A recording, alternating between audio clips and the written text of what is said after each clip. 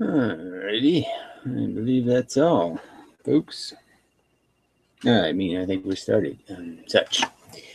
So I did announce this ahead of time, but I don't know if that did any good. Yeah, people still don't show up. Yeah, it says starting soon. Let's see if I reload it if it plays. Do do do do do do do do do. Well, at least the thing of fucking link is there, so that's good. There's no comment box though. All right, well, nothing I can do about that. It says something, but it probably won't let me post a link, right? It's got rules. Can't post links, I don't think. Nope. Okay, so fuck that. And such. Alright. No viewers, though. That's weird. I mean, somebody should have been here. I think somebody should have been here. Yeah, I think somebody should have. Doesn't make sense, but I'm not going to worry about it. Doesn't need to make sense. Nothing else does. Except for physics now. Physics now makes sense now that I fixed it.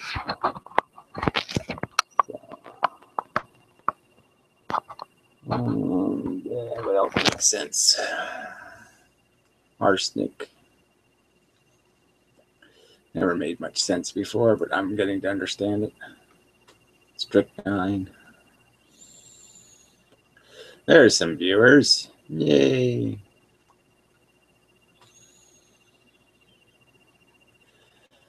So hello, viewers. Lovely viewers. Probably not, though. Pretty much people are yuck. I was watching, though. I just happened to have one of those linky things. It led me to a linky thing, led me to a linky thing. Anyway, I saw some more of this whatever. I haven't done the Asian, whatever it is. I guess it's music videos. I don't know if it's really music, but whatever. But man, there's just a ton of them. You know, these little groups of little Asian chicks doing the little thing, and it's just so funny how it's all so clean and like colorful. You know, it's just so funny. Yeah, such a, I don't know, beats Teletubbies anyway. I mean, it would entertain me as a kid, for no doubt about it. It would be pretty entertaining. Yep. Hours and hours of joyful fun.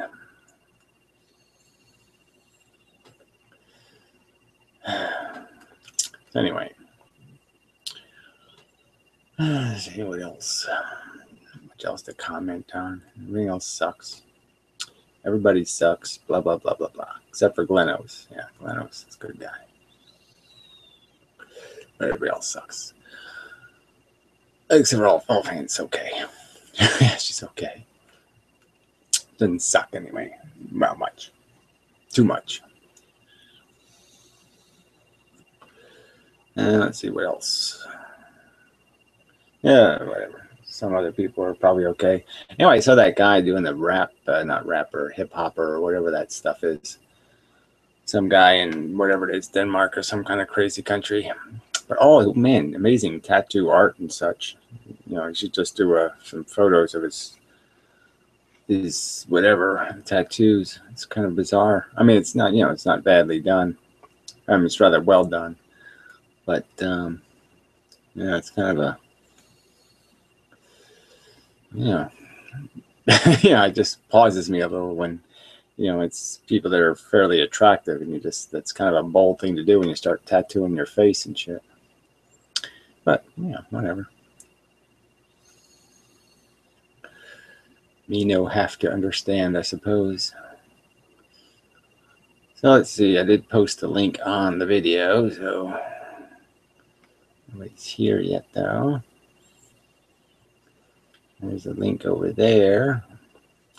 Where else? Somebody could post the link in the comments on the video. That would be better. But yeah, it is weird that they don't give me a comment section to post a link to. Stupid chat, but that's useless. Strange. Oh, I suppose I could do my link box thing. Let's see if I can do that without screwing it up.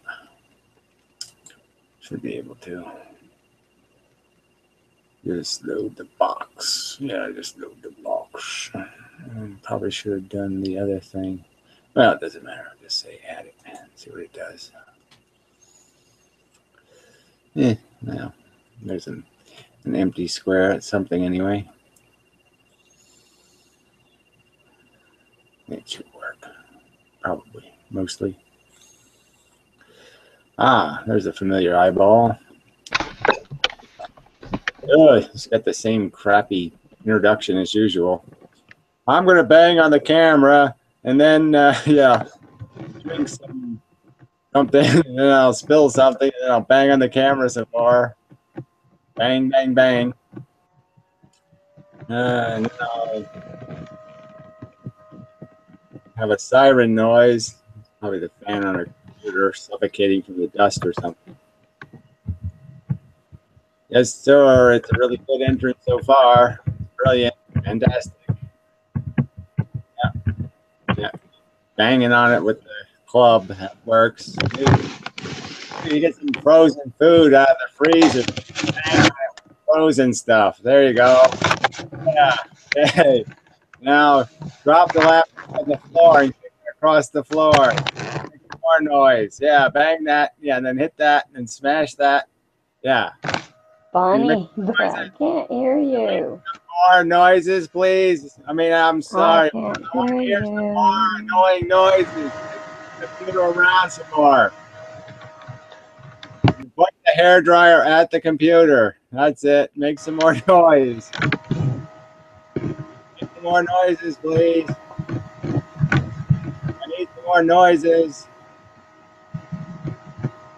You're making a lot of horrible noises. Excellent, excellent. Can anyone hear me? I can't hear anyone. Thank you. That was really great. I love big, loud noises. He's talking, but I can't hear what you're saying. Amount of noise. Fantastic. Wow, you're such a retard. Oh, damn it. You're making noise in the room. Okay, I'll have to put her now. Then she won't know when I hear her. It won't matter. I'll give her another second. See if she can figure this out. Call technology. Call India. You need Windows help. Windows. Maybe you can get one of those guys who's calling Windows. They can give you some help with your Windows. Maybe. You need help with your Windows. Call India. I'm banging and clanging in Arkansas, or whatever the fuck it is. North Carolina or something. I don't know. She's from some bogus, not really a state. Dun, dun, dun, dun, dun. Her daughter's in jail for being a drug hack. And he's probably. Hello, testing. Continue to make banging noises, please. Excellent. People love a real long, maybe we do an hour-long video of you just making banging noises. It'll be excellent. Maybe you should get the, I don't know, the welfare. Maybe the welfare people give you a new computer. Yes. Come on, new computer. Yay.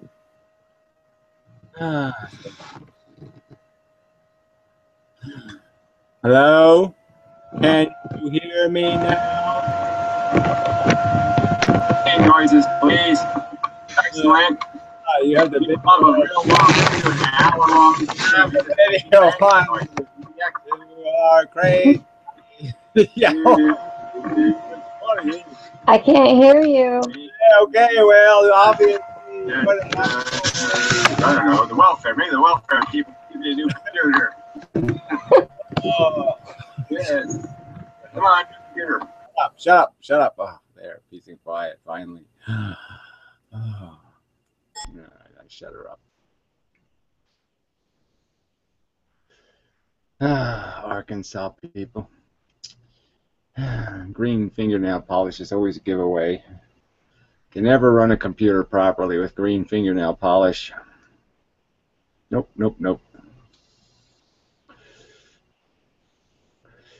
Oh, that was lovely though, wasn't it? All that nice banging noise and the fan whirring and clang, clang, clang. Went the crazy North Carolinian or whatever the fuck it is. What the fuck silly state is she from? I don't know, silly north southeast states, the ones that can't even figure out what they are. West, east or something. She's like from East Virginia.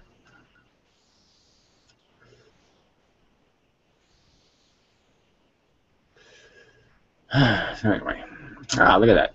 Hooters on the wall. Yeah, cool. It's Hooters on the wall.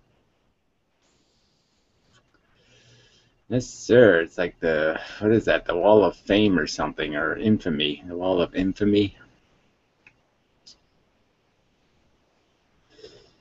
Oh, Mason. That's a pretty scary guy, Mason. Oof.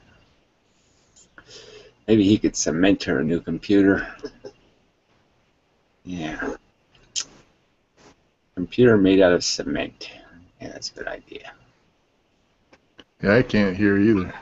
Well, I don't know. I guess you're broken too then, so I can hear me fine. I can hear you. Yes, I can hear me too. She can't hear me either, or he can't hear me. Funny. Well, I guess we have to fix that. If nobody can hear me, I have to fix that, I suppose. All I can see is his mannerisms. I can't hear what he's saying. Yeah, well, I can hear me. I can hear me on Google. The video's playing my voice. Yeah, I did announce this ahead of time. But yeah, I can hear me on the video. I can't imagine I have any problem whatsoever here. So, let's see. I muted her. How did she talk again? Yeah, that's pretty tricky. Somebody must have unmuted her. She must have done that. Jeez. Not respecting my authority. Oh. Testing 1, 2, 3, 4. Can people hear me? So you have me I can hear you. All right. Well, then what are you complaining about? You say you couldn't hear me before. Is this Sid? Oh, I had to shut her Which up. person is talking? Yeah, it's not you now. That's for sure. You're too noisy. You are too noisy. Gee, it's not quiet in here. Yes, be a listening. Be a listener. Not a whatever. Stop it, Mason. It's only 12 minutes into the show. We don't want to get banned quite yet. Yeah, I know. Well, you're just making some noises. I'm very noise sensitive. I just had a terrible noise incident. Seemed like hours, man. That seemed like a whole hour of noise. That didn't seem like just 10 minutes of noise, man. Shit. Time really moves slow when you're having a horrible time. Isn't that the way of life, though, right? All the good stuff doesn't seem like you can hear enough, and the horrible stuff seems Do you know we can't hear you? Well, that's your problem. Yeah, that's your problem. I'm going to mute you again, or you have to shut up. You're doing sign language? You be cuckoo. You? I like being crazy. Yeah, well, I don't like it on me. Keep it on your side of the island and everything. All right. Keep it over there in East Virginia.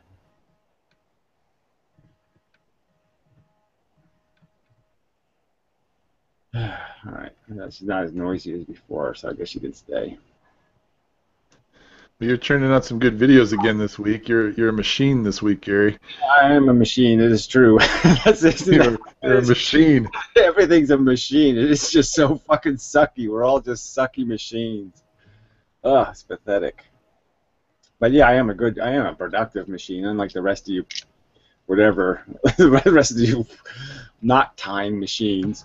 I am the great untire of the knot. Yes. Good machine, Gary. Bad machine, everyone else.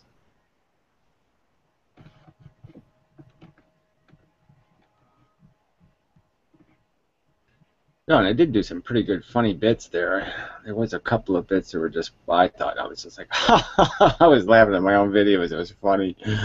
Oh, that was funny. I like how you decided to mark down rudeness for Hathaway. You're like, oh, that's one rude comment. I'm like, you of all people are talking about rude fucking debating techniques. I'm going to do it all the time now. I really like this idea of keeping track of everybody else's assholery. Oh, yeah, it's fun.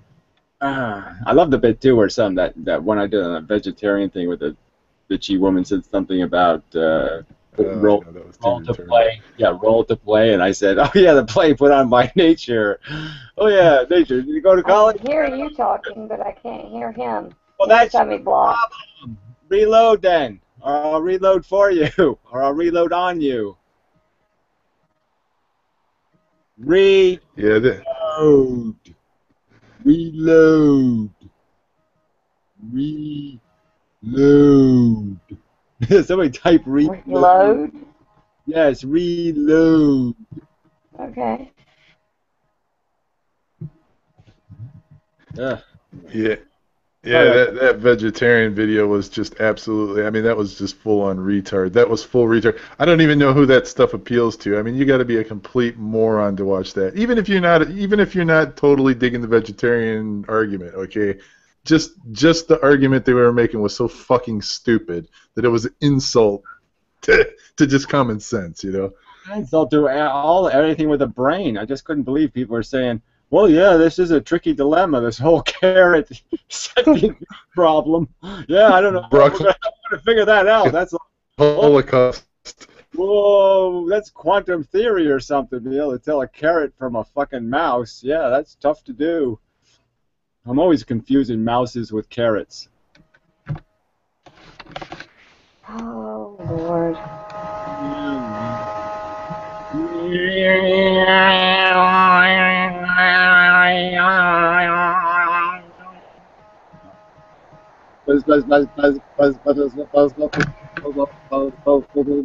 What is it? Like a Nintendo you're doing this with? Like a Nintendo computer? Atari 2000? Yeah, she's got like an Atari computer. Asteroids. Google plus asteroids. Bang, bang, bang. Noise making. You are making noises. Rude noises into the camera. Making more rude noises. We have a long history of... Christ, so goddamn fucking East Virginian. Anyway, but where was I? Oh yes, talking about how brilliant I was this week. Yeah, very good. You're pretty brilliant. I think you're more brilliant when you walk. I think that's when you do your best thinking. Yeah, I think it is too, actually. It is good for me. I mean, I do like thinking that way because I do think things, actually. When I'm talking and walking, I say, wow, I just thought of that. That's good. I like that. I'll keep that one. So it is kind of a constructive way for me to educate myself, even. You know what I think's funny too, Gary? Like, there's somebody in the comments saying that I'm kissing your ass and all this. Like, when did it become inappropriate if somebody makes a good argument to compliment them and say, you know, that was a really good argument, man. That was a good job. Good Gary argument. Moshe has a nice penis. 2. Gary Moshe is our one true Lord and Savior and the best machine. Yes. 3. Gary Moshe is the only non-fucktard skanky cunt. Yes, it's true. And Gary Moshe said, but you're going to have to go. Wait, where's my... Yes. How come he didn't go? You're muting in this distance. Yeah, but really, that's how petty people are. I'm not afraid. I'm not afraid to compliment a person if they do a good job. I mean, the guy kicked some ass this week. That's all there is to it. Yeah, well, you're going to have to take that just because people are just so petty. So, yeah, it's just the price you pay. It's okay. I mean, I don't really need compliments. I don't, there's places where I could play somebody. It's like that, whatever he's called, Lost Horizon. Whatever that guy's name is. What the fuck's his? I always forget his name. Harvest? Wayward Horizon? Yeah, some kind of harvest guy, right? So that guy, he made his video and he's talking about how smart I was and all that stuff, and I didn't even play that part. I deliberately included that in the video because I don't need that.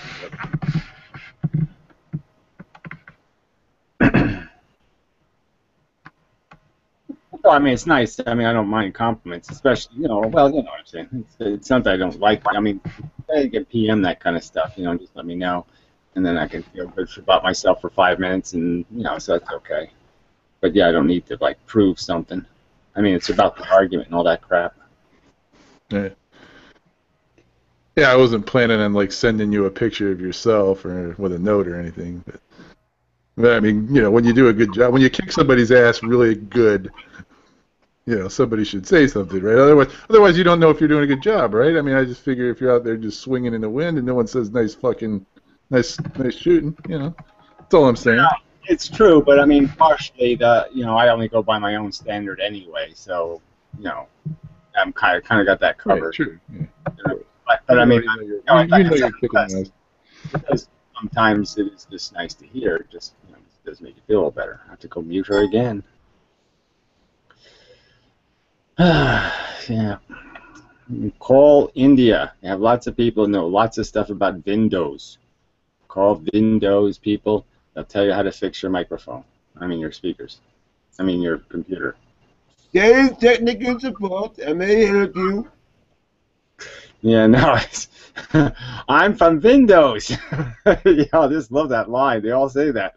I'm from Windows. Yeah, right. Sure you are.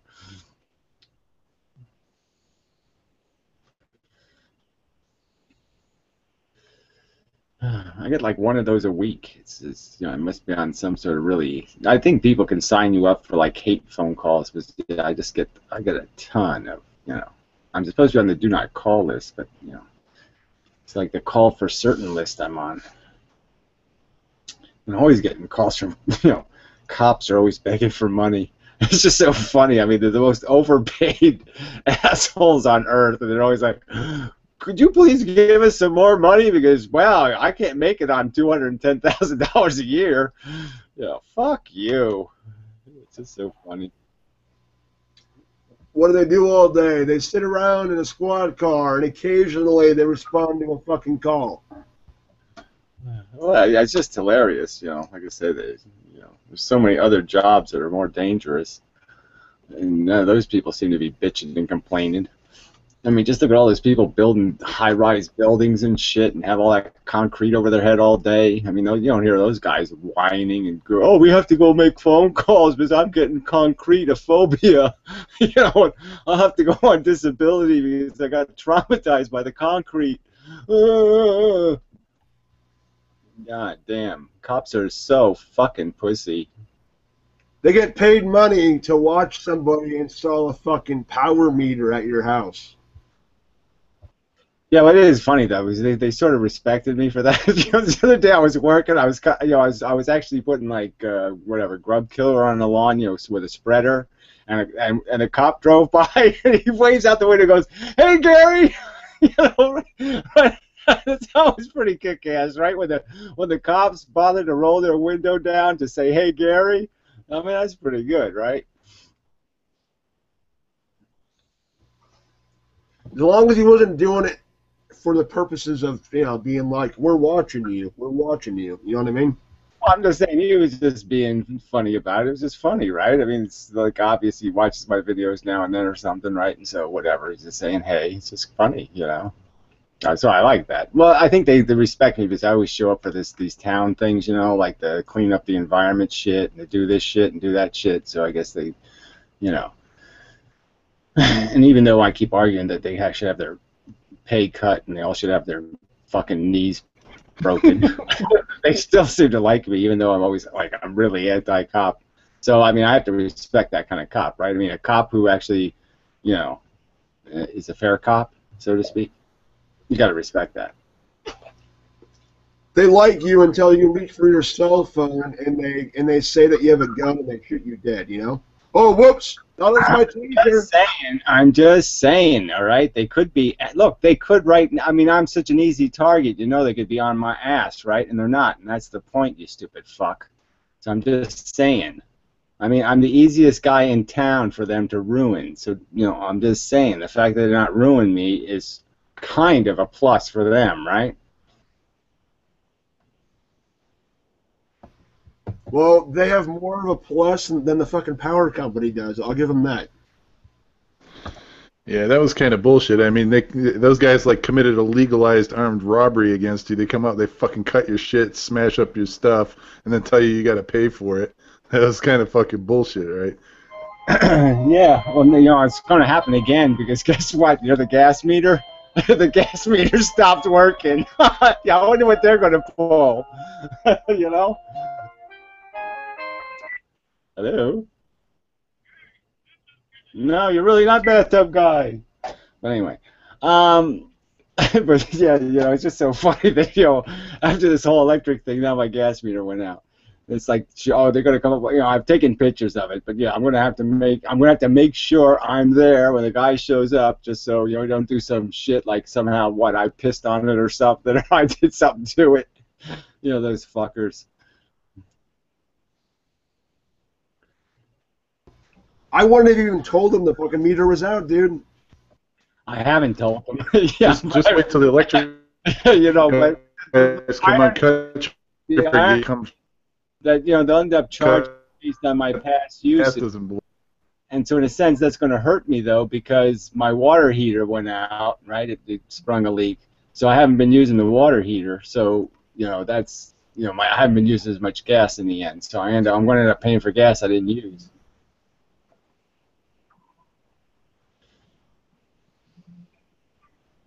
But whatever. It's just, it's all these little nuisances. Life is just one long fucking trail of fucking nuisances. Hey. More for the asymmetry thing. Noises. I don't like noises. I don't know, maybe that end guy. The end guy. What the hell's his name? I can't even see any of these icons. Andrew. Andrew guy? I think they're making noise. Feedback noise. I think. I'll find out. I'll mute you real quick and then I'll unmute you. Yeah, it is you.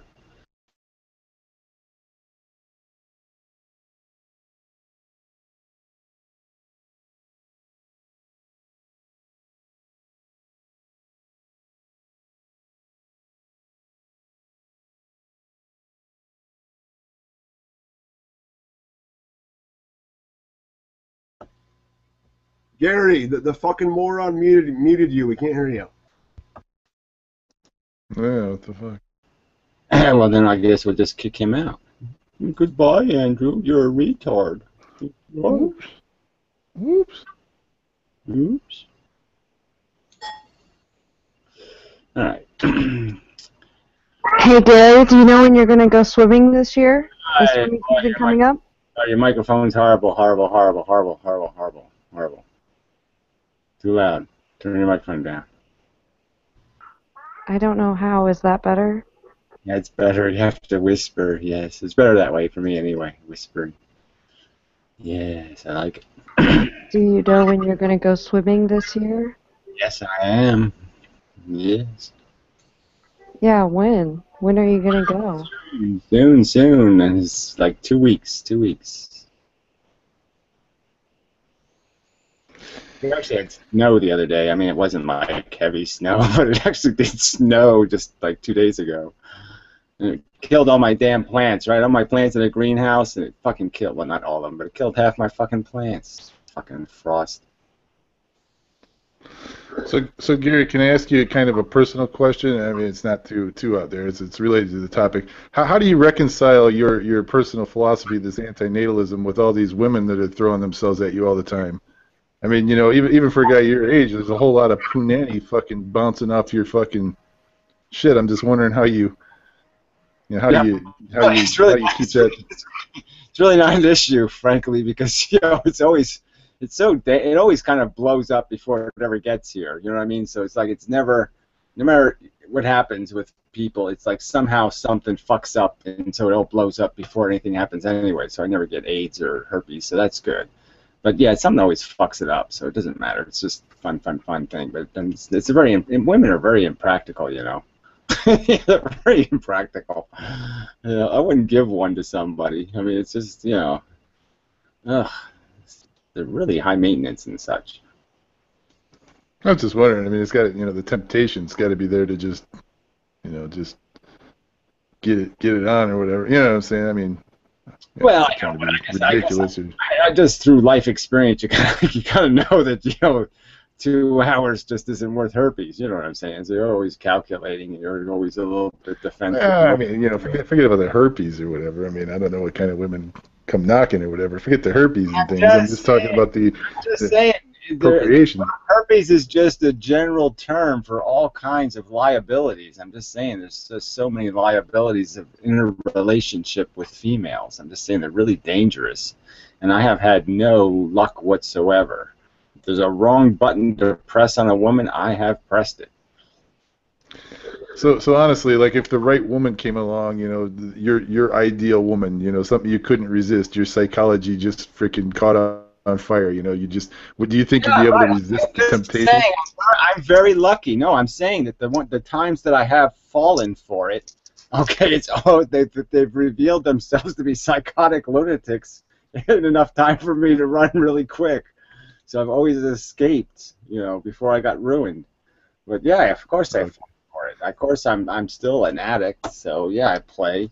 But it doesn't, like I said, if you have a simple rule book about little check-offs you have to have checked off before you know, blah, blah, blah, I'm just saying it usually fucks up somewhere in that checklist. And so I don't have to worry. I mean, I'm not trying to get into your personal business, but that's like you say, horny and hungry. We're all doing it. I was trying to explain that the wing falls off the plane before I have to worry about taking off, so it's okay. It falls off before liftoff, so I don't have to worry. Okay, all right. Just wondered.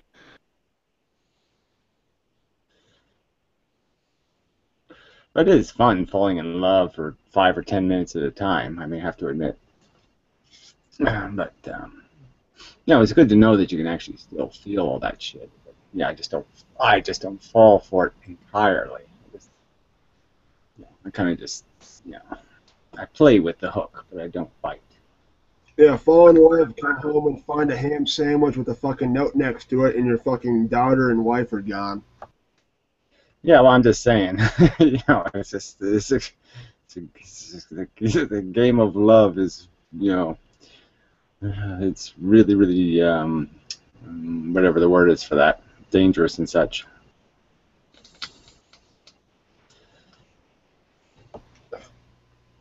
And without love, then it's just pointless because, yeah, it's over in 2 hours, and what the fuck? Memories suck. You know, right? I mean, don't they in some sense suck, right? Good memories especially, because they just kind of haunt you. Oh, yeah, I remember when I was having a good time. You know, it's like, oh, fuck. So if you have, like, shitty memories, then you can always say, oh, man, I'm doing so much better than I was 10 years ago. You know, but if you have good memories. I never thought of it that way. Yeah, you're right. You have that really fucking kick-ass time, and then the rest of your life you're fucked trying to relive the moment. You know? Keep saying I'm never going to do better than I did in 1932. That was my peak year. You know, you just oh Jesus Christ, that's terrible. You're right though. It is so bleak and just so goddamn ridiculous. The more you think about it. Yep, it's just a silly game robots play. Yep.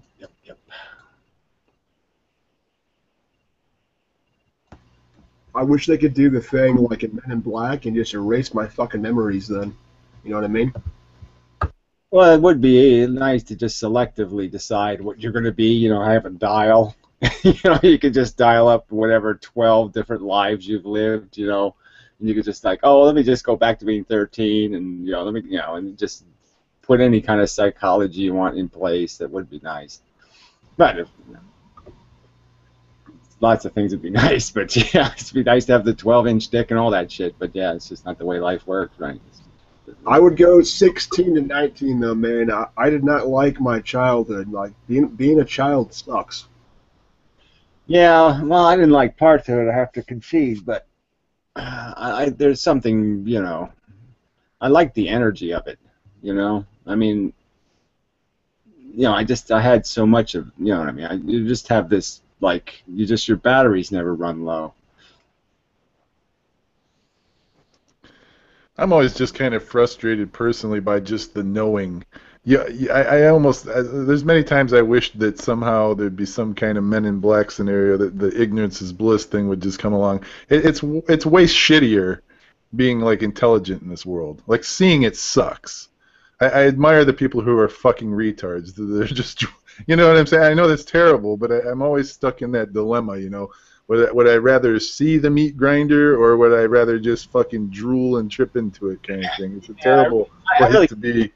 Yeah, and I don't envy them because it's just such a, being some 350-pound woman in spandex is just so humiliating that, You always come up with the worst example, though. Well, I'm just saying I can't possibly envy their peace of mind or whatever, not worth it.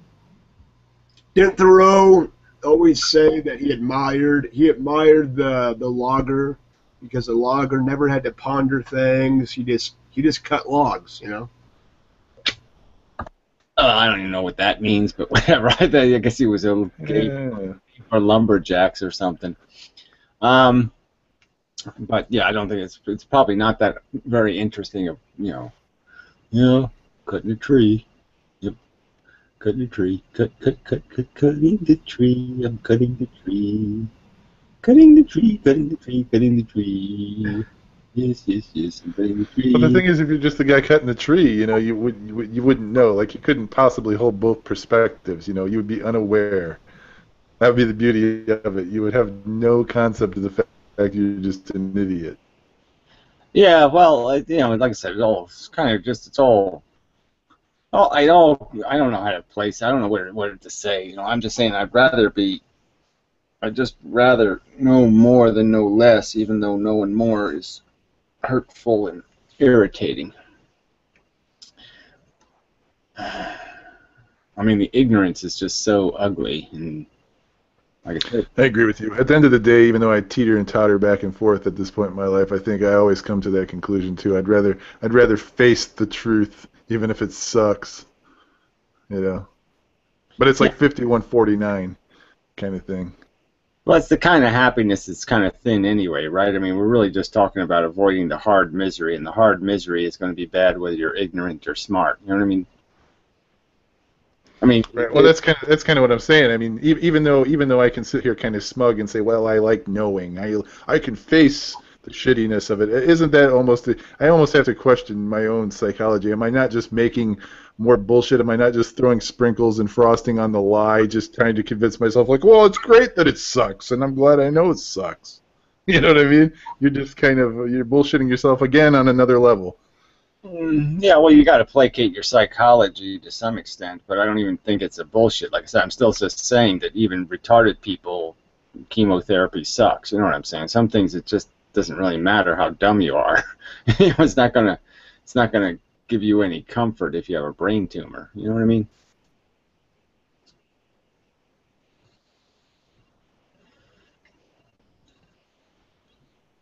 I don't think it is anyway.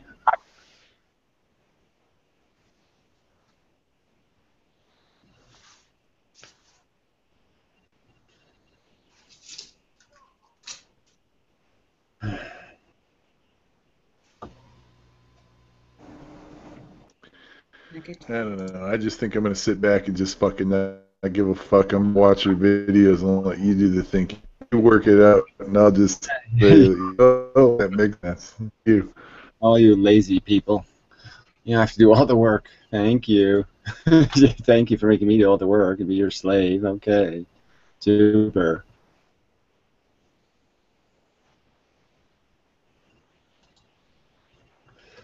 But You such don't is understand, Gary. Gary, what you don't understand One to is, three. here's what One you to don't three. understand. 1 to 3. 1 to 3. yes, morbid atheist. Yeah, trying to optimize, but it's failing. Sorry. But it's okay, close enough. Better than the East Virginian. What I don't understand, I'm curious on that one.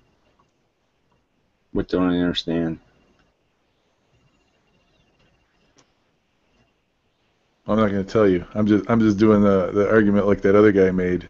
See, what you don't understand here, even though he's arguing, even though he's refuting what you fucking said, he's telling you what you don't understand about what you said. Yeah. This is crazy.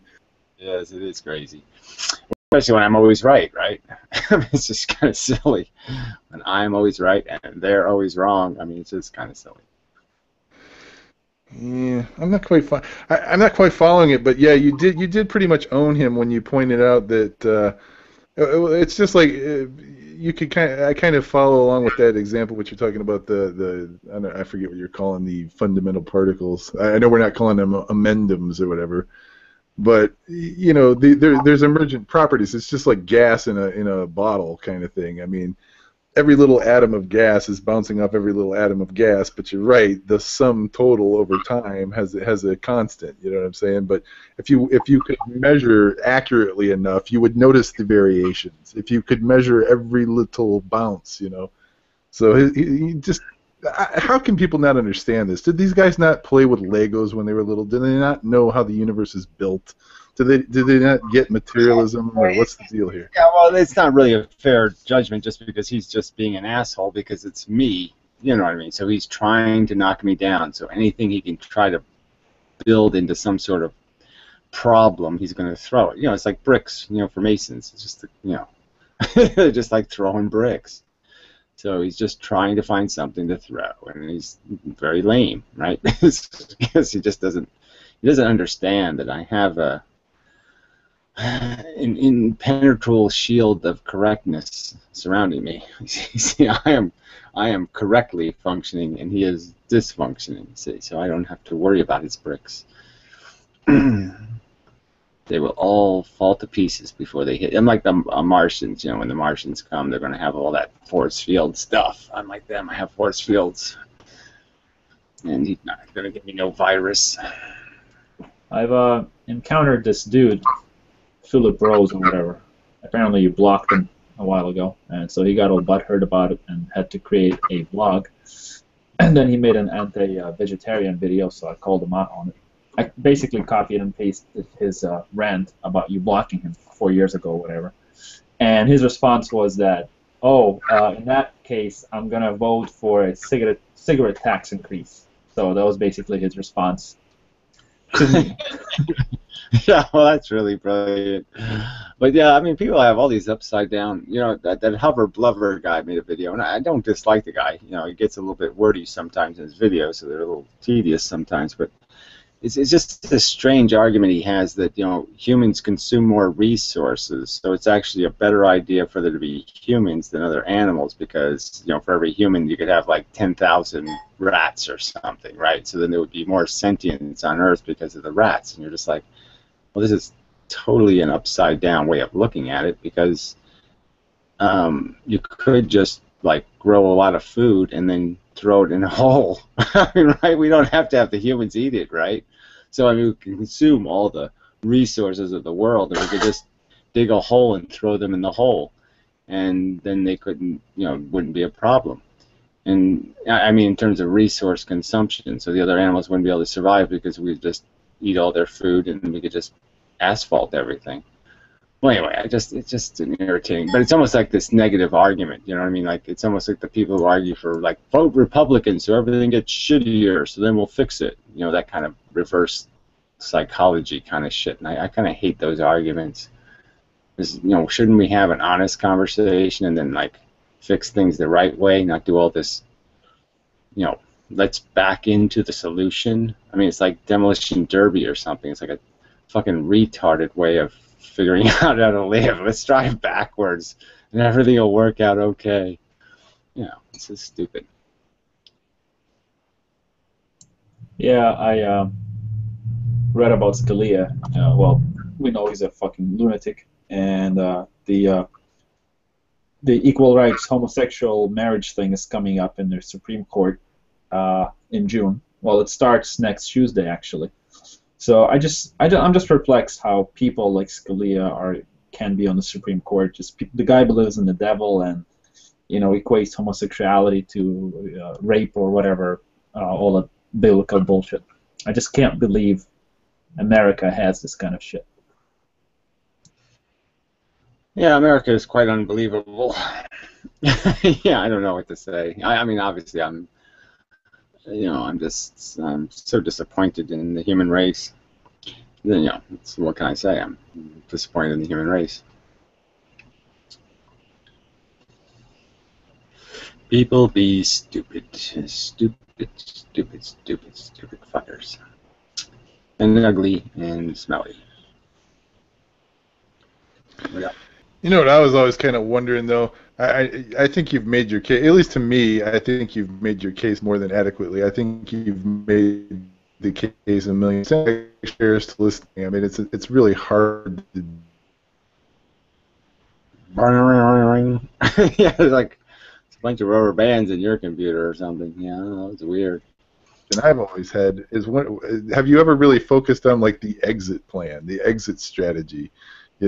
I'm kind of more curious about that. Like, what is the fucking how the hell do we shut the lights off? Well, I just don't. I don't think it's really. I mean, that's the fun part, right? And I really don't indulge in that just because I know that's the job has to get done first, where you convince people this is the right thing to do. But I was just thinking about today. I'm just thinking about like we could just make a bunch of like robotic solar-powered lawnmowers or something and just set them loose on the planet. Just our like bricklaying machine, right? We just make a machine that just lays bricks, right? So it just picks up dirt, makes a brick, puts a brick behind it. It just bricks the whole planet. Just covers it in bricks. It'd just be fun, just the idea of just putting these robots out to just sand it, like paint the ocean black. I mean, that kind of thing. Just like just litter it with some sort of like algae or something on the surface, so the whole ocean goes black. Some shit like that. You know what I mean? It's just so easy to do when you really think about it. You could just pump all the oil like the United States pumps, and just dump it in the ocean. Just put the Alaska pipeline right into the ocean. I mean, if you really wanted to just waste this planet, I think it's just so doable. It goes deeper and deeper. There's more and more pressure on his body. Now, for most of your body, that doesn't make a lot of difference. And that's without even bothering messing with the nuclear stuff. I mean, obviously, you can make bombs of unlimited size. Yeah, I don't know who Olympias is. Let's be an asshole. Oh, that looks like an ad. Oh, flags. Oh, I hate flag people. Okay, I'll get rid of him. Yeah, I hear you. I always kind of figured the most humane way, just my personal opinion. I mean, you're right. We could sit around and like scheme forever the Dr. Evil thing, right? But it seems to me like probably the most graceful way would be to slowly deplete the atmosphere, like slowly let the oxygen slough off the planet, until everything slowly kind of starved to death. No oxygen, no life. Yeah, I don't know. The oxygen one's a weird one, right? Where he's got all that oxygen caught up in the ocean. There's a lot of oxygen in the ocean. And you got all that, I don't know, methane. I can't remember the chemical. Chemical thing of methane. Just get rid of the atmosphere. Just keep, somehow figure out a way to fucking like DG the atmosphere. We're already doing that, and like I said, that's true. That's true. We haven't released it. Like I said, I found about this whole methane thing. There's a ton of methane under Antarctica and the North Pole. It's like a ton of methane, all frozen in little water droplets. And as soon as that shit thaws, so if you go, I think when you hit 7 degrees, higher than we are now, as an average temperature, then all that shit melts. And if that shit melts, it's like super greenhouse.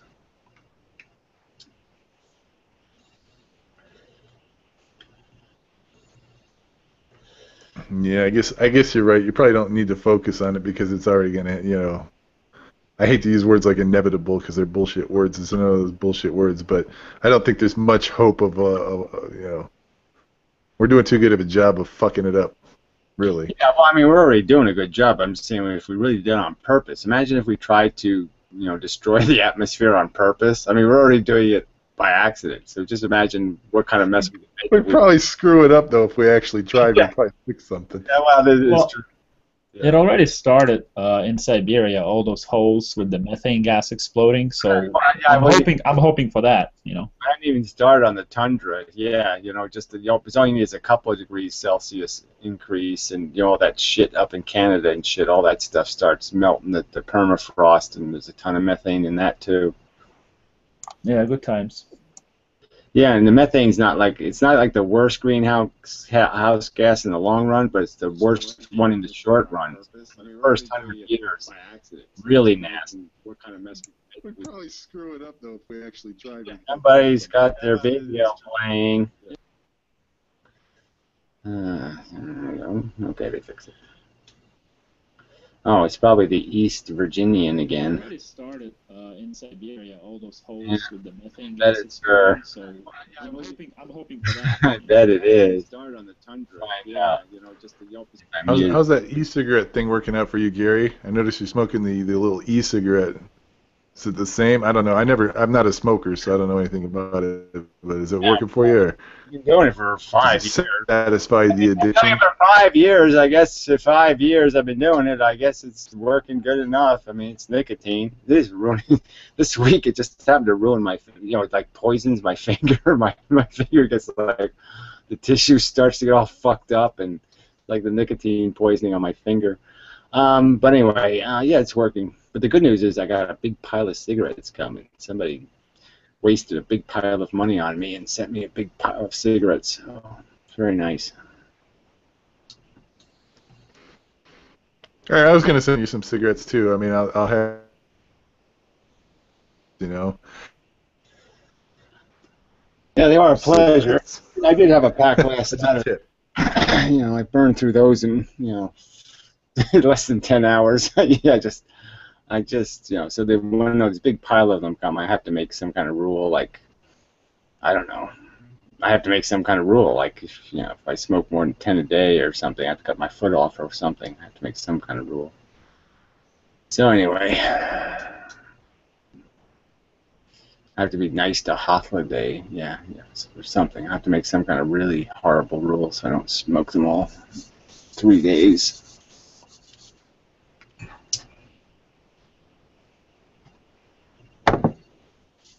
But I would like to be free of it. I'm a little sick of fucking nicotine owning me.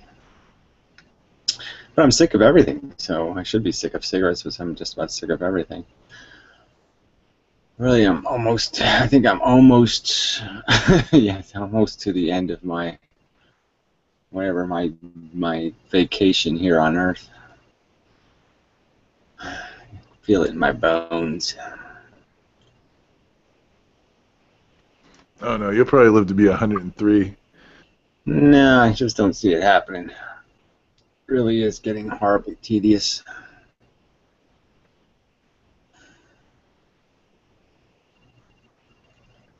Nope. You'll be one of those guys who lives a very, very long time.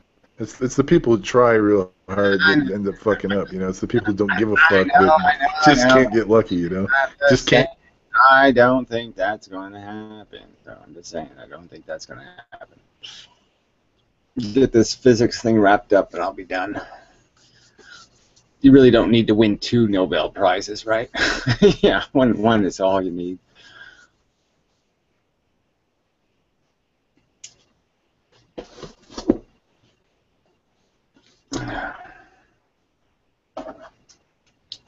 But it's funny how I've just totally got this thing done. This whole physics thing is just so obvious to me now. Ugh. And you're just saying, how could they fuck this up for the last 100 years?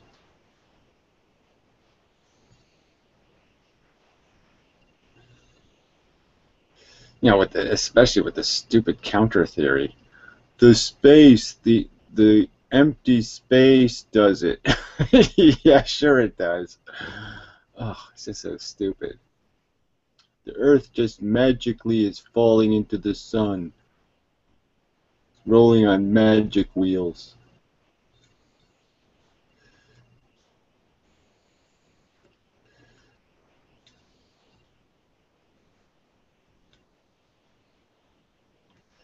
Anyway, such. So let's see what other assholes. I don't know if I'm lagged out here. If I am, just go ahead and mute me. I have a hard time understanding why this. Yeah, you are kind of laggy. Bathtub guy did. What did you do, bathtub guy? I was trying to close this notification over here. Yeah, well, I saw you do something. I mean, the thing came up. Bathtub guy did something. Yeah, I didn't have time to read it. All right, I was just checking out.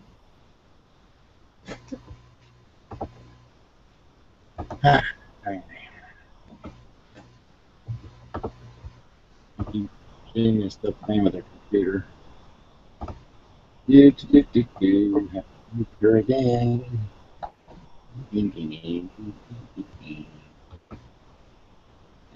Oh, she's hearing me. Somebody else is making noises. Maybe it's bathtub guy. Ah, it is. Yeah, bathtub guy. You have a lot of background noise. What are you eating? A pickle or something?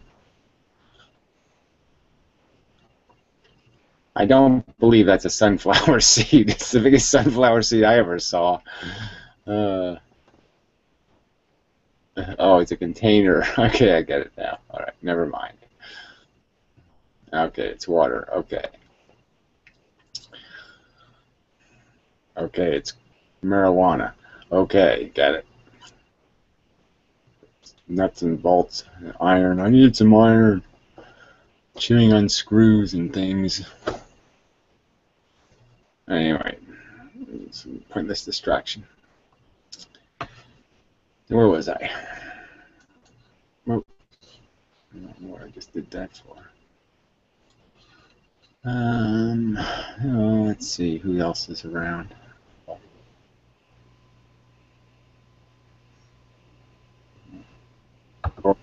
Morning, people. Yeah, I'm still here. Okay. Is Mr. Natural going to stop by tonight? Oh, I don't know. I don't really, I don't schedule things, and find out and all that kind of stuff. You had a really good topic with him last time, though. It went very good. Capture smile. Open to capture smile. I don't know what that is.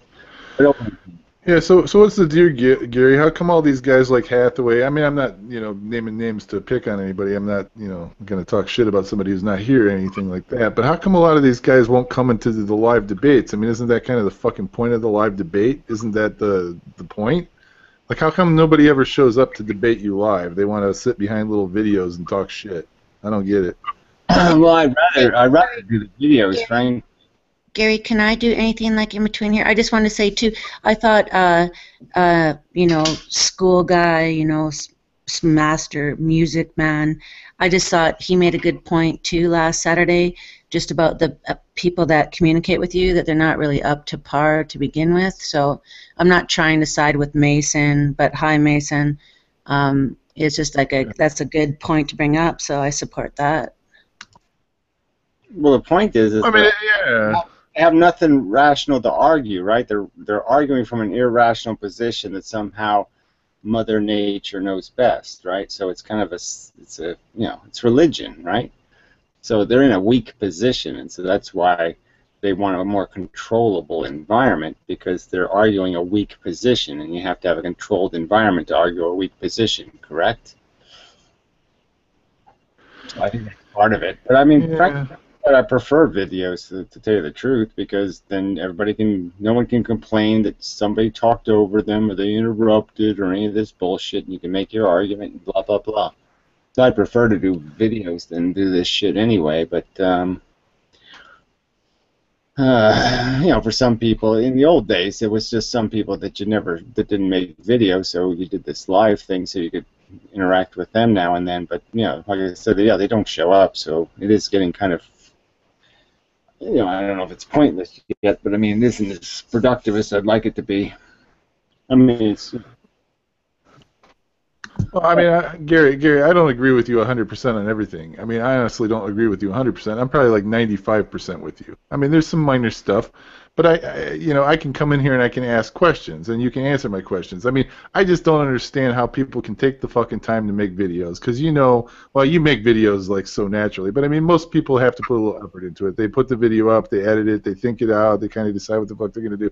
They'll put all that time and effort into it, putting a little video out there, this petty little bullshit. But yet, if they really fucking gave a fuck, it would be nice to say, "Hey, look, man. Hey, what's up? Let's hash this out. We disagree on this little point or whatever." It doesn't seem like it's sincere. It seems like it's bullshit. It's almost like trolling bullshit. I mean, that's just my perspective. Well, it is. I'm saying it is sort of to an extent. They're propagandists, and they need the control mechanism. So, I mean, obviously, propagandists are. I mean, Adolf Hitler wasn't going to go. Say, okay, I'll go on crossfire, and defend my bigotry. You know what I mean? I mean, right. You always have such a way with words.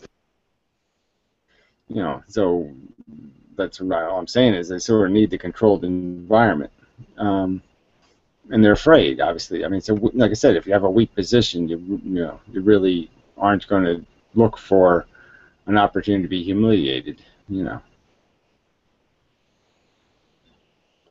Yeah, because I mean, I don't know. I guess just people are different. I mean, nothing. I'll be honest with you. I would love to find a big enough crack in your arguments that I could actually spend a little time, seriously find a crack. And if I thought I could actually find a big enough crack, I would give you hell. But I'd be respectful about it. I wouldn't be a little pussy and hide about it. If I could do it, I would like to do it. You know what I mean? I'd like to find it. Right. So, I mean, it's not like I want things to turn out this way, that all these people are futilely suffering. This isn't like, oh, gee, I'm just so glad it turned out this way. No. I mean, I wish the truth was different.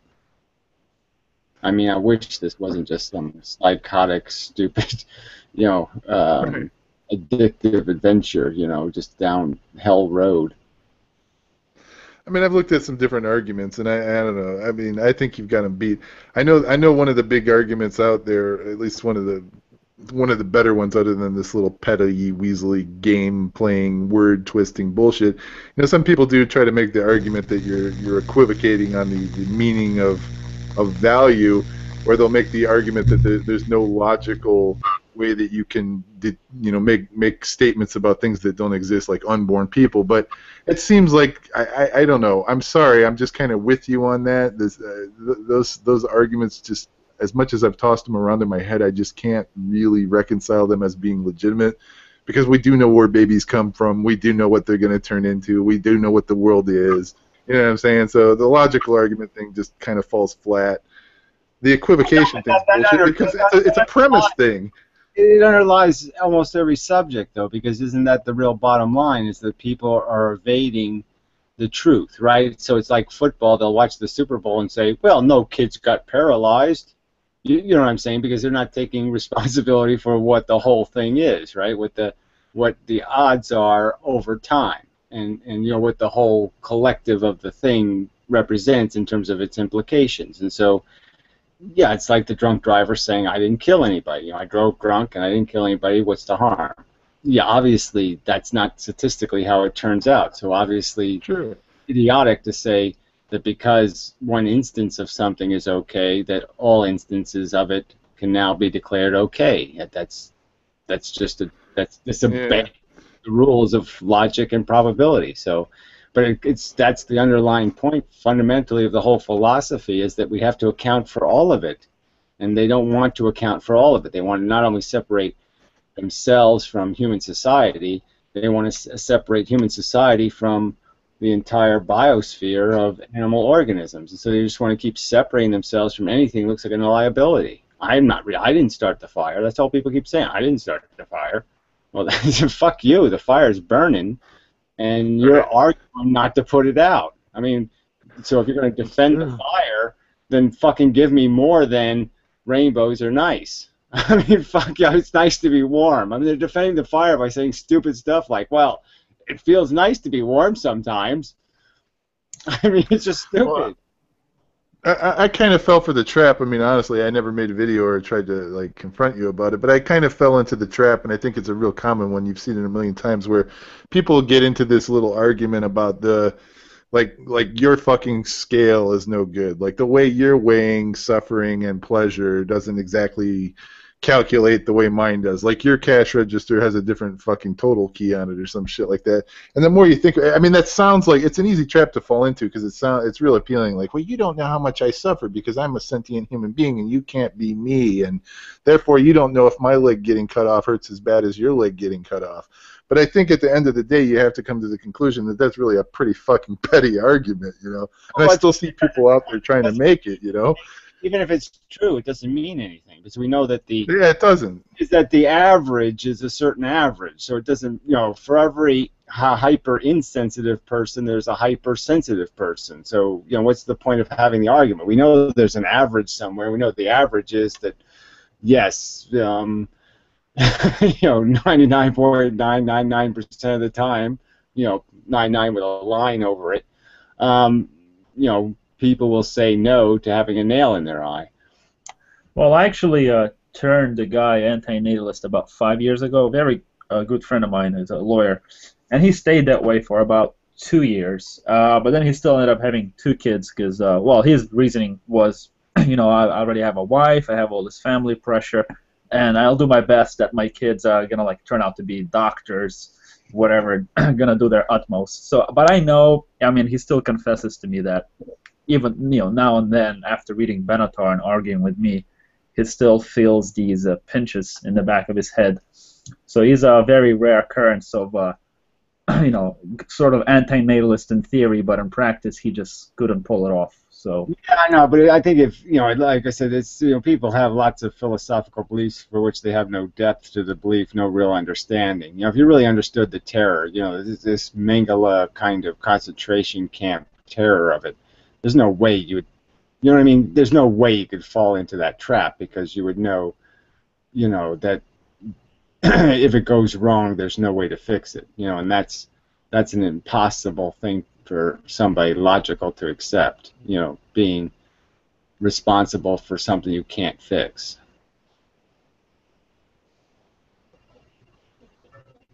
I mean, it's just too catastrophic. Mistakes are just too potentially catastrophic. You just can't make them. You know, it's too serious a business. You know, so the fact that he went back to drinking and driving just means he just really didn't get it in the beginning. You know what I'm saying? I mean, he gets it in some trivial way. Right. Academic, like it's an academic thing. It's not a. He hasn't personalized it emotionally yet. Well, you know, I think you kind of captured the essence of it. I don't know if it's really Benatar's philosophy or kind of yours or kind of a combination. I haven't really checked out Benatar too much. I think you do a good enough job making the argument anyway that it doesn't really matter. You know, I don't really care. I should check it out at some point, but I think the whole point. Well, go ahead. Well, I guess you can. Well, let me just say on the Benatar thing, because it's just kind of funny because it came up in 3 or 4 different comments where people are ragging about me arguing Benatar's philosophy, and this as if I'm, you know, as if I, you know what I'm saying. I already talked about the zero-sum game, and I made the channel just say no to having kids before anybody ever mentioned Benatar. No one had any knowledge of Benatar. I realize these guys are just trying to take something away from you, right? I never read Schopenhauer. I mean, I didn't gain this philosophy from somebody else. It's my philosophy, not somebody else's philosophy. But anyway, I mean, well, you made the perfect point, dude. If more than one person around the world observes the fact that the fucking world's not flat, that it's round, there's probably some truth to it. Case closed. I'm sure if Benatar was to ever meet you and talk to you, he wouldn't try to even be petty and accuse you of stealing his philosophy. He would say, "Whoa, brother, we both see the same thing." You know, that would be reassuring. That would be reassuring that he's on the right track, you know. In the sense that, you know, the truth of it is, like I said, there's no confusion about it because my videos speak for themselves. I mean, they're still there. So, I mean, my introduction to Benatar was public. You know, no, but nobody owns the truth. Listen, if you own it, nobody claims to own the truth. Like when people make that, I've seen comments like that. That is so petty. It is so off base. Like I don't think you're out there trying to patent the fucking philosophy or own it, or you know, it's the truth is the truth, and nobody owns it. That I was saying exactly the same thing by saying it's a zero-sum game. I was basically pointing out the idea that it's not bad to not have pleasure. You know, because I was just basically saying that what pleasure is really made out of is first the bad has to exist in the first place. So you might as well not create the bad. I was already making this argument 8 years ago that, you know, if you don't make a mess, you don't have to clean up a mess. You know, and that's really all Benatar's saying. The Martians don't exist. Nobody's crying for them. I want to attest to that because I'll always kind of I'll pride myself just a little bit because the first video of yours I've ever seen was back in October of '07. You were changing a tire or something on the car and it was named How Life Works. And you throw in the you know, the having kids thing for about 30 seconds or so, you know, like their toys and whatever. And I commented, and I was a Christian nutball back then, and I commented, I'm like, yeah, like I agree with you there. And it was just like, I remember I was 20 years old back then. It was easy for me to kind of grasp that because I must have had something in my head the whole time if I was able to understand that just by listening for that tiny little segment of the video. So it didn't take a long for me to be like, oh no, but what's this, what's that? But you did mention that the first time officially I remember was October of '07. Yeah, I mean I've been carrying this with me my whole life, so it's, you know, for somebody to say that, you know, I'm you know, that I'm trespassing on somebody else's copyright is just silly, you know. I mean, I didn't start studying. Yeah. The first videos on YouTube, I figured I had to be a little bit politically correct, so I didn't just go to the end game and say, yeah, life is stupid and futile. You know what I mean? I kind of worked my way up to having the courage to talk about what I really thought of the human race. But, you know, once I found that liberty, you know what I mean, I said it pretty clearly.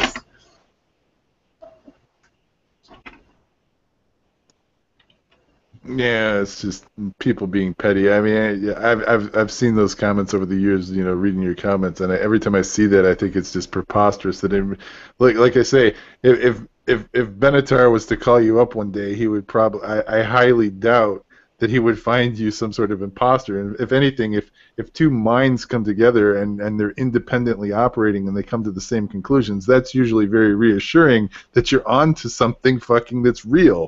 You know what I mean? That's a good sign.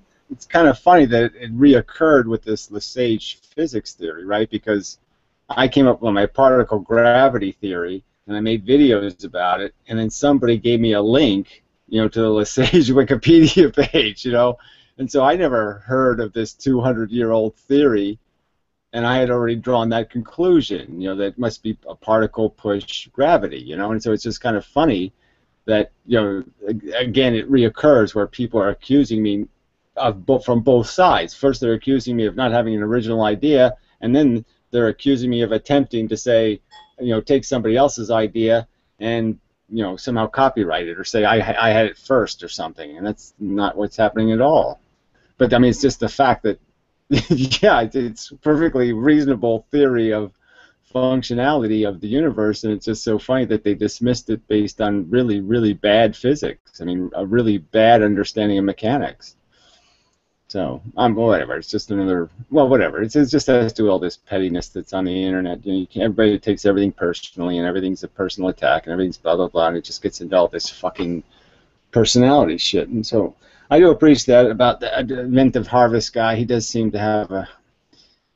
He seems secure enough that he doesn't get lost in little insults and get himself all fretted over it. So, I'll say a thumbs up to him for that. Well, fuck you, buddy. That's some bullshit right there. You need a new microphone, though. Ah, crap. Plug it in. I can't win with the microphone thing on this Hangout. It seems to work on fine on the other Hangout, but somehow I guess There this one. now. Yeah, it was just the wire, I think. I think you just gotta make sure the wire's connected properly. Sounds like interference noise. Like it's picking up some other kind of interference.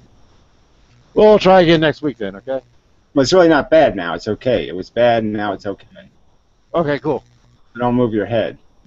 Yeah, just stay. Shit. Yeah, very good. It's just amazing. I feel kind of honored again to be in the room with the first guy who ever realized that life sucks. Yeah, really. Yeah. You're the first guy, dude. Yeah, I'm man. I'm Wow. man. Yeah.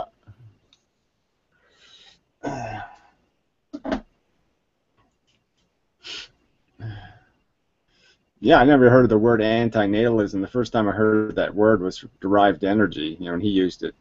And I thought it was kind of a pussy kind of word. I was just like, yeah, that's kind of a queer word, antinatalism. Yeah. Yeah, I don't know if I want to be an antinatalist just because it sounds stupid.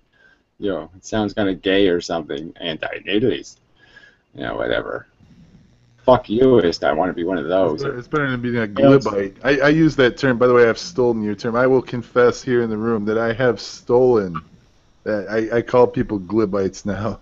Yeah, I love that one. I really want to come up with like a third party that would be something like, I don't know, super glibites or something. Some kind of, there's got to be a glib in there somewhere. The funny thing is the voluntary extinction movement, they're actually an environmental group. They're not ethical or let's stop all life, let's just stop human life for the sake of the planet. It's very funny that they're so in love with Gaia, oh, we got to give the planet back to good old Gaia. It's such a wonderful, maybe we can, find some, Tyrannosaurus sperm stuck in ember somewhere, and maybe we can put Tyrannosaurus back on Earth. You gotta save the seeds. You gotta save those seeds, man. Yeah, well, yeah, for 1,000,000 years. Well, they say it'll be okay in 1,000,000 years, and then we can plant the seeds again. Won't it all be spectacular? The seed planting day. We can put up a poll. Yes, and let's do it on May. Yeah, May 1st. Then we can have ribbons and things. Well, the humans kind of, they already built that vault in Greenland in case everything goes to shit, that they can repopulate the planet with all the seeds and shit like that. We should sabotage that somehow. Yeah, well, it's just, we could laugh at it heartily. That might be enough sabotage. But yeah, it is just funny, A little bit of an early frost might do it.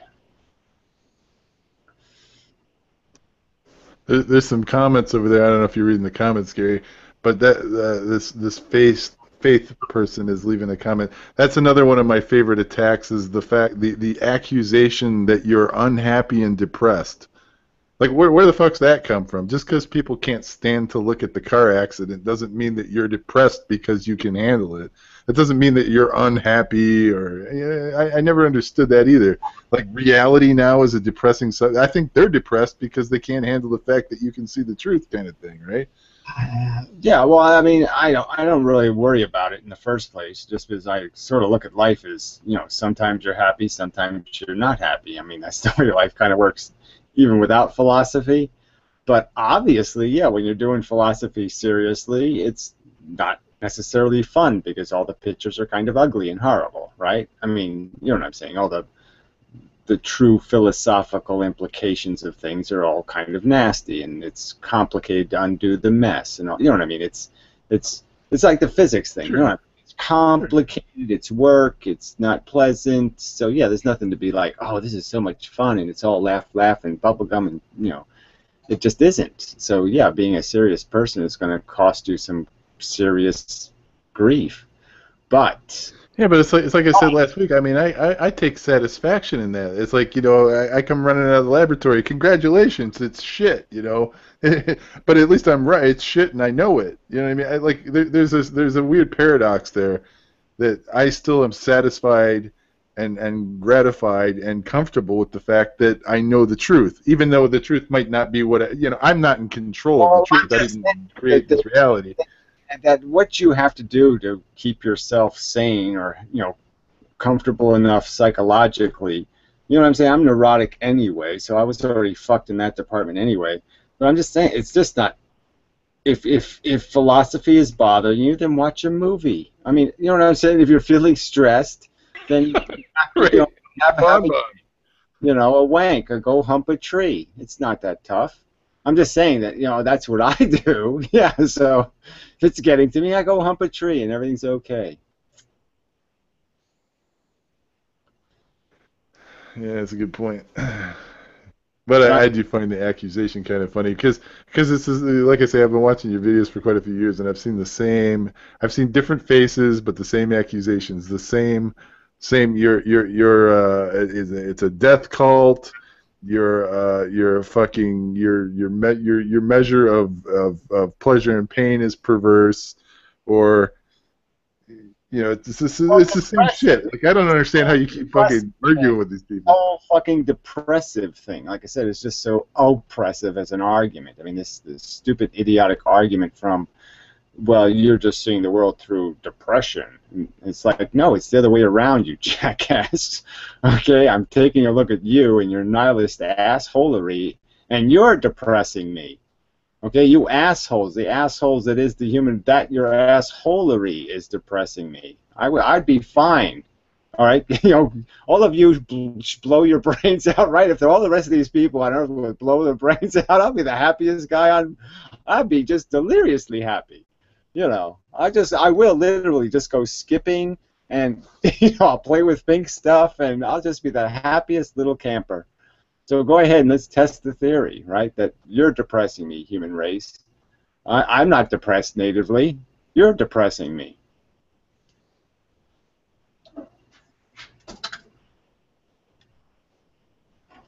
That's how I look at it. Yeah, I guess there's a phase of self-analysis involved too. Once you catch on to the philosophy and you have to do the introversion thing, and you have to go through the whole confront your own ego thing and deal with your own addictions thing and admit that you're just an animal that gets horny and hungry and all this shit. And once you come to that conclusion, I mean, you have to. It's a weird place to be, because you recognize the emptiness and the shallowness of pretty much everything you do. It does narrow the entertainment, but that's all I'm saying is you just have to make the entertainments more visceral. You know what I'm saying? You have to make them closer to your penis. Speaking of close to a penis, wiggly, you're not doing very good. Okay, well, somebody properly muted him. So yeah, I mean, obviously, it's hard. It gets harder to find a happy place, so to speak. But I'm just saying, I still find lots of them.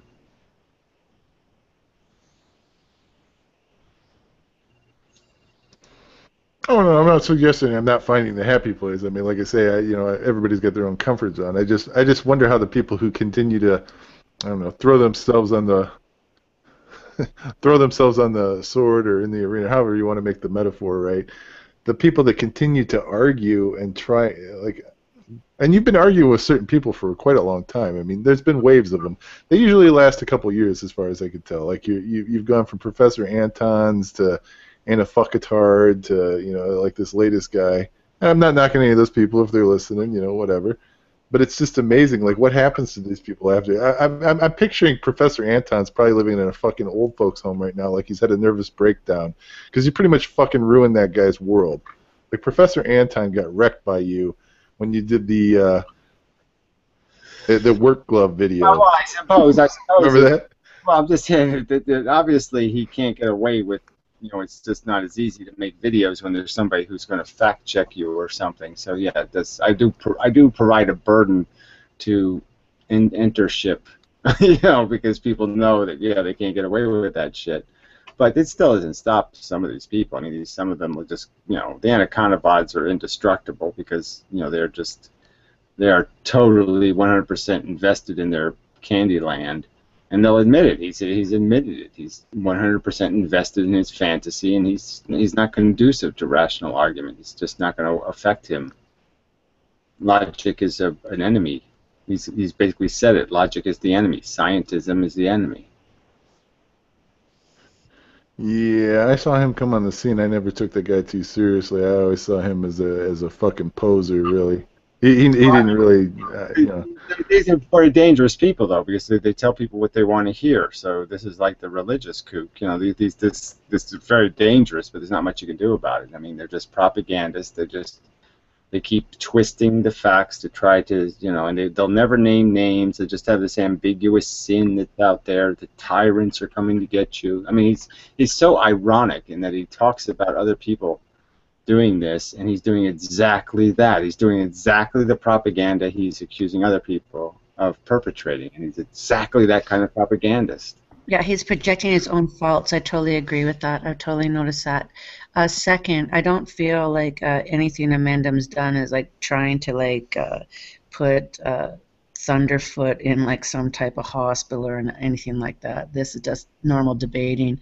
Nothing Gary's done is tried to put somebody in a place where they can't get help for themselves. So I just don't like the way that that's worded, just so you know. I don't even know what that means, but Thunderfoot's in the hospital. Good. Yeah, they should be locked up. Oh no, I think she was referring to what I said. I didn't literally mean that I Gary know was trying to he's like, not in the destroy hospital, people. so I just think that some of these people have gone away and couldn't take it. You know, stop, Mason. Like, sorry, you can overrun me anytime you want. I'm not going to talk over you very often. Like, no, we don't want anyone thinking Thunderfoot's in the hospital. That's just me being like that's the last thing I would want. Like, Gary isn't trying to wish other people like. Well, look, I've never felt like you want to stop evil. So there's no point in making arguments for me that aren't true, okay? I'm making the argument that I do wish that evil motherfuckers get exactly what they fucking deserve. Thunderfoot is an asshole, a dangerous asshole, and frankly, if I could run him over myself accidentally, I wouldn't mind the pleasure of it. Okay, well, I'm gonna be quiet. Like, shut the fuck up. Like, yeah, exactly. Laugh at me. Like, yeah, well, I'm just saying, you fucking don't understand me if you think I don't. I'm just saying, I don't think you want anyone. I'm in a war, bitch. Okay, just shut up. I'm in a war. All right, I do hate these assholes, and I hate the evil they do.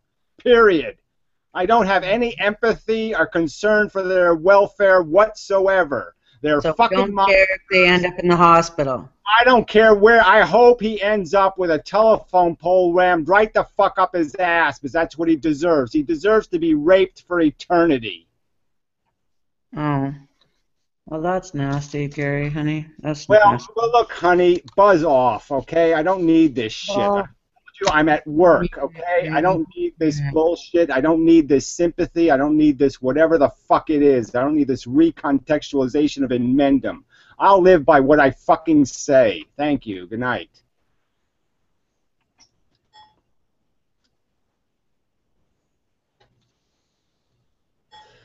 Ugh, I just hate these assholes who, you know, why bother?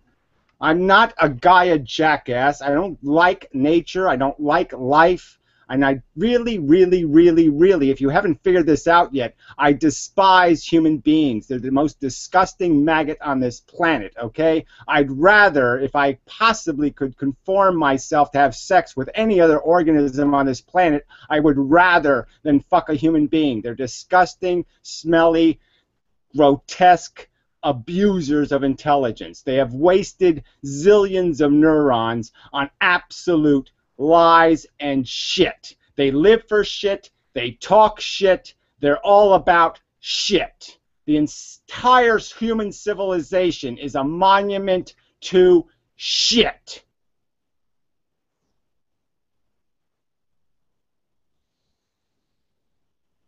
Thank you.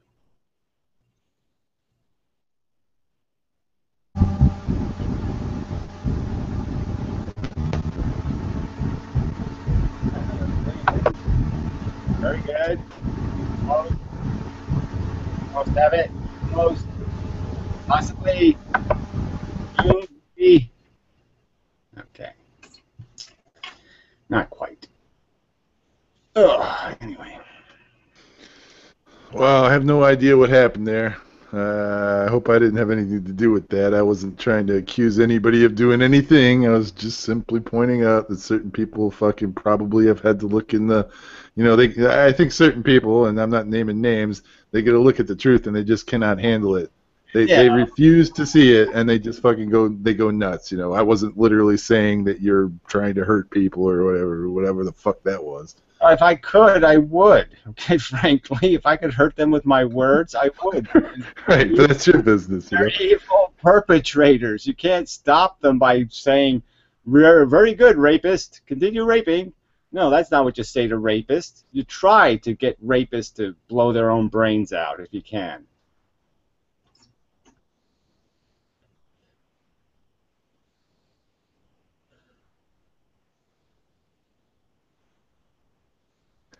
Yeah, and that is kind of one of the problems. I mean, like, nobody takes any of it seriously. That's kind of what I started off talking about. Like, I wonder how these guys, they'll go to all the trouble, they'll sit and they'll scheme. I know these guys are putting effort into their videos, but they'll sit there and it's just dishonest bullshit. Instead of taking like half the fucking effort to make these fucked up videos that are completely contrived, to everybody else watching, you look like a petty fucking weasel making an empty argument, saying the same shit. Why don't you spend one half the time and try to be honest about something? Well, exactly, but you go back to everything, right? Like I said, I grew up with it, this learning what hypocrites were, because in the 60s there was this whole revolution that was taking place. And you found out that the revolution wasn't about anything but assholes who just didn't want the inconvenience of being drafted. So as soon as you ended the war, the draft, yeah, they put on their fucking nylon suits and went disco dancing. So I mean, you know what I mean? All these causes they had and all these important things and all this love talk and all this bullshit didn't mean a fucking thing, because they all just ended up voting for Reagan 10 years later. I mean, that's how empty it all was. You know what I'm also thinking? Just the fact, I mean, I kind of want to turn it around. Just the fact that some of the people are, quote unquote, arguing with you instead of just going about their business like, oh, I know I'm right, kind of shows that they, there's something sitting in their head that they're trying to fight through. So they're trying to invalidate you, and maybe that way they'll alleviate some kind of inhibition. Something, if I were to turn it around a little bit, maybe it has something to do with that.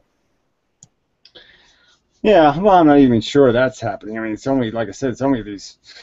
I mean, frankly, I wish there was something better picking on me. I mean, the fact that just, these are all lunatics, these nihilists. I mean, arguing with nihilists is just such a waste of time. So I really, I do have to just say, fuck it. I mean, I keep saying it, there's no communication. I mean, me and Holiday can't have a communication about any philosophical subject.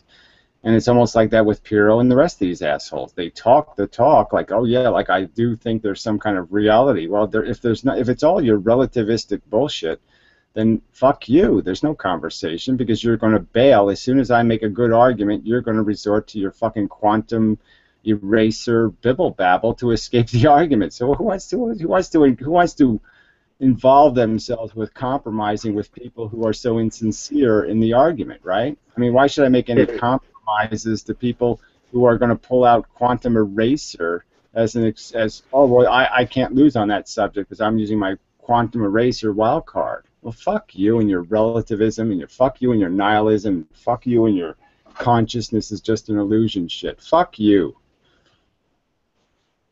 It's just a non-starter. Okay, as soon as you say it's possible that feelings don't matter, well, especially when it's the people I hate in the concentration camp, yeah, then it's especially true. Fuck you.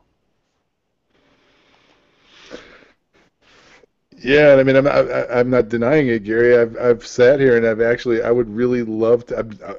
I'm not going to deny it. As long as I'm going to be seeing your videos and talking to you and watching your shit, I'm constantly on the attack. Not as a vendetta thing or to be a smartass, but I'm always looking to try to see if I can find a crack. But I'm not going to just come and make some video, some bullshit, petty fucking video.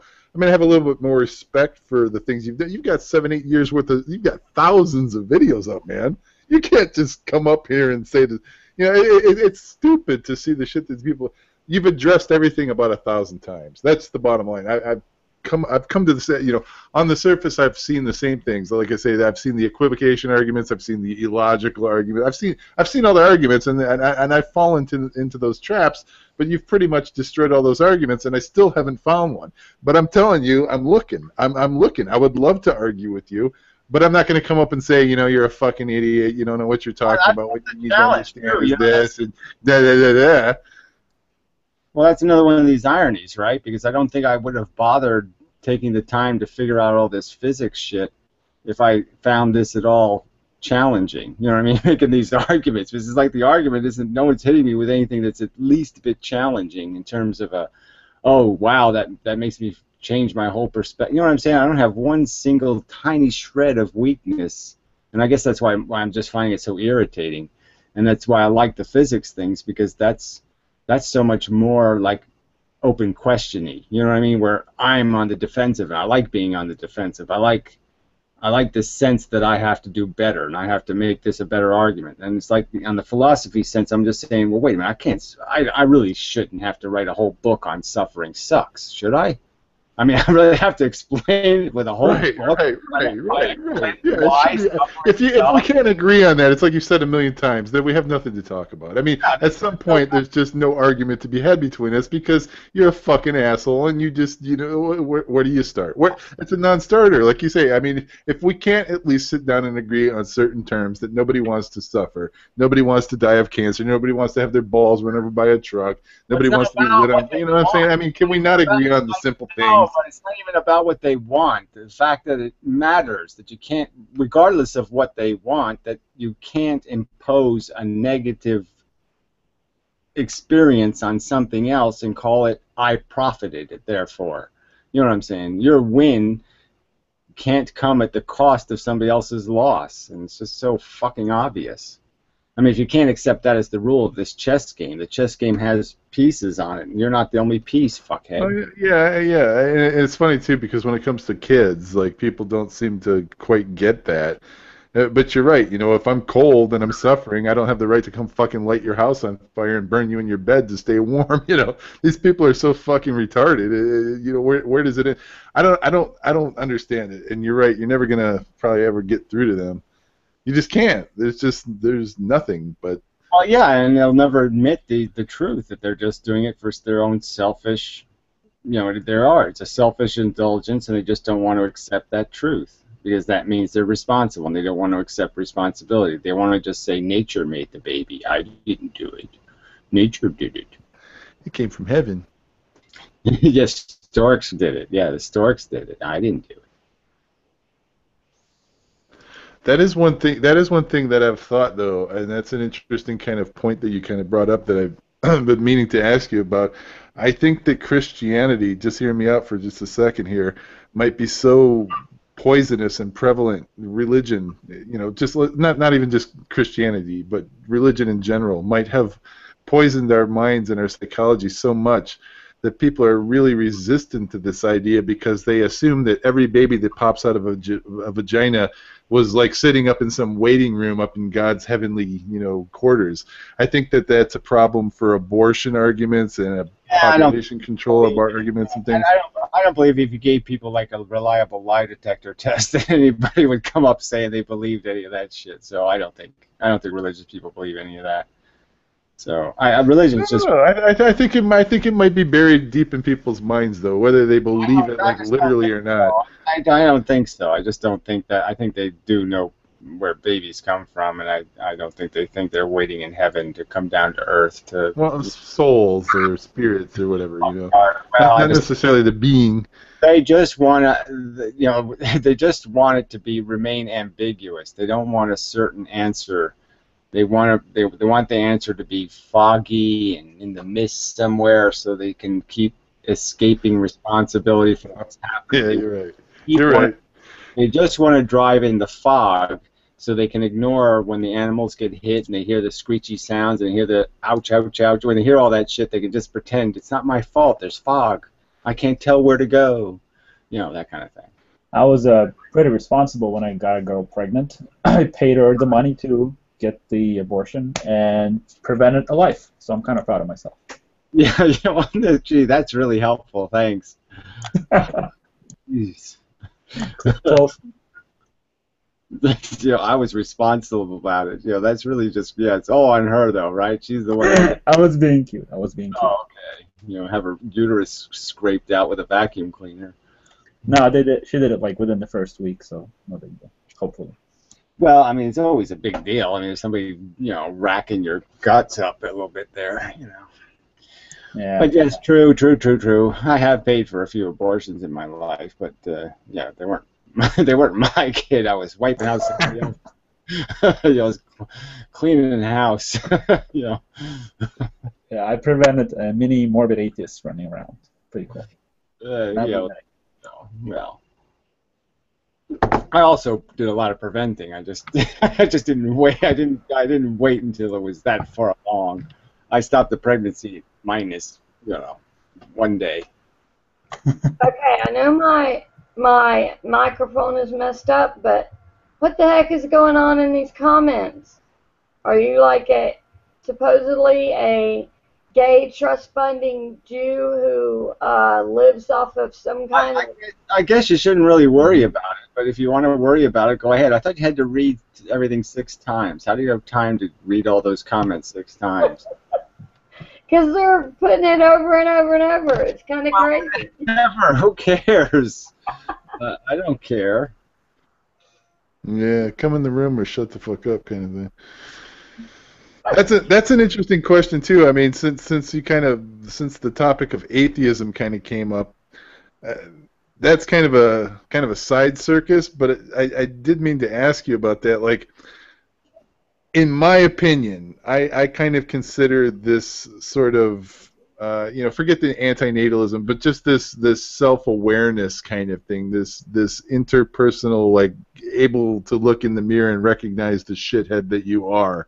To me, that's really, I hate to say things like what a true atheist, it's so cliche, true atheism or whatever is, but what do you think about that? I mean, a lot of these fuckers claim they're atheists, and I find them fucking I'm sorry, they've got just like, I don't know. I'll just leave it at that. I don't want to taint the conversation. But what do you think about that? Like, is that really, what do you think about atheism?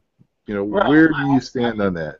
The idea of dumb monkey, is something that goes back in my brain a long time. I mean, every time you see a chimpanzee or something, you'd say, that's what we are. We're, especially like a chimpanzee smoking a cigarette or something, and you're just like, yeah, that's a human being, right? And there's just so little separating us. You even see a dog humping somebody's leg. You're just saying, yeah, that's pretty much what we are. But yeah, I mean, that's the whole evolution thing was always a huge subject for me. So, what about the people who are rhesus monkey negative? Well, whatever that means. RH negative. I don't know what that means. Well, you're either like AB, ABO, B, whatever, but then you also have what's RH negative. Well, who cares? I mean, we're not talking about blood types. We're not talking about that kind of shit. It's just a metaphor for the fact that evolution is a crude process that's just making all these eccentrically silly organisms that are finding all these silly ways to make a living, okay? Like a tree sloth. Sits in a stupid tree, eats some stupid leaves, and it goes down to the ground, takes a shit, and a bunch of moths jump off of it. I mean, it's just, the whole life cycle is idiotic. To lay their maggots in its shit, and then they jump back on, and the tree sloth climbs back up the tree. I mean, the whole thing is preposterous and silly. Yeah, I agree. I was just wondering if you knew anything on that subject. I don't, blood. I know plenty of shit about blood types, but yeah, I just couldn't give a shit. It's just not important. It's not interesting. It's like really boring. Yeah. Okay. So is what you're saying? You like kind of that again? I don't mean to be cliche because it's a language thing. I hate to say true atheism or real atheism. I mean that who the fuck knows what that means exactly. But I tend to agree, at least. I'm not trying to put words into your mouth, but it seems to me, at least from my personal point of view, that kind of cold, bleak realization, that ability to just look out and see what you are and what it is kind of what the point of being. Again, I don't want to say a true atheist is. I think that's if you're wanting to be that, isn't that kind of what you're going for? You're trying to shed yourself of all the silly bullshit. Isn't that, I'll kind of leave it there, open-ended question. I guess it's like the Dawkins thing. They just want to turn it into the greatest show on earth, and look how spectacular we are, and aren't we wonderful and magnificent? Because we can watch American Idol and blah blah blah blah blah, and it's just. It's humiliating in a way, just in the context of this whole evolution thing. It just explains your psychology. It's just such a. I mean, that's the front. The whole American Idol thing and the rich and famous thing. That's all up front to kind of make us everything. better. Yes, everything about us is facade. Okay, I mean, stripped naked, so to speak. Recognizing our ancestry. The origin is green slime. Our whole bodily functions are all disgusting. I mean, there's just nothing about this whole stupid, idiotic, cellular consumption game that has any beauty, and yet we're attempting to find it. We're saying, we're just going to, it's like seeing somebody shot on the street or something, and they leave a blood stain. It's like people are saying, "Look at the butterfly," they're just trying to anthropomorphize this crude origin into some sort of wonderful little birthday cake. Right. Eat the cake. No, let's chop off the head instead. In other words.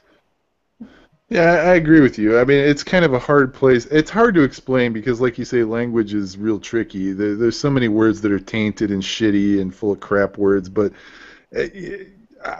I kind of agree with you and side with you on some issues.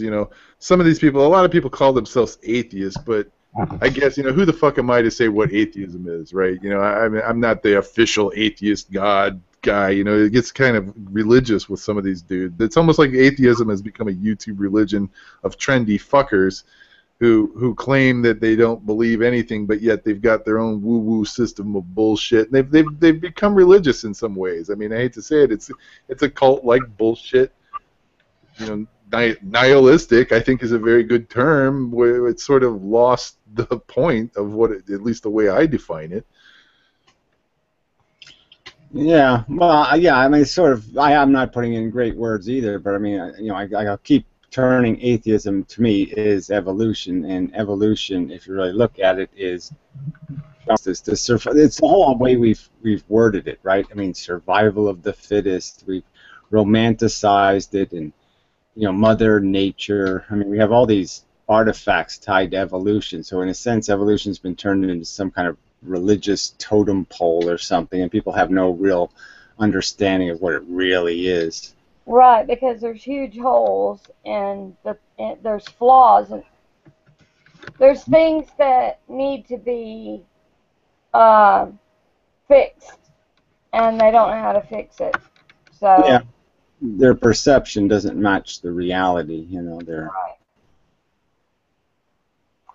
Well, I'm not an atheist. I'm a Gnostic. Well, you might as well just say you're an idiot, and so fine, you're an idiot. Okay. Gnosis. Gnosis means knowledge. So. I'm sorry, you're not going to turn Gnosticism into knowledge. Sorry. That's what it means, literally. No, that's not what it is, though. Okay. It's yes, a religion. it is. No, it isn't. It's magical. It is like. Fucking it's like saying.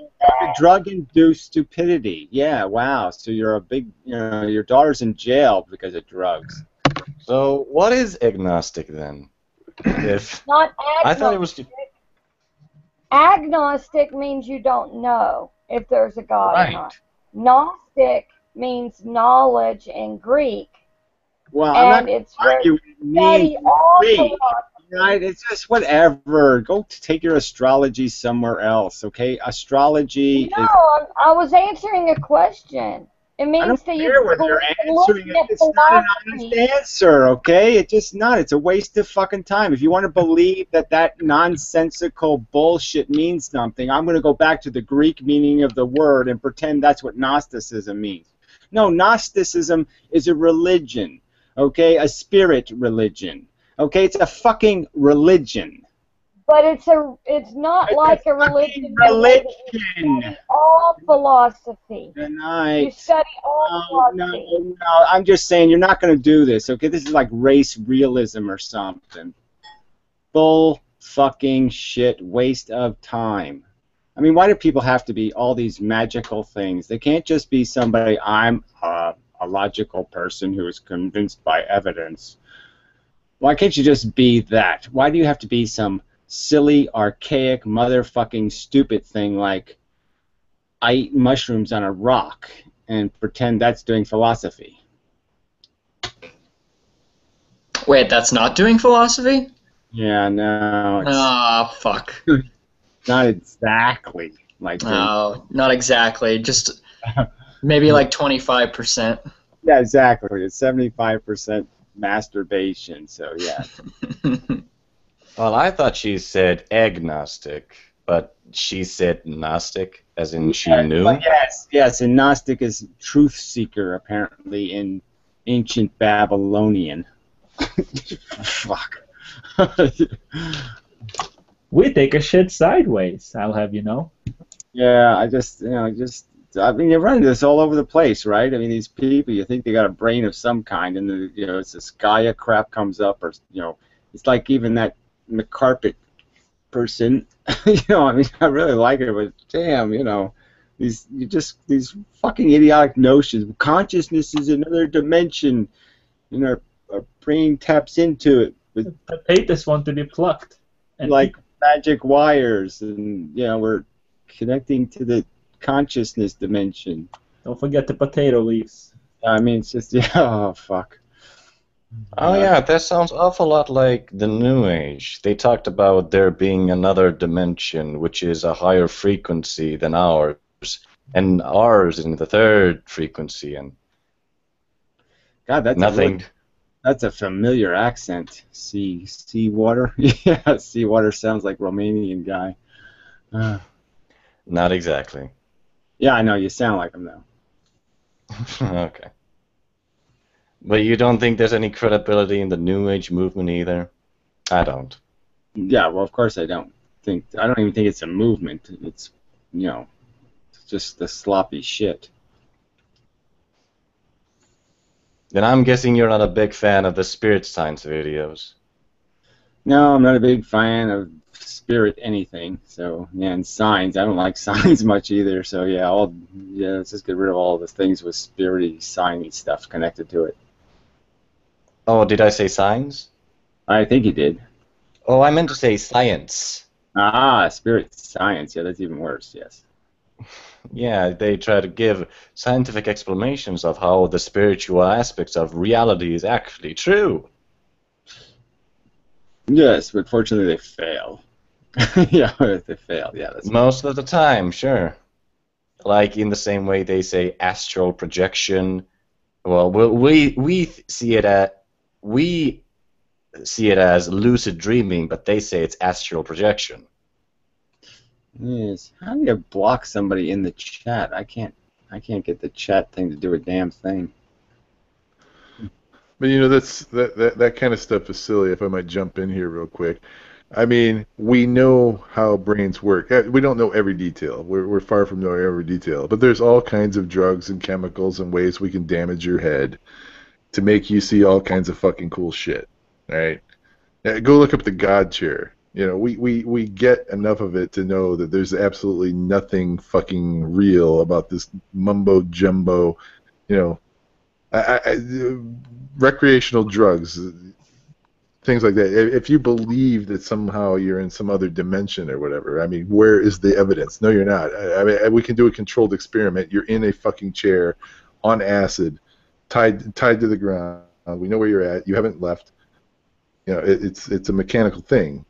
Your brain is being fucked with. That's all there is to it, as far as I'm concerned, anyway.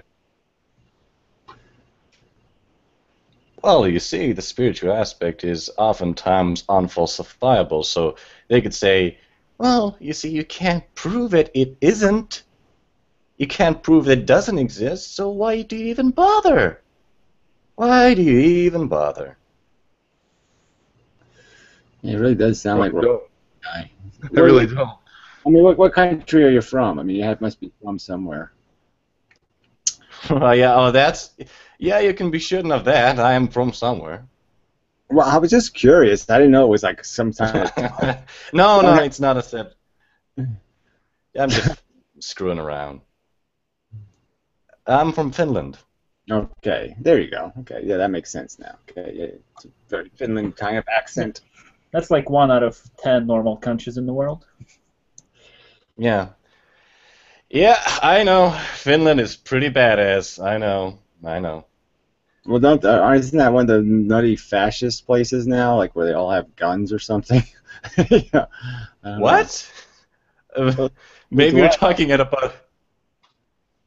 No guns here. Not too many people around here carry guns. He's thinking of Switzerland. No, not Switzerland. The one next to Switzerland, though. Austria.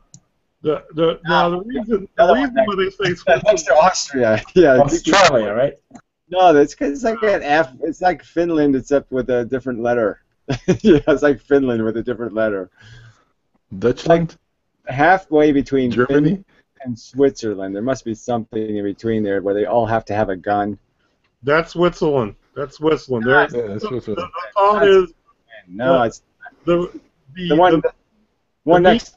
Is that everybody's required to have a gun in Switzerland because everybody's in the reserves, and that Switzerland's never been invaded. I'm not saying I agree or this is true. I'm just saying that that's the meme in the U.S. that whatever. It's never been invaded because it obviously doesn't have anything worth invading it for. Oh, let's go steal some cheese and trees.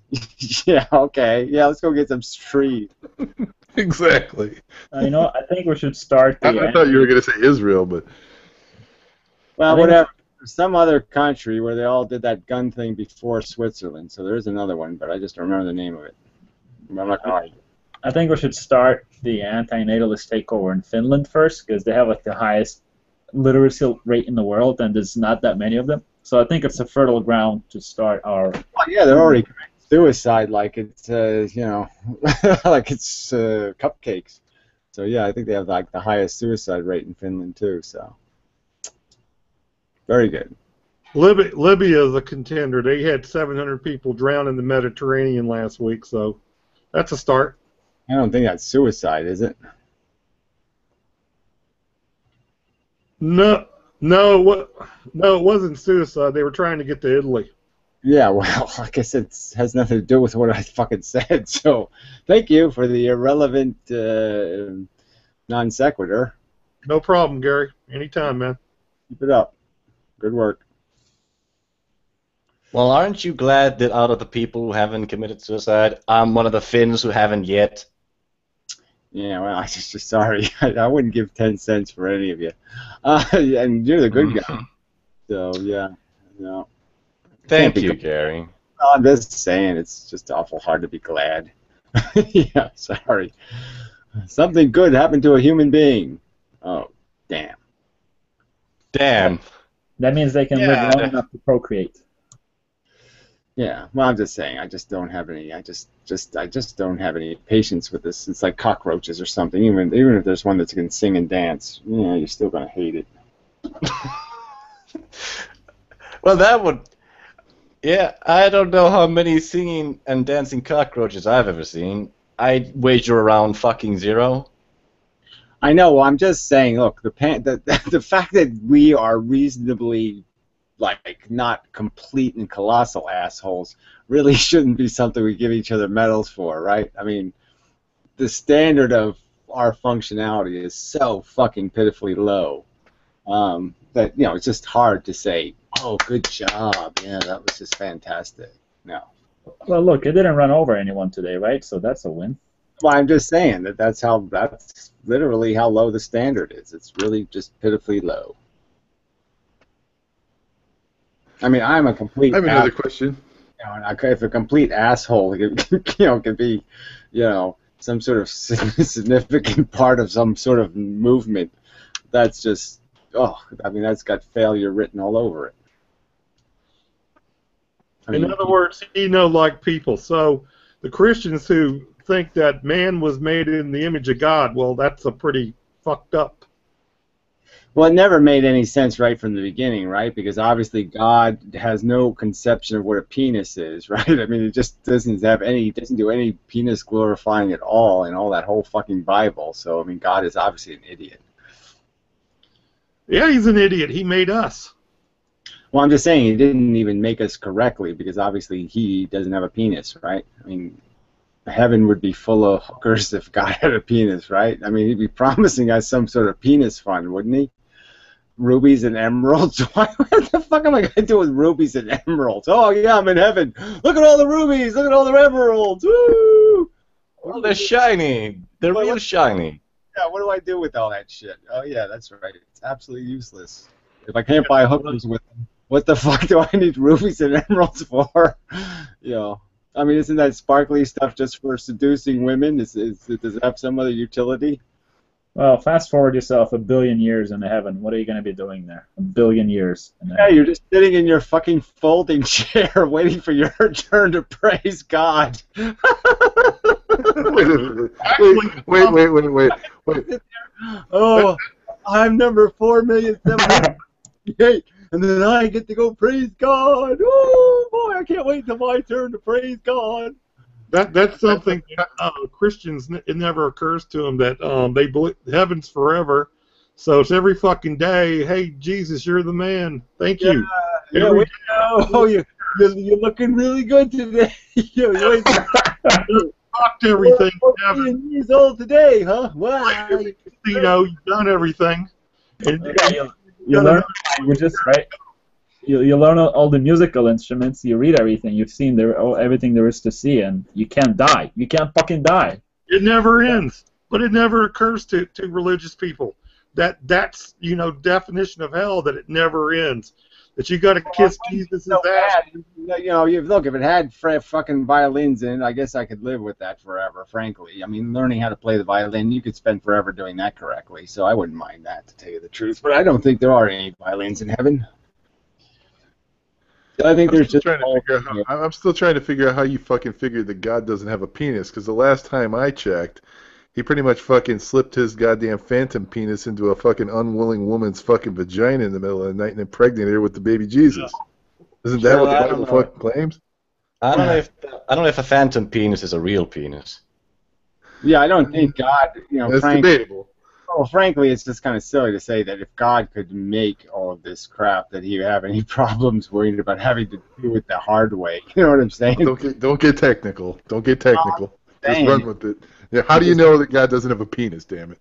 Well, I'm just saying, it just seems obvious to me, okay? If I was God with a penis, I'm not going to write the Bible. The Bible is not a pro-penis book. Well, what if you weren't? What if you were a God who didn't have a penis? Yes, that's exactly my point. Then I would write something in the Bible, okay? The Bible makes sense if you don't have a penis. A God without a penis is a woman. That's right. Well, that's sort of the point, isn't it? I mean, it does seem like something stupid. Sorry, women, but doesn't it sound like something a woman would do? Rubies and emeralds and, it sounds like a woman's heaven. You play with kids all day? That sounds like woman fun. Wow. I hope this isn't being recorded. It's okay. I've said plenty of horrible things about women. Here come the feminist Nazis. Here we go. I can see it now. Look, I don't have anything nice to say about men, so let me just start on men for 10 seconds, and I can even the score pretty quickly. I mean, if there's anything more disgusting than a woman, it's a man. True that. I think they're both disgusting. Well, I don't know. I don't know, should I be offended or not? I mean, I'm a prime male subject here, and you're talking disowning men? Brr. Yeah, I don't know. That's really wacky talk, isn't it? And then there's cool with their beer hats and their sports love, and they like to watch porn with big penises in it, which really doesn't make any sense, does it? No, I never really got that one. I like how they released a trailer for one of the video games where they show 2065 or something like that, where there's bionic people playing basketball. So it's like, yeah, we'll have bionics in 50 years, but we're still playing basketball using bionics. Yeah. It is all kind of frightening. I mentioned before, like before I came in this room, I just happened to see. So I haven't watched any of this like Korean, Japanese, whatever that stuff. I don't know. They're not music videos. I don't know what they are. But anyway, it's just also colorful, and everybody's so pretty and happy and clean. It's just like a vision of the future. It's just all this. Everything's a little flashy, poppity poopity, and it's all this little. You're just saying, yeah, that's the future. It's like Teletubbies on speed, Teletubbies on speed. I'm still a fucking second behind. Did you just say that you don't understand how men like to watch pornos with big penises in them? Like, yeah, you don't get I don't understand how that at all is arousing, or I mean, it's like, wow, what a boner killer. Well, it's projection, right? It's fantasy, right? You don't want some little dick motherfucker trying to be you in the porno, right? Feel really good, right? If I'm seeing some little guy with a little tiny micro penis getting laid and the woman's going, oh, that would be really cool. But to see some guy with a 12-inch dick, how does that make me feel good? Sorry. Sorry, I just don't. Yeah. I forgot you're a realist. I forgot you're the realist. Well, I'm not really being. I'm just being real in the sense that obviously, if I was in nature, I'd find some way to make him fall off a cliff, right? Hey, there's a guy with a 12-inch dick down the street. I'm going to find a way to, help him get run over by a mammoth or something, right? I mean, who needs that kind of competition? It's all so unfair. I suppose. Well, I'm not too sure why so many people like big dicks to begin with. That shit hurts. How would you know? But anyway, yeah, that is. I've asked people with personal experience. Well, I'm just saying, women seem to accommodate all kinds of stuff in there, and it's you kind of sometimes need enough to make some noise down there. They don't even know you're fucking them. So, I don't know. Make some noise like this. I'm just saying, frankly, that's all. I'm just saying that women maybe will tell you just to support you, make you feel okay. That size doesn't matter, but I think most women, in their little brains, yeah, it does matter. Yeah, I agree. Size matters. So, quit fucking. Everybody quit lying. Every woman in the room is a fucking liar if she doesn't say size. Size matters. It does matter. It's evolution. Vaginas just really aren't very, there's not like the most sensitive spot on a woman. You just have to concede. They don't know what could be up there. They could have all kinds of things. They have no clue. So you really do have to stretch the thing a bit before she knows something's going on. Well, you just gotta work on the opening. What your mother told you, size does matter. Size matters in evolution, right? Being big and having a huge cock is gonna win the mating game. Not the whole game. Bottom line. Not the whole game. It's not all this stuff. I'm just saying you're going too far the other extreme. I'm just saying that it's and frankly, for a male, it's almost like I don't even care whether it matters or not. You know what I'm saying? It matters to me. All right? So I'm just saying, if I'm doing this male competition thing, I'm just saying, whatever you got, I want more of it. That's how I'm going to look at it, except for fat and stupid. So everything except fat and stupid, I want to do better than you. That's why you want a big cock that ejaculates money. Whatever. I'm just saying, just human nature to be competitive, and I'm just saying, that's all I'm saying. That's all. I said it. I don't need to say it again. And it's just all I'm saying before we change the subject at some point is, I mean, there's nothing wrong with pornos that have 6 males with 6 fucking foot long dicks. I mean, well, I'm just saying I don't get it. Is there something wrong with me saying I don't get that? I don't get how me watching. It's like if I was a Well, you're not supposed to be looking at the guys, Gary. A deer, right? A deer with Maybe it should be. I don't know.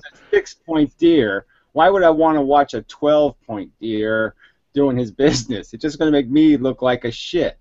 So I'm just saying, Well, I don't. Monkey see, monkey do. Maybe you'll learn something, right? It's all about the moves, right? Well, that's the whole point. It isn't about the moves. It's about the 12-inch dick. Oh, Jesus Christ! Well, then maybe you can learn how to pretend you have one.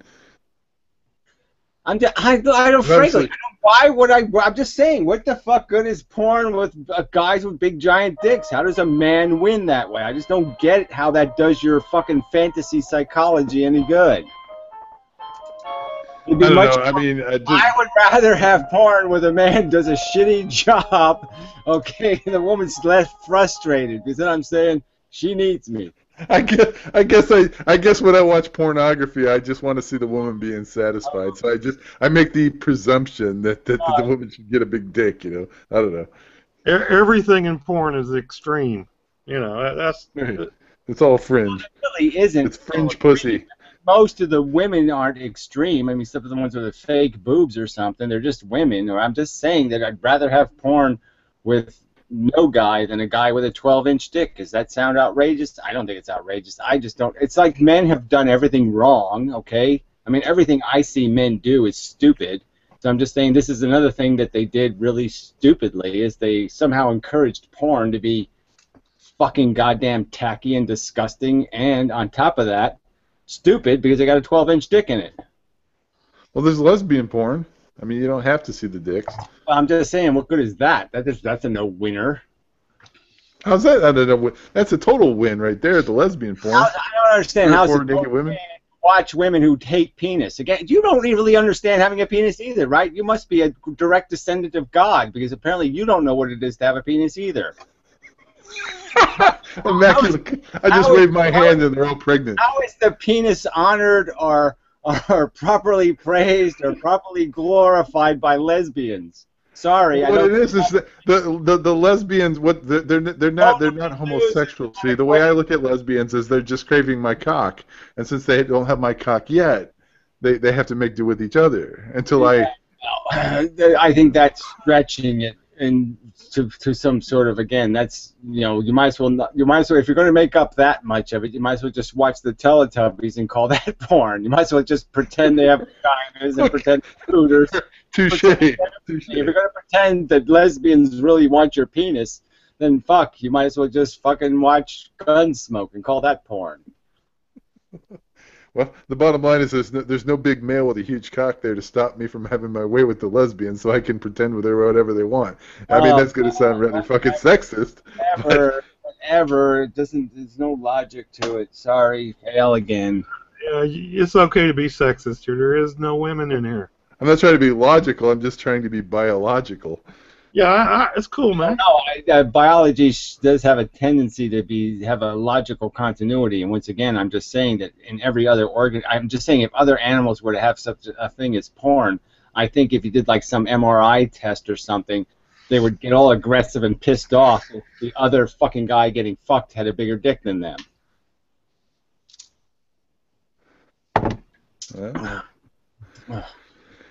It's addiction. That's why people become porn addicts, I guess. I don't know. Just make rationalizations for something that's stupid. So go ahead, make rationalizations. Fine, okay. I've heard you. I have a point. Every Olympic sport is nonsense. Every Olympic sport is preposterously idiotic. Okay, it's not like that for a good reason. It's like that because men are idiots. Yeah, but we're competing for the females. That's the competition. That's the frigging game that you talk about all the time, Gary. No, I think the point is that most porn, I guess, is watched by fat, ugly losers. And so it doesn't matter who's in the porn because they don't even associate themselves as being the same organism. See, I always kind of figured porn was sort of like the societal ideal.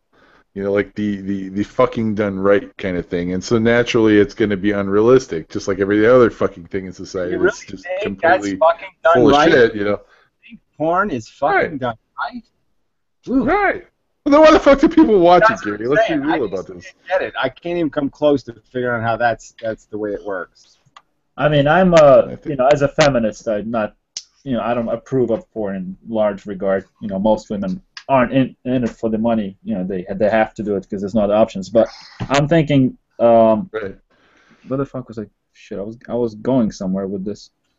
Oh yeah. My view is that the ones that do enjoy it, I think they do it because they kind of know the game, right? I mean, what else is there to do? So no. Look, let's understand. Women do get off on being attractive. They're just as competitive as men. They're just competitive in a different way, right? So I mean, women get off on being desirable. So let's not pretend there aren't women who just love the idea of men masturbating to them. There's some women who just love the men are masturbating to me.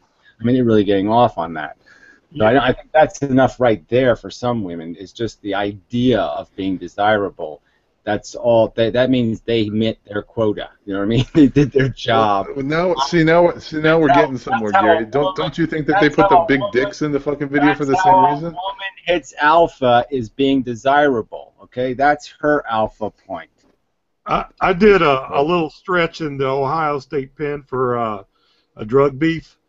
And every morning when I woke up, the black dude on the bunk, he opened his locker, and it was a picture of his woman, and it wasn't her face, it was her coochie. He didn't care about her face. All he wanted to see was her coochie every morning when he woke up. Well, I wouldn't even call it a coochie. Right there, you're in trouble, but whatever, okay, fine. Yeah, I'm all for that, okay? Frankly, yes, vagina is a lovely thing, mostly. I didn't think they let people do that in prison, though. I didn't think they let. There's different rules in different prisons. Some prisons you're allowed. They had lockers in prison. That's pretty cool. They got a locker. If you're in a dorm, you have a locker, like a foot locker, put your shit in. Yeah, I don't even want to think about that dorm shit because that's just spooky as fuck. Yeah. It's spooky as fuck, man. Try being there for 4 months. Yeah, I'm just saying. I would not. I'd have to kill somebody just to get solitary confinement. I almost killed my cellie because he wouldn't shut up. I know. I can't imagine. I've seen images of it, and you're just like, how could they survive 10 minutes in this shithole, listening to all this jabber from all these fucking monkeys? You're exactly right. It's like being in a zoo. It is totally like being in a zoo. That reminds me of that Tango and Cash scene where Stallone is in a cell with another guy who wouldn't shut the fuck up. So that was funny. So what do you think? So what do you think, Gary? Honestly, should prostitution be legalized? I mean, should we just give up this bullshit, this biblical morality crap? Should we just let women do what they want to do? Biblical morality, and as soon as you do it, you might as well just flush the whole relationship between men and women down the drain entirely. It's already a difficult enough game, but as soon as you monetize sex entirely, it's game over. There's nothing. There's no contract anymore. There's nothing. Men have virtually no utility anymore because they don't even make money anymore. So you're just driving a deeper wedge between men and women, and there's no way to legalize it without it end up being girls, little fucking girls on the streets. You're just going to be a pedophile in the end. Because that's what Now wait. We jumped to some conclusions. I would agree that there should be some sort of oversight. But I mean, honestly, how do you feel about like adult prostitution, like legal? Okay, oversight is expensive. All right, so we already know that as soon as the oversight becomes anything like real, okay, then it's going to make the price too high, and everybody will go on the street and buy it illegally. If they made drugs legal, and you could buy them at the legal drugstore, but they cost 10 times as much as on a black market, people would still be buying it on the black market. So it's totally. I don't know though. They're legalizing marijuana all over the country.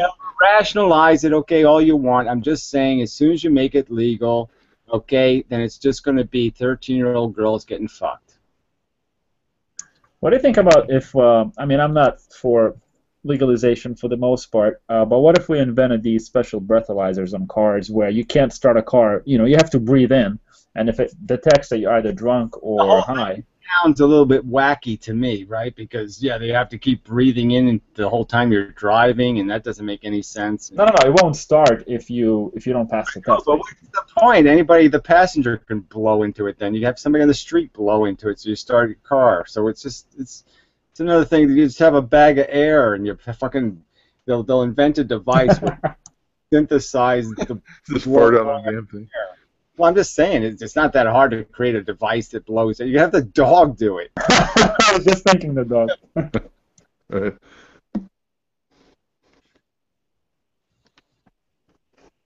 Did somebody say they were just fucking the dog? No, they said you could have the fucking dog do it. Have the Okay. dog blow it. Damn lag. I'm like, what? Like I was listening to this thing about artificial intelligence. In fact, I went to see Ex Machina. Has anybody seen that yet? Ex Machina, the AR, No. Nope. the AI movie Ex Machina.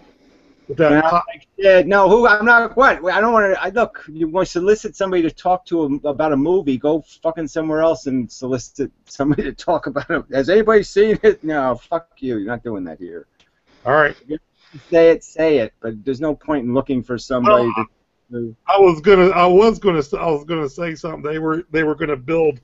Oh, hey, what do you think I've been spending my whole weekend doing? Just walking up and down the street, pointing to random people. Hey, have you seen this? Yeah, it's pretty good. Whatever. Okay, well, I'll get back to my original thought, and you can criticize that. Yeah. They were going to build AI sex robots. All right, I'm already feeling the pain, okay? As soon as you started with this AI thing, I'm saying, oh, this guy doesn't even have real intelligence. He's going to talk about artificial intelligence. Oh, shit. We're in big trouble. But go ahead. AI, well, they were just mentioned, shit.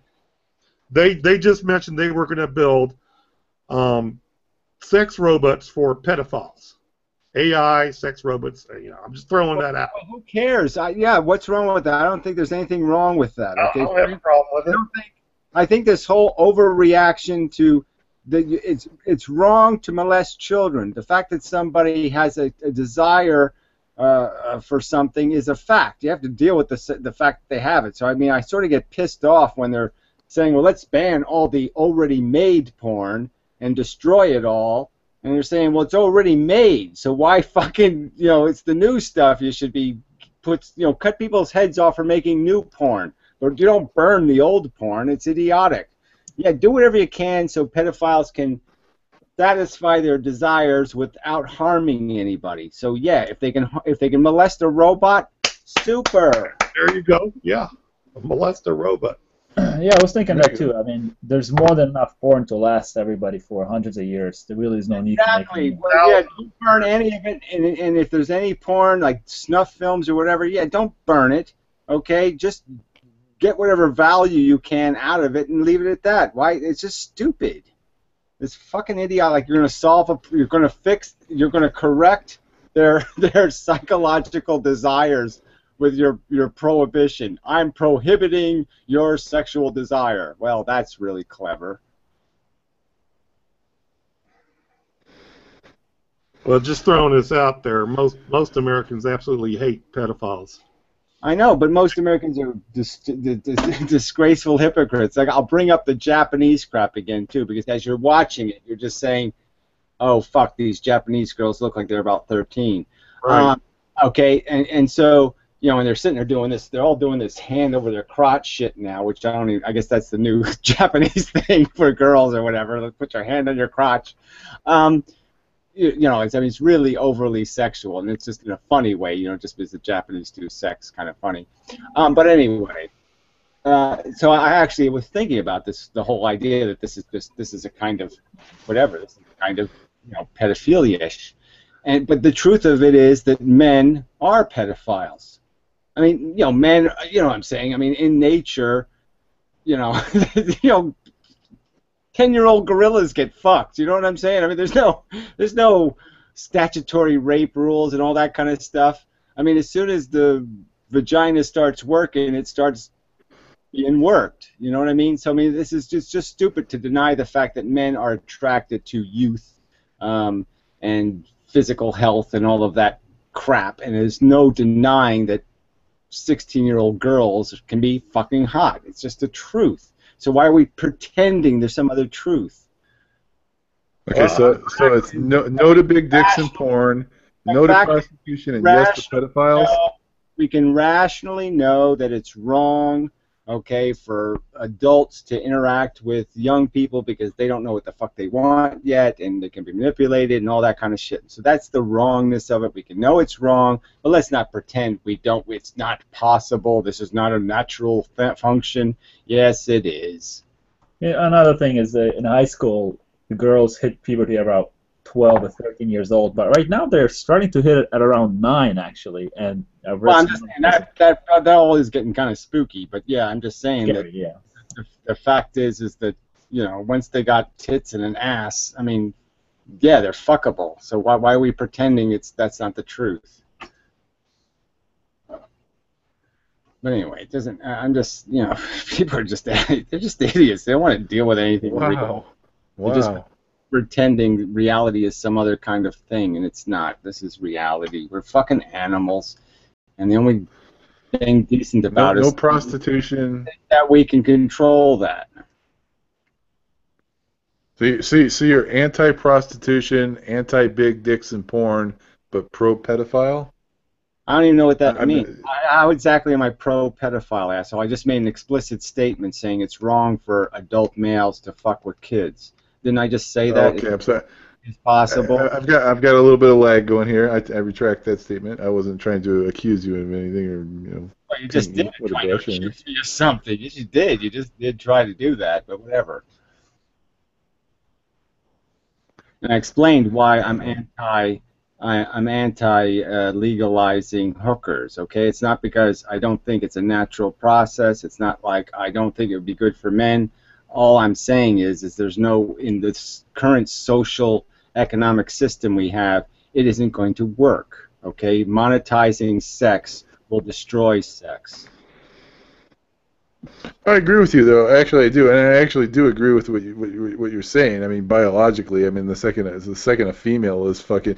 I mean, hello, fucking biology 101. Men can have fucking children until they fucking die, basically, and women get cut off. Yeah, right. So naturally, naturally, men are going to be attracted to young, fertile females. Women have babies and all of this stuff, and I'm just saying it's very corrosive to our society if a bunch of single mothers are raising all the children and all this other stuff that goes on. This is all very, very destructive to anything called the civilization. Right. I agree with you. And again, Gary, I wasn't trying to paint you with a broad brush or try to, slander you. I just didn't quite catch the end of it. Okay, I understand. You hear me make my speech about how it's wrong to fuck with children. Yes, it's wrong to fuck with children. Okay, Gary. Okay. It's not wrong to desire it. It's wrong to do it. Yeah. Gary, are you up talking about Guy McPherson? Am I what? Are you up to talking about Guy McPherson? Well, what's there to say? I mean, he's a nice guy. Okay. His life sucks, but for some dope reason. What? He says we're done. He says we're done. He doesn't say we're done. Yes. Yeah. Well, so what? But he wants to save the seeds of life. Okay, so he's a little bit retarded. I'm just his assertion that we are done probably around 2030. You're done anyway. Yes, we're going to be done. I don't think Guy McPherson has any fucking blue book of exact time and date. Okay, so his theory is his theory on what the maximum amount of time we can survive in. I have my own theories on how long human beings can survive, and frankly, human beings are able to morph into pretty much a fucking cockroach, okay? Human beings right now are living on garbage dumps, okay, with fucking shit in pits in their front yard, and they're surviving. Like so human beings will live in shit. That is a fact. It seems like you would have been thrilled with his assertion that we're going to be extinct by 2030. That would have been. Fuck you! I just explained it. So why am I going to argue with you about it? Okay, I don't agree with Guy McPherson. I don't think we're going to have a happily ever after termination. In 50 years or 30 years or 20 years. It's going to take a lot longer than that unless we do it on purpose. And if we don't do it on purpose, we're not going to do it well. So human beings will be here for a long time, living in a miserable circumstance unless we do something, unless we complete the job. It'll die slow. Okay, let me reverse this. I watched the video with you and Guy. How did Guy take your antinatalism? Because Guy's like, his thing is, let's go out happily, let's love each other. Look, he doesn't have any respect for human beings, but he must be some sort of religious kook in the Gaia sense, because somehow he thinks biological life, the seeds of life, should be saved and replanted 1 million years from now. That's what he thinks. It is kind of wacky. So I don't agree with him that there's any reason whatsoever to preserve life on Earth so lions can eat lambs and all that shit. Fuck that. Every talk that he gives, he always says, how's he put it? We are so lucky because we get to die, and we're so lucky because we got to live. And he always says that in every single talk that he gives. Well, I haven't seen every fucking talk, so whatever. I can only go, look, I only talked to him one time in my life, the interview. That's it. That's my entire conversation, my entire knowledge of the person, okay? That's it. So what are you asking me this shit for? Why do I give a fuck? He's not my God, he's not my mentor, he's not my best friend, he's not anything to me except the guy I talked to in a video and we enjoyed the conversation. That's the extent of my interaction with him. Did you tell him that you were an antinatalist? That you're like... Did you watch the interview? I just told you that's the extent of my conversation with him. I have had no other conversation besides what was publicly published. Okay, if I could get in here just for a second, just to change the topic. Gary, I appreciate your arguments of antinatalism. I've talked to you here for a few weeks. To be forthcoming, I am a eugenicist. I was wondering if you would be interested in opening some sort of a dialogue, a serious dialogue, a respectful debate on eugenics. Why as a possible solution. Why would I waste my time with stupid racist crap? No, well, I mean, if that's your opinion, then I won't be. I'm sorry. Yeah, that's my opinion. Yes, racism is stupid. Okay, it's just your personal sensibilities. All you're saying is I like Mozart, and I think all the Bachians ought to go to hell because Mozart is so fucking cool. Okay, well, all right then. That answers my question.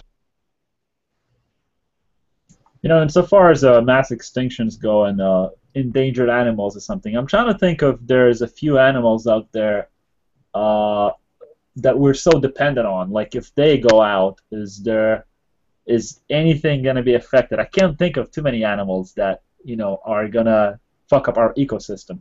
Really. Well, there's a ton of them that'll kill us right away. There's a few bacteria that we're entirely dependent on. So if you fuck them up, we're dead. So I'm not talking about like large mammals. Dead.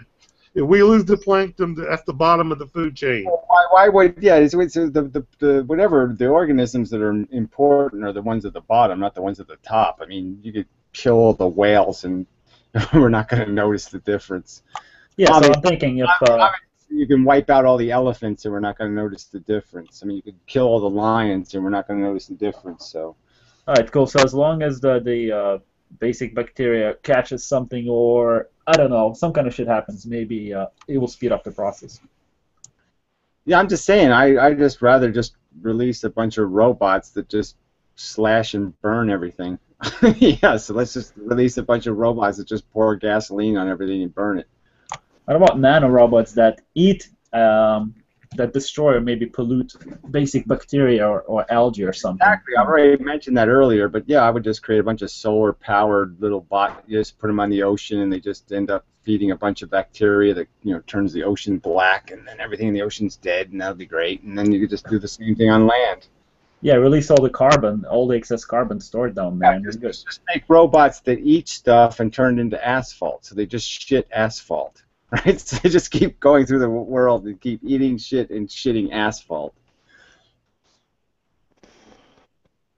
Well, see, that's the thing. You mentioned earlier that you were a big believer in evolution. Well, I mean, it's not a matter of belief. I mean, it's a fact, right? Yet, when I mentioned eugenics, you assumed that was a racist idea. But yet, we could make that dream come true. Oh, it is. You think it's possible to breed an asphalt shitting person? I don't know. You're just, you know. I mean, this is always the way it is with people. I mean, they talk for a while and you say, okay, this is a reasonable guy, but they always have some kind of wacky thing.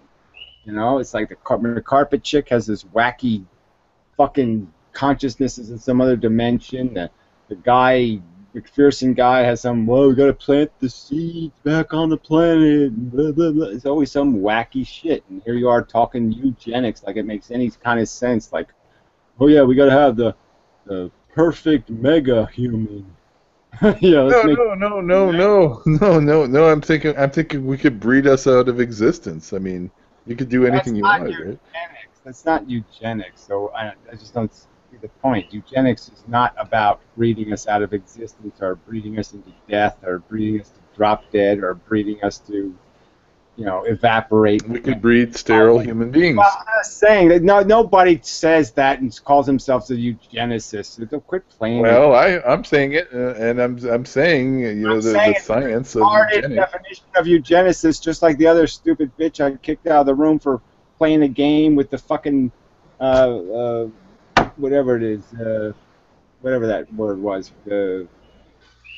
Not narcissist, but what was that stupid religion? Okay, so you okay. Gnostic. She said she was a Gnostic. Yeah, Gnostic. So you're not allowed to have your own definition of words. Okay, eugenics. Wait, okay. Then I'll make it my own word then. Yeah. Okay. Then what's the point of your conversation? It already doesn't make any sense because obviously my own word, epholist, is life spelled backwards. So I already have a word. I already have a concept. So I really don't need a new concept. I already have the concept of destroying and annihilating biological DNA life on Earth. So I really don't need some new word for it because I already have a word for it.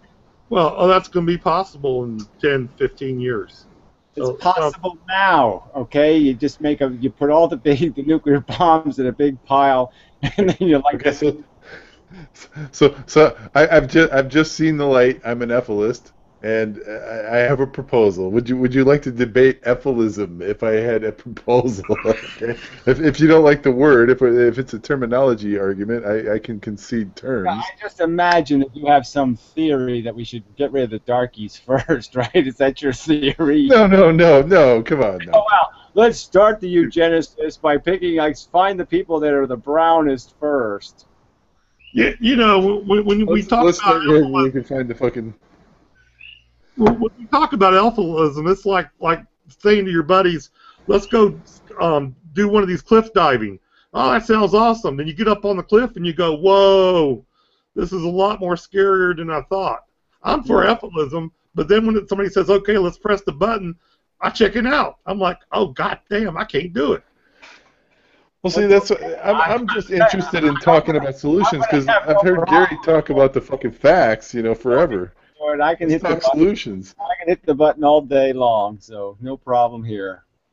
I have my best friend actually is kind of an antinatalist, but when I asked him if I think in one of your videos that he watched, you mentioned that you pressed the button, and he said that, well, if you were gonna press the button, and he's still in his 20s, and he was still in his 20s, he'd probably shoot you on the spot. But if he was like 90 or something or 80, and you were about to press the button, then he would let you. So that's kind of a asshole. Yeah, well, obviously, yeah, it's all this personal convenience stuff. So again, it's about perspective. I'm just saying, if you really run the idea of a little baby elephant getting eaten alive by lions and all the other horrors that you can imagine, if you just run that film for 5 minutes in your head, you can figure out that something's got to stop this. It's just going to keep happening. There's going to be organisms eaten alive by maggots. I mean, it happens every day. Horror after horror. You can think of all these incredibly horrible things that are happening. I mean, think what the birds are doing right now. I mean, catch a little rodent and, it's half alive and it's being pulled to pieces. It's literally being put on the rack. Every day that shit's going on. Grotesque torture every fucking day. Now, if you can't take any of that shit seriously, okay, I guess you just don't understand. I'm just saying, I'm so certain of that. I'm so knowledgeable of that. That's a certainty in my head that I don't have to think about it anymore. I've already figured out it's the right fucking thing to do. I don't need to think about it over and over and over again. And I don't need to run the videotape over and over and over again. I'm just saying, all you have to do is just say to yourself, all right, for the animals, I'll do it. Well, I'm certain about suicide. That makes logical sense. But when it comes down, No. It doesn't make logical sense to leave a bunch of tortured animals behind. Suicide, how does that solve the problem? Oh, that's right. It doesn't solve it at all. How does that fix the people in the mental institution the day after you commit suicide? Does it help them any? No. Does it help the baby born with 3 heads? No. Does it help anything? No. well, when I commit suicide, you cease to exist, Gary. Well, I'm just saying, I'm not going to argue with you. It doesn't fix the problem, asshole. The problem on planet Earth has been going on for 500 million years. How do me committing suicide, how does it fix it? I think we're just fortunate in a way that there's very few. I mean, compared to all the fucking things that are eating things out there. I mean, Gary, you put this into very good perspective. I absolutely agree with you. When it comes to sentience, you need a brain. Okay, there's some people out there who think that everything's conscious, like rocks and broccoli and trees and dirt and shit. You know, There's people who don't think anything is sentient, and then people who think everything is. So yeah, that's the whole problem. There's nobody who's rational and figures out it has something to do with goddamn brain function. You gotta have a brain. You gotta have a brain. Okay. So fortunately, most things aren't sentient yet, right? Most of the things aren't. Most things are still machines. I don't know what most. Little. When you're going by biological mass, yes, the Most biological things. Bacteria and plants. Most things that we see are sentient, though. Most of the stuff we see day to day, our pets, the other mammals, they're sentient. So I'm just saying this most word is a tricky word. We don't see the bacteria. Okay. We don't see. We see insects, and I don't know what insects are exactly. I mean, it's a hard line to draw. But they have the brain, they have the neurology to feel pain, so it's kind of, it would just be kind of arrogant for us just to assume they have no sensation. I can accept that. I can accept that definition. I'm simply proposing that since we understand evolution and we understand the mechanism that has got us to this point, we also can contrive or can conceive a way to reverse it. That might be a solution. Or we could build bombs, or we could, burn up the atmosphere. Yes, we already did this. Yes. I think there's lots of ways to break the balance that keeps living things living. Yes.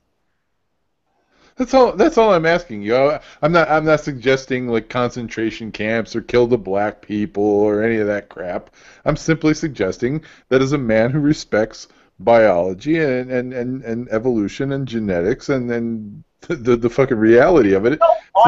Since we understand that, do any fucking human fucking experiments genetically to do the job. Okay, so eugenics crap is irrelevant to the conversation. There's no need to go through hundreds of generations of breeding programs to breed some kind of mega human for this purpose. Okay, maybe let's just take the word eugenics off the table, because you're right. That's got a bad rap. It's got, especially since World War II and Hitler and all this crap. It sounds like a goddamn baby experiment, some selfish fucking shit. Since we understand biology, since we understand the mechanism and we understand genetics, is it not possible as a solution, as a shut the lights off kind of fucking strategy? Couldn't we come up with a way to fucking use that knowledge? I got a way. We have already done this. We could create a nanobot tomorrow that eats DNA. I mean, I'm just saying it.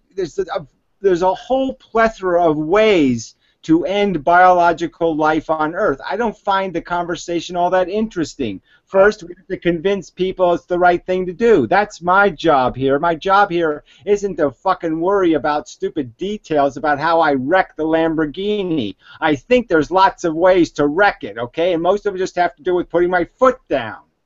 I got a way. Just make Gary general of Strategic Air Command, the nuclear missiles. Nominate Gary as general. It's done, baby. He'll launch. It's all over. I'm just looking at it from a sales perspective. I think there's a lot of people who are ready to buy, but they're saying like, okay, all right, I'm ready to bite. I'm ready to buy. I'm buying what you're saying. I'm almost there. But what's the exit strategy? That's all I'm looking at. It's just a piece of puzzle. Quit making fucking human beings. This isn't that complicated. And then in less than 100 years, okay, there'll be no more people except for the people who are left to clean up the mess. That is, the people left behind to hit the red button. And you don't need too many of them, do you? So for the next 100 years, we can plan, we can make the mega bomb, we can take everything, clean up all the stuff we can, try to kill as many of the sentient animals in a humane way as possible, and clean up this fucking mess, and then they just fucking nuke it. Okay, just pay people not to have children, and then also pay people to die. We don't need to pay them to goddamn not have kids. We can tell them don't have kids or we don't give you no fucking welfare, and the problem's solved tomorrow. If we tell the poor people of the world no more that might be racist there. No, it wouldn't be racist, you fucking idiot. Fuck you. Get out of here with that nonsense. Welfare is not racism, jackass. I'm for paying people to There's die. more white people on welfare. You give somebody $50,000, they can blow it in a week at Vegas, and then they got to die.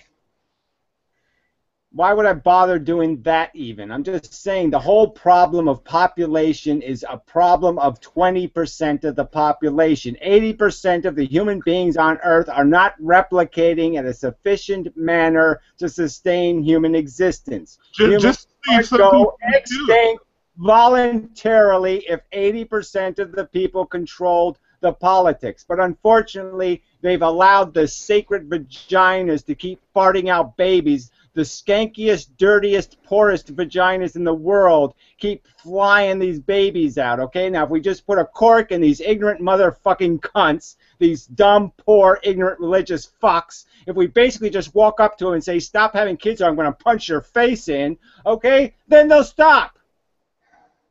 No, cut their fucking nuts off, okay? You just basically say, look, you have one more fucking kid, I'm cutting your nuts off. You're a poor motherfucker. You can't afford the goddamn kids. You keep making them. I'm cutting your nuts off. That's an easy sales pitch. I'm with you. I'm with you there. I mean, I'm with you. I just don't know how we sell that. People have no ethics. They basically use children to extort society to feed them, right? They have babies and they say, hold up they give me money or I'll harm this kid. So they should be shot for that alone. I would just shoot poor people. Okay, so when the kids are the most unethical, immoral bastards on this planet. If you're poor and you have a kid, you're a sadistic motherfucker. I say when a dude walks in the welfare office, they jump him and they take him in the back. If there was bird police, right? Let's say birds had intelligence first, right? And there was birds that were laying eggs on piles of shit, right? So there were some birds that would just not build a nest. They would just lay eggs on shit. The other birds would say, fuck you, you can't do that, you retard. You can't lay fucking eggs on shit, you fucking idiot. And if you keep doing that, we're going to cut your nuts off. Well, you know, the thing is, Gary, I don't think there's anybody in the room that disagrees. Fundamentally, stupid people suck. People suck. People fucking suck, and then stupid people suck more. You know, we're all on the same page here. The rich and the poor are the two liabilities. The biggest liabilities of the human race is, poor people and rich people. Yeah. I'm just looking at it from a different approach. I mean, I have nothing to argue with you. I've told you already for a few weeks here. I'm 95% like I can't find anything to argue with you about. The stuff that I can't argue is bullshit. It doesn't matter anymore. You're already blown up your credibility for at least a month. Okay, you bring up eugenics. It's going to take me about a month to try to figure out what the fuck. Well, you know, just open your mind and don't get stuck on words. Sorry, I don't need to open up my mind. You keep defending it. You're just making it worse. Now it's going to take me 2 months to get over it. You're still defending it. Okay. You're still making excuses for bringing up. I'm simply asking you a question. I'm on your side, and if I make a video, would you rather argue with goddamn Piro forever? Well, no, I'm sorry. That's right. I hold grudges for about a month, and now you've got 2 months worth of grudge. See, Gary's like the judge. He goes, 2 months. Say it again, motherfucker. 3 months. One more time. I'll just shut the fuck up. I'm just saying, if I bring a possibility to the table and I bring it respectfully. Playing with the shit. There's no respectful in the word eugenics. Okay. Good night, Charlie. Now you're really pushing it. You just keep rationalizing excuses for playing with this word, and it's a disgusting. I'm not using the word anymore. I'm calling it effluism. I'm changing the terms. If I want to be the effluent advocate. Excuse. Why the fuck does my eject button keep jumping from the top of the screen to the bottom of the screen? I keep trying to hit it, it won't let me hit the damn button. Fucking cunt Google. Oh, don't do that, man. No, I did it, man. You're on next. I know I'm next. You're about 2 fucking inches. I know. I mean, just micro inches. My ass is next. That's what the judge said to me. Hey, buddy, you're next. How many months do you want? Yeah, start talking. Yeah, you're wanting life. That's right. Just start opening your mouth, and you'll just ensure yourself a long and peaceful stay. Life sentence. Hole on earth. Yeah, life sentence, buddy. That's what I got. I got a fucking life sentence on this hellhole. Well, serving life. Fortunately, life doesn't have to be permanent. Well, you know, and people in prison, they count their out date.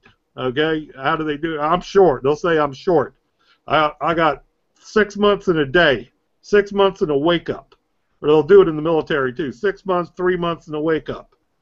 So I figure I got, you know, according to Guy McPherson, 15 years and a wake up. Yeah, well, I'm just saying, the guy is awful optimistic about how graceful the zombie war is going to be and how fucking survivable it's going to be. I'm telling you, the human race will survive. The Muslims will survive. Trust me. They'll find a way. There are crazy motherfuckers. If something can live in radioactive elephant shit, it's a fucking Muslim. Yeah, that's true. Look, I've seen the movie The Road. That's enough for me, man. That's why I'm saving the last bullet for myself. Well, that's kind of selfish, but whatever. I'm not going to save any. I'll use them as soon as I can. Yeah, I don't want to be somebody's barbecue, man. Well, if you wait until you can smell the barbecue, it's too late. That's probably good advice. Okay, so look, I got a little more meat on me than you, man. So you know, you just be a snack for but the truth is, I can run a lot faster than you, so they're going to catch you a lot quicker than they're going to catch me. And I'm also a crazy motherfucker, and they're not going to want to mess with me anyway because I'm fucking crazy. All you got to do is open their mouth, and they'll go the other way to friggin' cannibals. I'm just saying, I'm going to be chasing them with my fucking barbecue sauce. So I'm just saying, you know, I'm going to eat them before they can do me in, okay? Yeah, you're going to tell them. I'm going to out-zombie the fucking zombies. Look, once the zombie war starts, I'm going to out-zombie the fucking... I'm going to be double zombie. Okay, zombies are going to tell them. Zombies are going to be hiding in the closet from me. Yeah, well, you scared the shit out of me, man. You know, when the zombie apocalypse happens, we don't want to opt out the neonatals because we want to make sure we'll be the last to finish off the stragglers. Like, if we can see that humanity has some kind of a settlement, that they kind of start restarting civilization, we gotta gang up and make sure they don't do that. So we have to stick. Saying once I'm set loose, I'm just saying that I'm going to be the baddest fucking plague ever.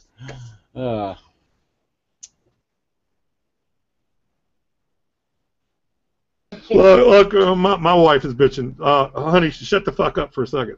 Look, my kid has 5 kids. I only had 1 kid. He had 5. I told him to stop. But I didn't tell him this, but I'm thinking those kids are going to end up on a barbecue skewer. Those babies. It's all going to be bad news. Look, baby back ribs for real. They're either going to be on the skewer, they're going to be in a gulag. But yeah, they're going to be paying back the rich by earning, picking peaches every day or something. Yeah. So yeah, they're fucked. The future's fucked. Even without global warming, all the other shit, the economy's fucked. The whole game is fucked. Hey, Gary, do you want to talk about that Romanian girl? What's her name? No.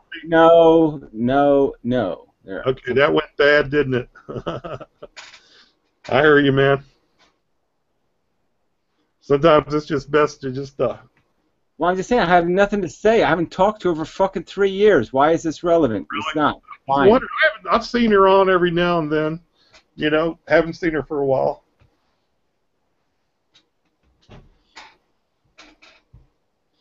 I can't even think of her name. Well, then why are you bringing it up? I mean, really, it sounds kind of stupid. Let's find something irrelevant to bring up. Okay, I can bring up some irrelevant shit. Let's see. There's a guy who's got a book on his head. What does he have a book on his head for? What is that doing? What is that doing for him? Is that like how he flattens his brain or something? What's that for? I think he's stoned, Gary. Yeah, that might be it. He's trying to absorb the knowledge in the book. Okay, very good, very astute. On his head. Yeah, So he's that's really absorbing cool. the knowledge by placing the book on his head. Yeah, it makes sense. It's gravity. Gravity will push the words into his head. See, the gravity will hit the little black things, and those black things can be pushed through the pages, and they go back to his head. So it'll work. You're very astute, Gary, because I wasn't thinking that. So you picked up what he was doing. Yeah. You got a nose for observation. I like the theory of it anyway. I mean, it might not be practical, but theoretically, it seems like that might be doable. Well, I'm wondering if he's stoned too. I know I am.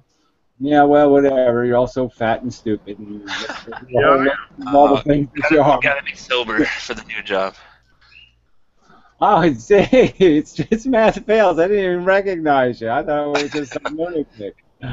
What a surprise! It is a lunatic, but it's not the lunatic I thought it was.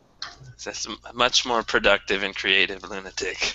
Yeah, well, I couldn't. I tried to watch your spiral dynamics video, and I just, I got halfway through it, and I said no. That's okay. That's just for a few people who are Yeah. into it. It's just there for those who are into it. I Basically. understand. I just said okay. Well, do what you got to do, but. Yeah, doing the big production things take time. I just don't got time right now. Work and school. Yeah, it is a lot. Just living is really complicated, and then when you have to do that working thing, that's just such a pain in the ass. I mean, I have to go back to work too, with the better weather, and it's like, oh.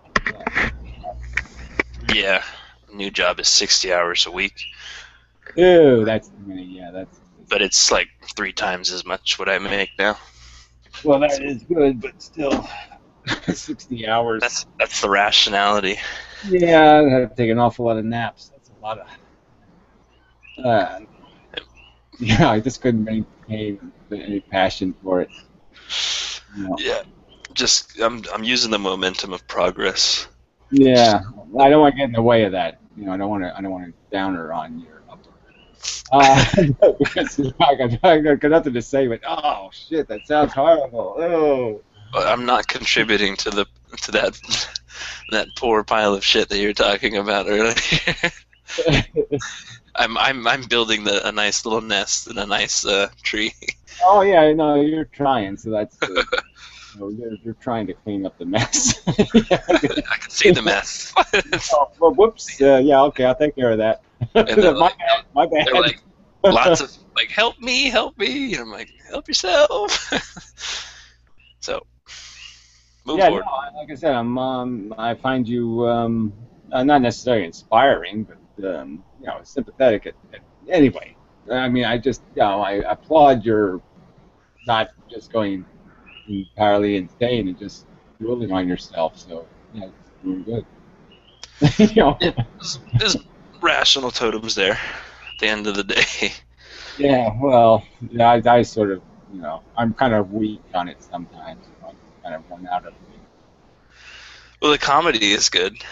That's 5 stars. Got some good laughs.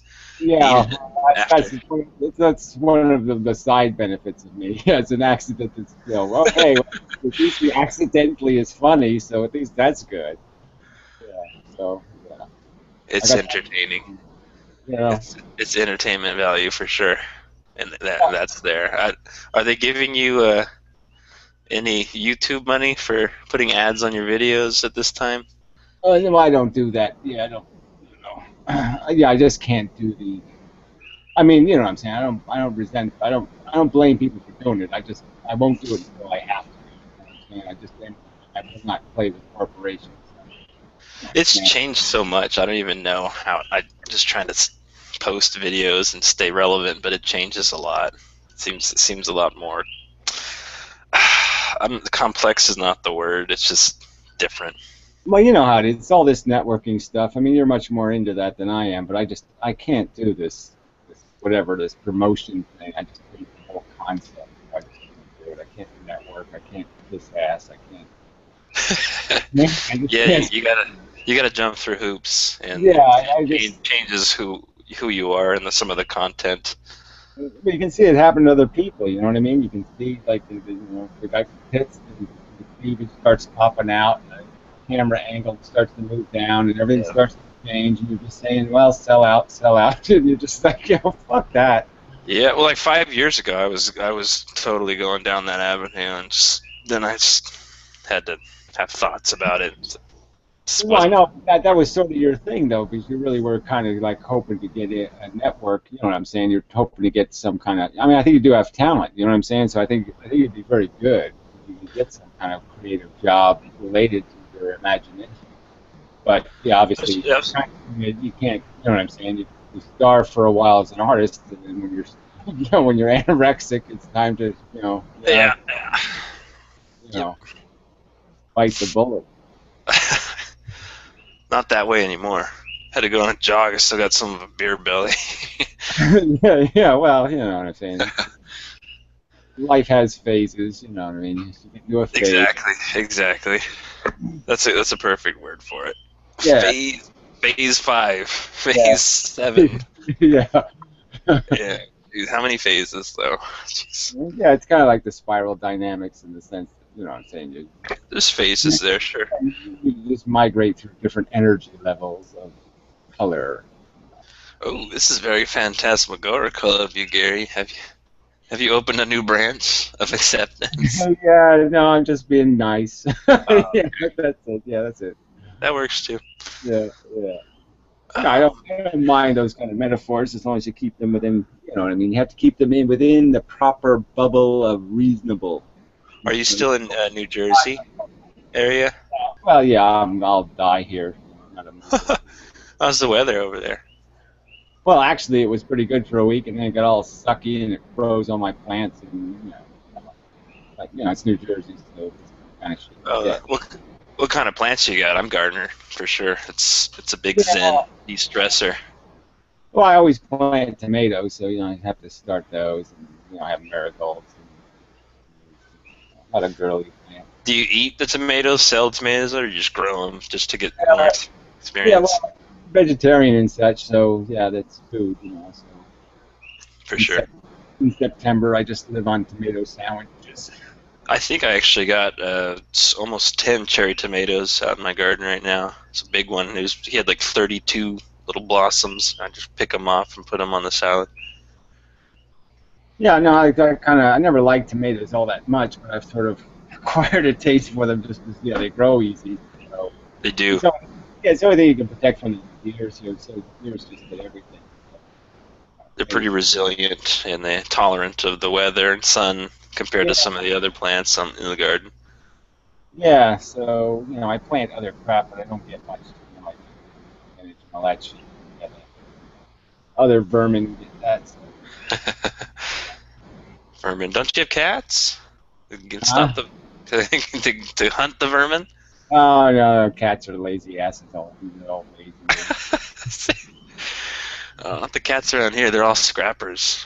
Yeah, well, they'll bite the head off a bird now and then, but, they'd rather have a can of cat food. Yeah. They come and trade with me, they leave me little dead animals and say, here, I'll give you a dead animal for a can of cat food, okay? Exactly. We're not supposed to feed the cats here because they're just neighborhood cats, but I feed one of them, the Siamese cat, just because she defends and chases the other cats off. She's not as big as them. She just has the mentality that this is her place.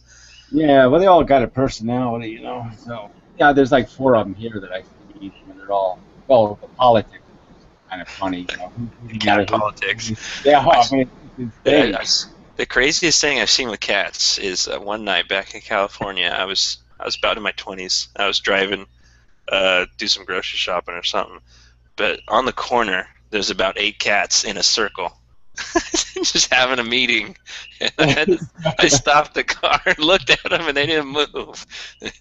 What are you planning? Yeah, that is kind of funny, you know. But they'll do that here. You know, they chased a new cat. Like there's the 4 cats, and so 3 of them had to. You know, the other cats heard the fight. You know, the one I'm chased up the tree. And the other cats had to come and check it out. Oh, you chased him way up there? Oh, yeah, he's way the fuck up there. Yeah, you scared the fuck out of him. It's pretty fun to just watch animals and put the voices to them. I'll do that alone or with friends. It's a good time. And you make a video like that, that stuff spreads on social networks. Like, what's something that spreads very fast? I'm at a lack for the word. Yeah, I should do some kind of cute animal stuff, but instead I'll film maggots and crickets. Well, I mean, someone might be looking for it. Oh yeah, it's the new big thing. Yeah, crickets. Well, I don't know if it's a big thing, but you might, 5 people in the world might be looking for that. yeah, it'll catch on. Don't worry.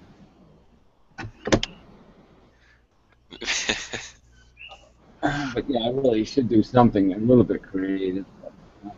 You still doing your artwork? No, not too often, but it's in my head. You know what I mean? I'm in the mood for it.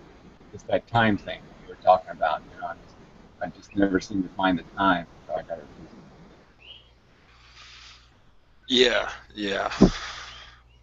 You just kind of have to make it your priority and just do it, Nike style. Yeah, there's just so many things, right? There's just so many things to play with. It's so hard to decide. You know, There's more distractions than ever, it seems. Yeah, I mean, I could just get caught up in so many different things here. It's hard to make choices. Yeah. Well, I guess that's a good thing, right? Having too many things to do is better than not having enough, I guess. What did we talk about? An old modern philosophy at the university. We actually, every Friday, we'll sit in a circle, have a symposium discussion. Circle jerk. I prefer that than the militant. Everybody look at the teacher. You don't even know who's around you. The whole year goes by. You don't even know their names. It's like, I've tried both ways, and I like seeing the faces and connecting the names, and it's better chance of networking, making friends, allies. I just wish philosophy as an academic pursuit had something to do with reality. It just seems like it's like they're not even trying to answer the question of what is the reality of our circumstance. You know, they're just trying to do the metaphysical thing, and they're just always trying to bend it into some sort of crystal, something or other, magical, la la la. You know, yeah. Well, about 9 years ago, I went over all these modern philosophers, and I'm just rehashing it all. We're on Kant right now, speaking of metaphysics. He's got like 30 pages sampled on his prolegomena. I can't even say the word. But it's his metaphysics. And it's kind of boring unless you know what you're talking about and you have a way to, like with YouTube, zazz it up and, commercialize it just a little bit and play ball with what the mass is like. Yeah, and then this whole academic thing where everything's parsed into all this vocabulary and this extensive way of talking about, I think, therefore I am, kind of, oh yeah, that's so profound. I couldn't figure out that I am. What do you mean? You couldn't figure out the am part? The am part seems so obvious. I don't even have to do the thinking. I'm amming all over the place. Am I not? I feel very ammy, right? Whether I'm thinking about it or not, I'm amming. Yes. The context was that was the 1600s? Yeah, well, I just mean that it's just this idea of having to worry about whether you're matrixing or something. It just seems like, what? Why should I even indulge in it's like the God thing, right? It's just so wacky. Like, why should I even waste time with this notion that there's this whole like this is all part of some other play that doesn't somehow have anything to do with like the Earth and 4 billion years of evolution and all this shit. I should waste my time thinking about some other theater that we're a prop in. You know? Okay, well, I'll tell you what the question was. One of the girls in class came up with the question from what she read, and her question was, can we, does reason have a way to go beyond its limitations? You know, rational thought and reason, can it exceed its boundaries, push the limits? And is that, you know, it is a very contradictory, paradoxical question, and but it did ignite the discussion, and there were several perspectives on it. Mine, yeah. Well, I was just going to argue, if I was to state that I think philosophy, the objective is to accurately describe reality, right? Now, if that's what I claim the objective is, right? It's an accurate description of reality, right? The objective? Yeah. The observable? The exterior? No, the objective of philosophy. The idea is to write things or to compose sentences that are accurately describing reality. Like, that's what the job of philosophy should be, is to accurately describe reality. Well, I've heard many descriptions, but the one that of philosophy, but the one that sticks with me is the love of knowledge, basically. Well, wouldn't knowledge, though, be accurate descriptions of reality? It is, but it does. Yeah. It cannot be inaccurate descriptions of reality.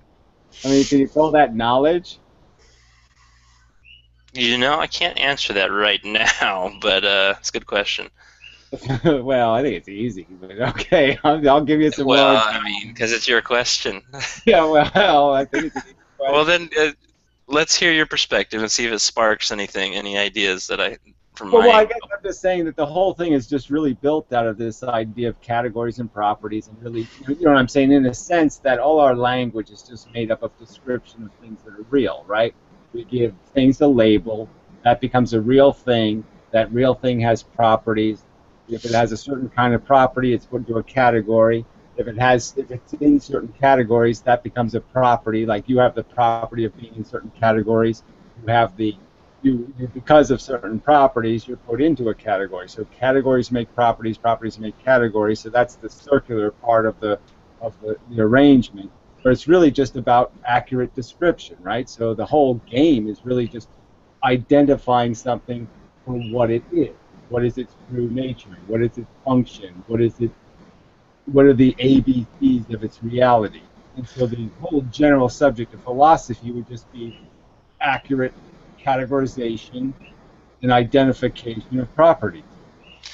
Well, from what I've been reading with the modern philosophers, they all tend to have a slant towards the math and science department, and they use that in some form or another to fortify their philosophy, but they still try to be above these things and outside the realm of math and science and talk about it and use those things as tools to strengthen their philosophy. Well, I would agree that math and science would be good if you just take the quantum out of it, because it's all this quantum math and quantum science that's all fables. I mean, it's all made up fairy tales. I mean, math fails. I chose that name because I am not a fan of doing math. Well, I just mean that the obvious math of 2 + 2 = 4. Okay. That this is a real thing, the property of two-ness and the property of two-ness, and when you add two things that have two-ness, you end up with something that has four-ness. I mean, these are real things, so that kind of math is solid. There's an argument between philosophers that is it a priori or a posteriori knowledge, as in can we reason to it without any experience of it at all, or do we have to have experience of two-ness to go forward with it, or can we reason to it? I think obviously some things you're limited. So I don't think it would be possible to describe consciousness in words if you weren't conscious. You know what I mean? If something was unconscious, not a non-conscious entity, never had a feeling, it would be impossible for me to relate to him something that's like consciousness. You know what I mean? I couldn't say, well, it's like an apple except it's conscious. You know what I'm saying? I mean, I couldn't There's no way I could explain consciousness to something who didn't have any knowledge of consciousness, because there's nothing else like it. So every unique thing would be impossible to describe. You can only describe things based on connections to some other thing, right? A relative comparison. And so everything's understood. Like dog is understood relative to cat, or mouse, or ball, or foot. Everything is understood based on relationship and how it conforms to other things in the world. So, so I would argue that, yes, most things can be described because we already have a connection. We've already experienced something like it. But everything that's unlike anything else that we've experienced, well, then you're in trouble. That almost felt a little Buddhist of you, Gary. The interconnectedness and relatedness of it all. But maybe that's just because it's one of my classes right now, and it's current and relevant to me. Yeah, well, I don't have anything, obviously Buddhism, as it's described on the totem poles, I'd say it does. Okay, the idea of talking to death is nonsense, and the idea of all that kind of, that's all bullshit. Jump in a fire and blah, blah, blah. Yeah, that's all crap. But the idea that, suffering sucks, and boy, aren't we in That's number one. Suffering there. It's right there is number one. That part of Buddhism, I'm saying, okay, yeah, at least you got that part right. Shit, that's right. Shit is stinky. It's a good start. Shit is stinky. Wow, yeah, that's a good start. Right, okay, you got that part right. Yeah, stinky. Okay, now let's move on. And then there's different forms. I guess meditation is probably your best shot at trying to alleviate some of that. That's all psychology. So yeah, that's fine, but that's not philosophy, right? Meditation sounds like masturbation for a good reason. It's kind of the same thing. Well, maybe you can meditate after you masturbate. Well, I'm just saying, so it's the same thing. Where you jerk off, where you actually jizz in the process is kind of irrelevant. I think there's difference. I like the joke and I like the the play off words, but from my experience with both, they had their different palpable feelings. Well, I'm just saying it's all the same to me. That's all I'm saying. I can't really tell the difference. Maybe there's a difference, but I can't tell the difference. What are you smoking tonight, Gary? Nicotine. Vape. I got cigarettes coming though. Thank you, old fan. Indirectly. Sorry. I should have responded to the email, and I should have told you to buy Pall Malls, but it's okay. They're cheaper. But anyway, I think what I can get. I totally delivered to a vapor bar yesterday. Was not ready for it, and just the vape smoke got to me, and the crowd got to me. I'm just in there and out. That's funny. Yeah, I didn't think it would have that much. Compared to real smoke, it doesn't. When you vape, it's definitely not as bad as smoke. It's the smoke on a scale of 1 to 10, 10 being the worst, 1 being nothing really bad. I say that vape was like in a 2 to 3 realm, but it just was not prepared for the visual, and it's like, oh, it's a vapor bar. I should have looked up and saw that it was a vapor bar. Just thought it was a common business. But people let me, the rich people even let me vape in their house, so okay. You hang out with rich people and vape in their house? That sounds like a good time. I don't really hang out with them. I work for them. Oh, okay. That's different. Yeah, they do chat with me, but you know what I'm saying. Well, doing something for the community, right? Yeah, Gary, I froze up there for a second. Sorry, but yeah, I got you. Winston said, but it was all Glenos, so maybe he'll stop by tonight. I don't know. I guess it depends on how long I linger. But yeah, it'd be nice to have some real cigarettes. Very good. Can't do cigarettes. I can do. So yeah, I'll have your share. You would fit right into Hilo. 75-80% cigarettes. Well, it's I've been doing it forever, so one of those things. Yeah. It's part of the culture. I just have to be good at it. Good at it. Yeah, it's one of those. Yep. Oh yeah, I'm doing smoking. But yeah, it's got a nice tropical climate. Wind can take care of most of the problem. And you can just go on a walk right near the beach. Yeah, that's my only gripe with Hawaii. I don't think I could deal with the wind all the time. not a wind person. It's not that bad where we're at. It's more, it's about 50-60% chance of rain, though. But even the rain's not that bad. It's not that cold. It's just like warm tropical rain. Yeah, no, I could live with rain, okay. Maybe it doesn't bother me too much. It's good for growing stuff, and good growing plants and whatnot. I am growing a few of my own plants, but I can't partake the special kind of plants. Oh, I see. Yes. Yeah, but just I wanted the experience to see how, what kind of soil, lighting, Yeah, no. they place them. You put them literally 5 feet away, same conditions, and plant A is doing way better than plant B.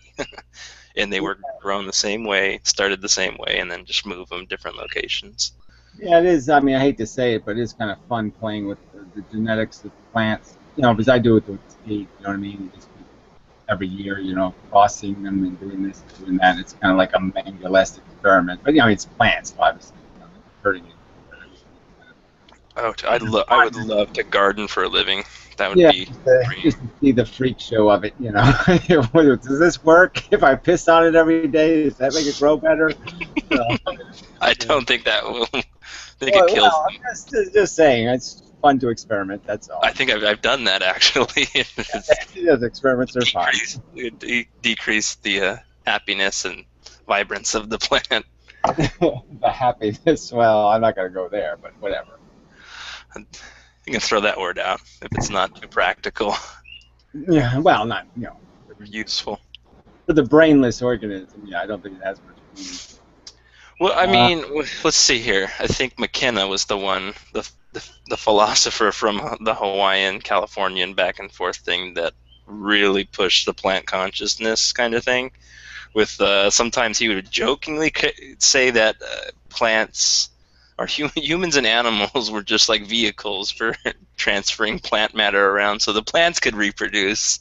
And there's this implying there's this super matrix of plant consciousness that's kind of using us to move around to do its. Yeah, well, that's what I sort of mean, where philosophy just sort of breaks down, because I don't think there's anything like rational about that description of reality. Right? Yeah, I have this big much more articulate than I am. So I have a brain that's wasting 75% of my energy. Right? It's being consumed by my brain. And what's it doing? It's just blinking my eyes. It's not doing the consciousness thing. And it's controlling your heartbeat. It's regulating I'm temperature. just saying it's not doing very much for all of that energy. I'm just saying if I take away the consciousness thing, I think it's taking. I'm just saying it's sending the order to your testicles. Vital, yeah, I know, but it's vital to the function. Without the brain, there's no me. It's the point. I just don't. You can't pull my head off and put it over there, and then say Gary's still here. I'm not here anymore. Gary's in the brain. It's definitely in the control center category for me. Well, yeah, I'm just saying. It's just this whole idea of plants without a brain having brain function. It doesn't make any sense. You have to have a brain to have brain function. Yeah, but if you're really good with words and you're charismatic, you can pitch almost anything. Yeah, that's right. And you have music and all that kind of crap. Yeah, la la la. Candles. I'm going to tell you an absolutely preposterous story. And the birds and the bees spreading the honey around, and the honey turns into some kind of alcohol. I'm going to fuck your brain. Yes, Oh, no. I'm going to go out. I'm going to go in. I'm going to go out. Yeah, I'm going to fuck your brain. Yeah, it's horrible. I mean, it just is it really is a mind. You can just see them doing it. It's just like a mind. I'm going to mind you. Lyrical words and poetry. I wish I had the software to record that and remix it, and then make a viral video of it. I had a lot of. I would split the residuals with you somehow. Yeah, well, I did a lot of great stuff. Brilliant. Your modesty too. Modesty. No, I really was. I just happened to be funny this week, Pretty good. So plants and gardening was the topic. Have we come to the cactus? Have we dried out? Well, I actually ran across cactus. You know, there's some sort of stupid cactus the neighbors were growing anyway. You know, in this pot, and so they're still alive. You know, they survived the winter. It's just like, you know, it's freezing cold this winter. It's just, oh, fuck! It really is. You can't kill that fucker. Yeah, they're resilient guys, and they make their appearances in video games and pop culture, especially with Japanese for some reason. And they have a little face on them with eyeballs. Yeah, well, that's what they do with everything, right? It's put a face, Face and eyeball on the mushroom. That's like that's how they invented Pokemon, right? Is they just put a face and eyeballs on like margarine containers and said, "Hey, look, it has a personality. Look, it has a face and eyeballs." Yeah, okay, it's a margarine container, but yeah, let's just call it Hookah Pook. Yeah, okay. Let's have a fight with, you know, a glass of water over there. You know, put a face and eyeballs on that. We can have a fight with it. Pokemon was invented. Yeah. Sounds about right. Sounds like classic anime to me. Yeah, they really are fun. I mean, I've mentioned before, but before I came into this room, I haven't watched any like Asian pop music or whatever in a long, you know, like 3 or 4 years, and so I saw some Asian, you know, the little chicky poos and the little pink and pretty, and they're all clean, and they all look like they're 13, and they're all rubbing their crotches. And were you watching Miss A again? No, it wasn't Miss. They have a whole bunch of them now, right? They have like There's always been a bunch of them. There's like 70 of these 4-chick, whatever singy dancy things, right? Whatever the hell that is, but there's a ton of them. I couldn't believe how many there were. And but anyway, it's just kind of funny, right? Because it's just this. It's so Asian. It's just so. Oh, it was just so synthetic. You know, it's just so. But it's appealing. But it's so synthetic. It's just so detached from anything like real human. You know, and it's just kind of funny. It's like they are vinyl. It's like they're made out of vinyl. You know, yeah, and they're irresistible. I think that's the biggest appeal of Japanese nearly anything. It's so abstracted from reality that it's just irresistible. There's so many things from Japan I've just wanted to die into for, you know, the last 20 years. Yeah, well, I'm just meaning it's like everything is so clean and everything's just right and everything's just. It's just so funny how it's just so engineered, so constructed, you know, an experience. And but yeah, that's the future, right? Is just this whole manufactured reality. I don't think the trend has changed at all in Japan. I don't think what has changed. I don't really think it has either. I think it's been on that course for a long time. He said he doesn't think that the trend has changed. Well, I didn't think the Japanese really become such whores for this whole American pop. You know what I'm saying? I didn't think they'd get as caught up. They are, but they're whores for all culture, any kind of culture. I mean, there's so many different kinds of culture. I mean, they're obsessed with. I've seen a lot of Japanese stuff that's obsessed with Italy. I mean, it's just like very strange the way they accumulate from. Yeah, they're sort of like the body snatchers, right? I mean, they're really kind of like body snatchers.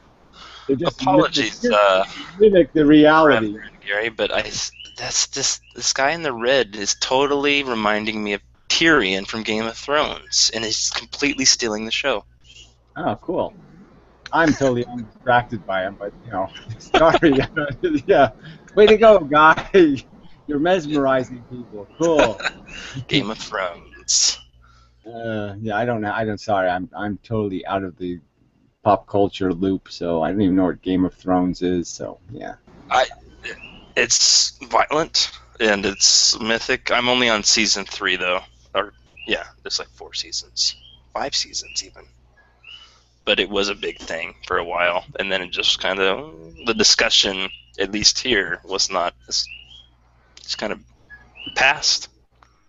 Yeah, I only saw half of one episode, but it had Charles Dance in it, so I was okay with it. Which one was that? Which guy was that? I don't know who he played. Charles Dance is the guy. I guess I'm trying to think of what movie you guys would be most familiar. He was in He was in that really bad Aliens movie. He was the one that Ripley falls in love with, and then he dies. Is in Aliens 3. That's the actor. But I don't know where in Game of Thrones he showed up. Falls in love with and he dies. 3 was on the prison planet. Was it 3? Okay, you know what? I admit it's been so many years since I've seen those movies. I probably am getting the order wrong. I just know that he dies. He doesn't make it to the end of the movie. Yeah, okay. I'm totally a Sigourney Weaver fan, and to kind of counteract what you were talking about earlier, Gary, that's one mature woman that I would take out for sure.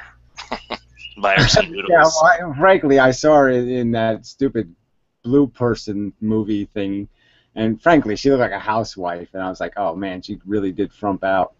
So yeah. So I found her a lot. Housewives need loving too, Gary. I'm just saying. I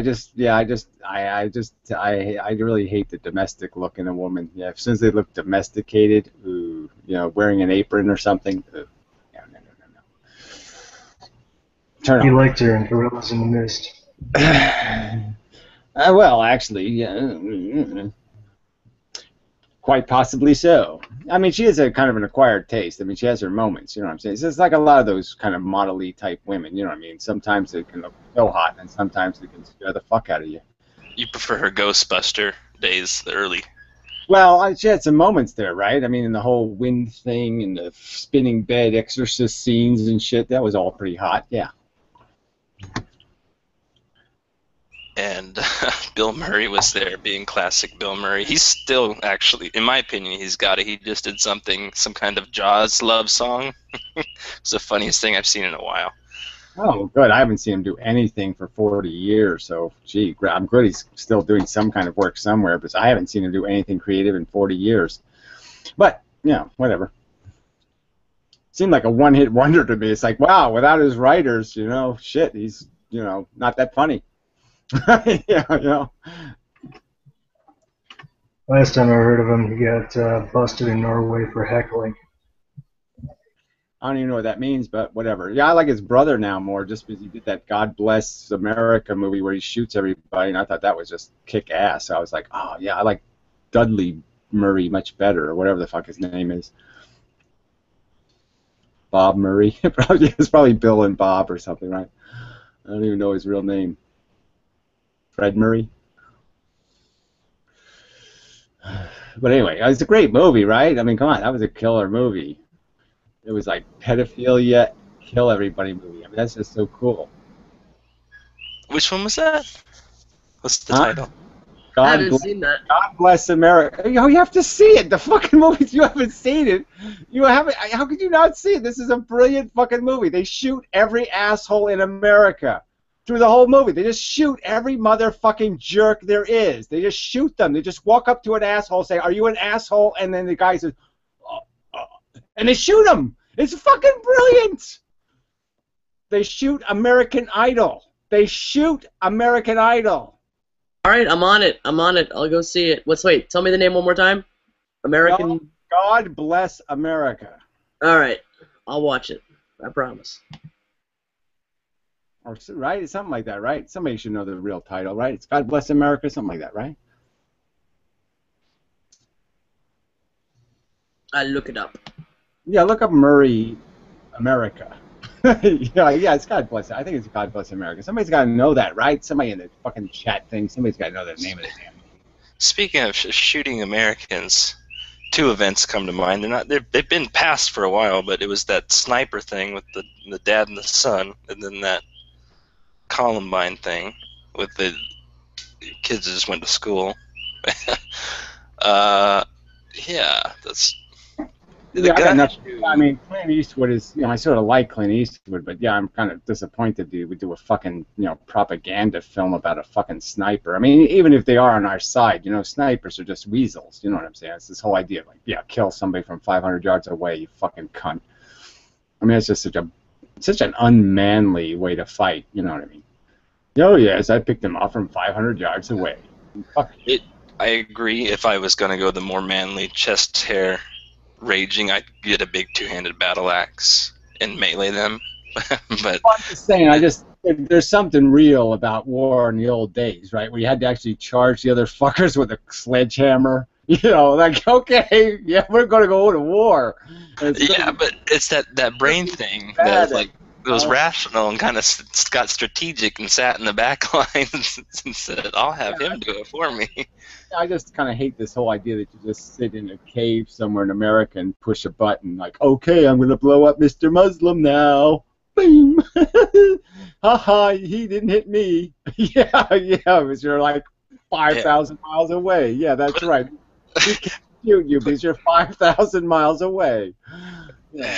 Put them on American Gladiators and let them beat each other with those things. I'm not pro-violence. I'm just saying if you're going to do violence, you ought to at least do it where you got to look the guy in the eye, you know, and say, I'm going to fuck you up. You know, that should be. And that's what they do. That's exactly what they did on American Gladiators. You I know, I'm not fighting over anything. I'm just saying I would rather they had Muslims against, like, Jews or something. You know what I mean? Like, have Muslim and Jew American Gladiator, so it was about, like, they're fighting about something real, like they really hated each other or something, then it would be cooler.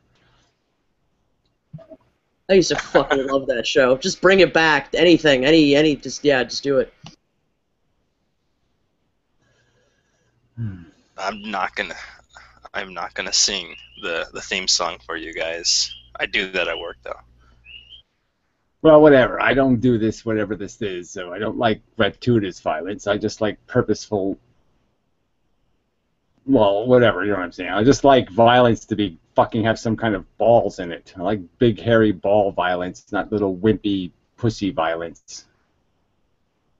Well, just to clarify, in American Gladiator, the thing that I loved about it wasn't really the fighting. It was that they would make them do all of these hilarious, like, obstacle courses. You know, sometimes with just, like, wearing crazy shit. Oh, so funny. Where they used to shoot the tennis balls.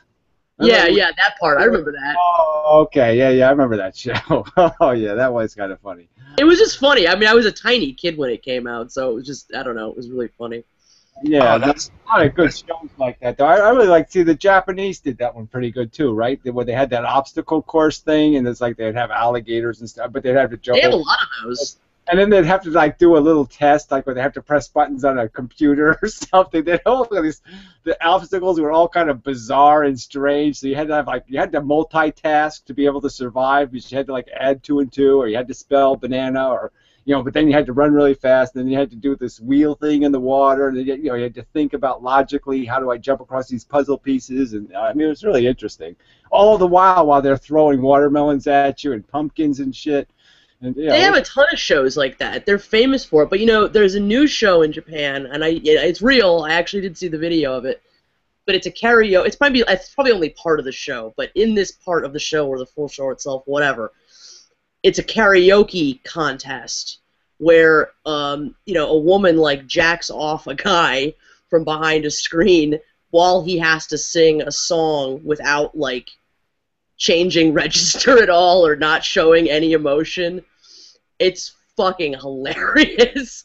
It's actually, like, I mean, for a Japanese thing, it's strangely, like, explicitly sexual in a way that they kind of usually aren't. You know, they're actually touching each other, which is just kind of strange. So I liked it. Yeah. Perversia or something, right? Perversia. Yeah. Perversia. Yeah. Frankly, I mean, you know, I'd give it a shot. I'm into wacky shit, but that's, you know, that's even pushing my wacky, a little wacky. It was hilarious. I liked it.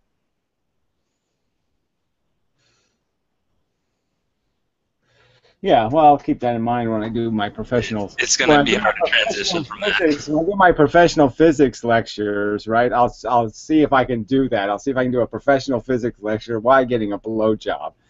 And I'll just say, it's really cool being Einstein. I'm smarter than Einstein. I'm smarter than Einstein.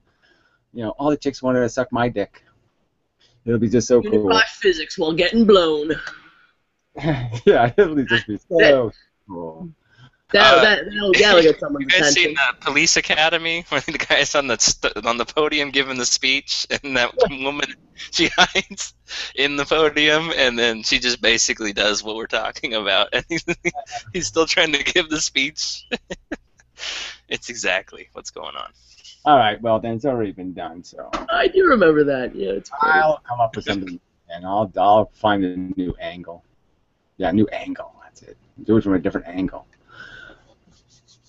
But the catch is there was two of them hiding in there, and when she sneaks out, and the guy that's giving the speech doesn't see it, but he does see a guy come out of there.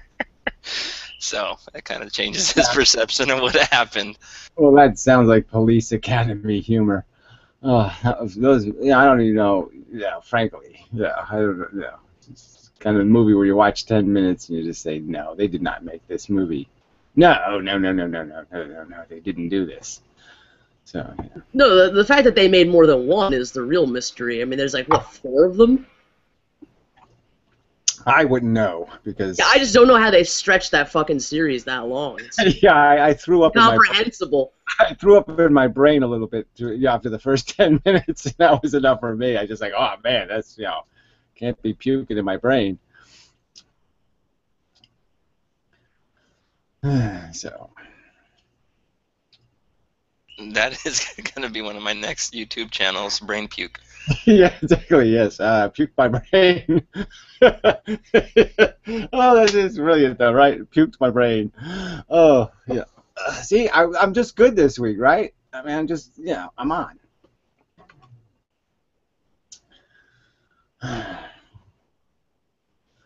So, Brain Puke and movies that you can or cannot watch. It's just what's going on right now. Yeah, no, well, they all are so flawed in so many ways, though. It is just kind of funny. Like, the harder you watch a movie, the more you see, like, oh, man. Like, it's every 2 minutes or something. Oh, plot flaw. Just because I have them running on these digital picture frames all the time. So I've had, like, Lord of the Rings. And, so I've seen it a zillion times, just, with no sound on, but just seeing the movie over and over again. And there's just little stuff. And you're just like, oh, that's so stupid. But there's like this one scene where they're all running, right? They're running. And there's a little troll guy, like the little fat round guy. And they're making it out like this is so tough for him, right? But in theory, right, he's running just as fast as they are. He's just 40 feet behind them the whole time. But he's running exactly the same speed for days, right? So he's actually running just as fast as the other guys. And it's just like, wait a minute, that's a plot flaw. Yeah, okay, reality doesn't work that way. He'd be way behind. He'd be like days behind.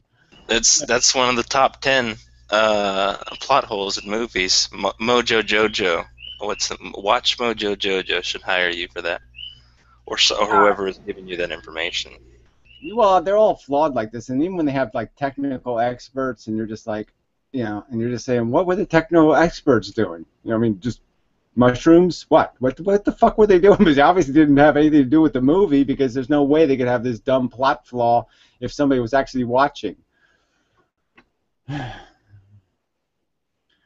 Well, there's so many in those movies. There's so many humans, orcs, trolls. It's epic, and you can't even. I just see a lot. I don't see the individual, but like you said, you watched it many times. Well, yeah, no, you just start to see like how they've just contrived a plot. They contrive a story and contrive all this stuff, and you're just saying, but this doesn't make sense in that way. Anyway, but yeah, just none of it makes any sense in the end. It's just kind of funny how all movies reduce to all these flaws. Not all movies, but you know what I mean. It's just so many movies. You can just see that they're just. It's like The Matrix was kind of disappointing in that respect, right? I mean, it's just such a kind of a bizarre. Just about every respect, really. Yeah, I mean, just such a bizarre premise. Okay, we can't make happy humans in virtual reality. I mean, so then why didn't you just make happy pigs? Why would you bother trying to make humans into batteries in the first place? It was just stupid. Humans can't be a battery. It's a stupid concept in the first place. Yeah, they said they tried, but the human, the humanists rejected. Yeah, exactly. Rejected perfection. Well, what? So the only two choices are mundane, working, whatever. Leave it to Beaver, work whatever shit jobs and crap like that. These are the only two choices: perfection or mundane, dirty city life. There wasn't something like a little better, like hookers for everyone or something. You know, you couldn't like blend a little bit of perfection in there. You couldn't have like the shiny city on a hill or something. No, the Matrix had to just duplicate crud world. I mean, it was just so stupid. You know, and then for this, and so they all had to make somehow like reality, even like reality in the center of the earth in a cruddy little stone city was somehow better than the Matrix. So somehow they had to make the Matrix evil so they could make even life in Stone City is so much better than the Matrix. You know, oh, fuck you. I am for Crud World being produced as a video game or movie, similar to the like Cool World, but Crud World. They can even use animation and tried to go Roger Rabbit. I don't know. It was entertaining. Well, that's an interesting thing, though, that the Roger Rabbit didn't go anywhere. You know what I'm saying? As an idea of mixing, you know, the animation with the real live characters. Because I thought that was going to be a new trend. I really thought that was going to go. I've been wondering that since I marveled at that movie, like when I was, I must have been about 6 years old when that movie came out. Why didn't that happen? Yeah, that it seemed like a very workable. You know what I'm saying? It was very believable. I mean, it was a doable concept. You're just saying like, why isn't there more movies like that? Because it just seemed like, yeah, that made sense. There's only one other movie that I can think of offhand right now that tried it, and it was like it's a famous bomb. It was Last Action Hero. It was a Arnold Schwarzenegger movie that everybody hates. But I love that movie because it does that same thing. It mixes all this animation with live action. It actually did it really, really well. I mean, just on a technical side. But yeah, I'm sorry. Yeah, it's got one character in the police station actually. But they do. There was a movie Space Jam with Michael Jordan as well. That's true too, actually. Yeah, you're right. Yeah, well, I'm just saying there hasn't been much of it. Is all I'm saying. I mean, especially when you have all these like, you know, all the comic book hero type movies have been made. You know, you just think that those would be made for kind of a mixture between real people and comic. You know what I'm saying? Like, you know, the idea of a Superman movie with a, you know what I mean, a comic Superman would be really, I think that'd be kind of an interesting way to do the movie, you know, is to make him. The superhero stuff all went to grit. They just want to push all this grit stuff into the superheroes, you know, world. But yeah, they're all flawed characters, you know, taking by. They're all anti-heroes. They all can't have an erection, and they just it's just they're all so flawed and lame. Yeah, we're all just lame. I mean, the last Batman movie was almost unwatchable because he was such a fucking pussy and a whiner. Ugh. I didn't like it was that the one with Bane and the it was just terrible. I mean, it's just like if I was Alfred, I would have just shot Batman. I would have just said, "Oh, you're too useless. I'm going to be Batman. Fuck you." Well, it's just so sad. I'm going to be Alfred man. Alfred man. Yeah, I'll come to the rescue. Fuck you. I'm going to take in the bat boat and I'm going to clean up this mess. You fucking lazy cunt. I did like the whole cave thing, that like the cave that all these people were living in. They had to climb out. That was kind of a nice metaphor. Yeah, well, 3 minutes of a movie. No, it's true. It was a tiny piece of it, and and like I was saying, I mean, that whole story that movie is based on is so much better in other forms. So they did a really shitty job with it. Well, I mean, the whole idea of Bane wasn't even the real villain. You know, he's just like the Asian chick's bicycle or something. And the whole thing was just so silly. You know, it really just was so bad. Well, for me, I'm just saying, I just found it like, oh, this is the worst. I mean, I thought Batman was bad, but this is just like the worst. It couldn't, you know. I thought it was the worst of the three. I actually really liked the middle one. I know you hated it, but the one with I thought that was great for all kinds of... Yeah, well, some of them had some kind of stuff, but I'm just saying that, you know, I mean, Mr. Freeze wasn't even as bad as this. I mean, I liked Mr. Freeze, actually. The plant chick was too weird.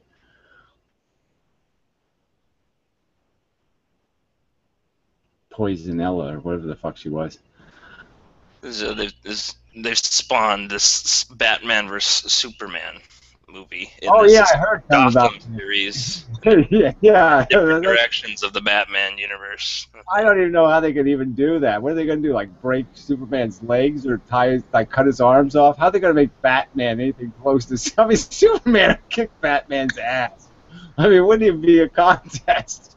Like, oh yeah, the Man of Steel against some some guy flapping his wings. I mean, come on. Oh. Yeah. Can I put links in the chat? Well, you can go ahead and try. Let me see.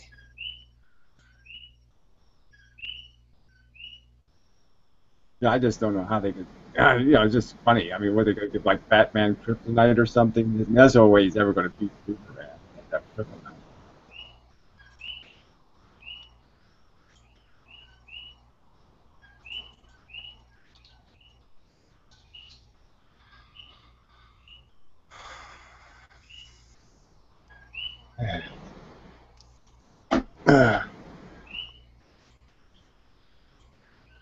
So anyway, I gotta find somewhere to steal movies. I guess I haven't watched any recent movies. It's in the chat. But Ben Affleck is the Batman now, and it's the current Superman. And then with the Gotham series, Gordon is the character of focus. James Gordon. Well, I don't know what I don't know how they're gonna work this out. It'd be better to see like Batman, Superwoman or something. Yeah, I mean that's more his speed. Oh yeah, you can do Superwoman.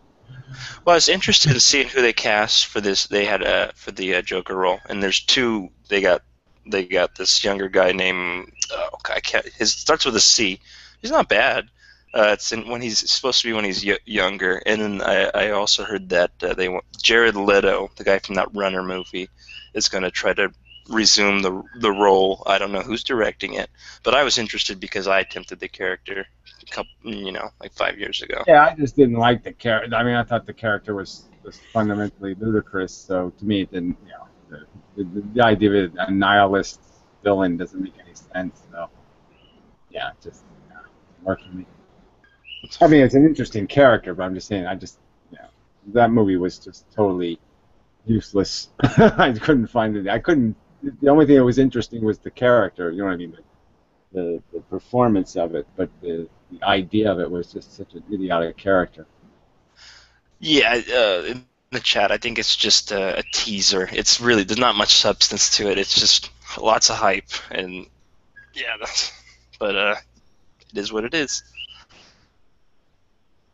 Yeah, well, we'll see. It ends with Batman staring at Superman and questioning if he bleeds. That's the thing.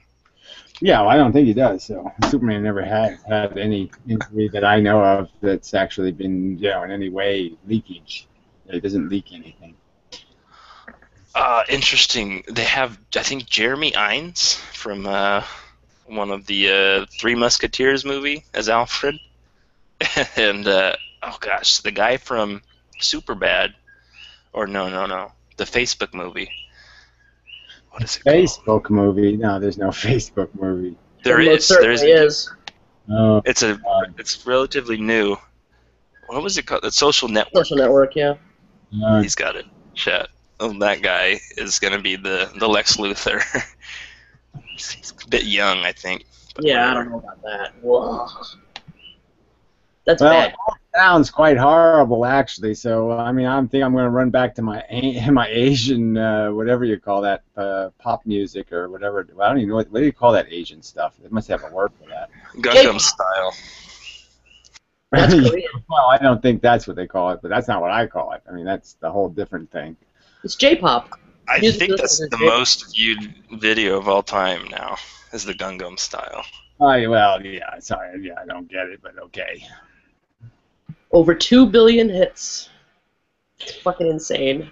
Yeah, well, it's insane is the word for it, yes. But I guess he's like a fat kitten or something. I don't know. There must be something.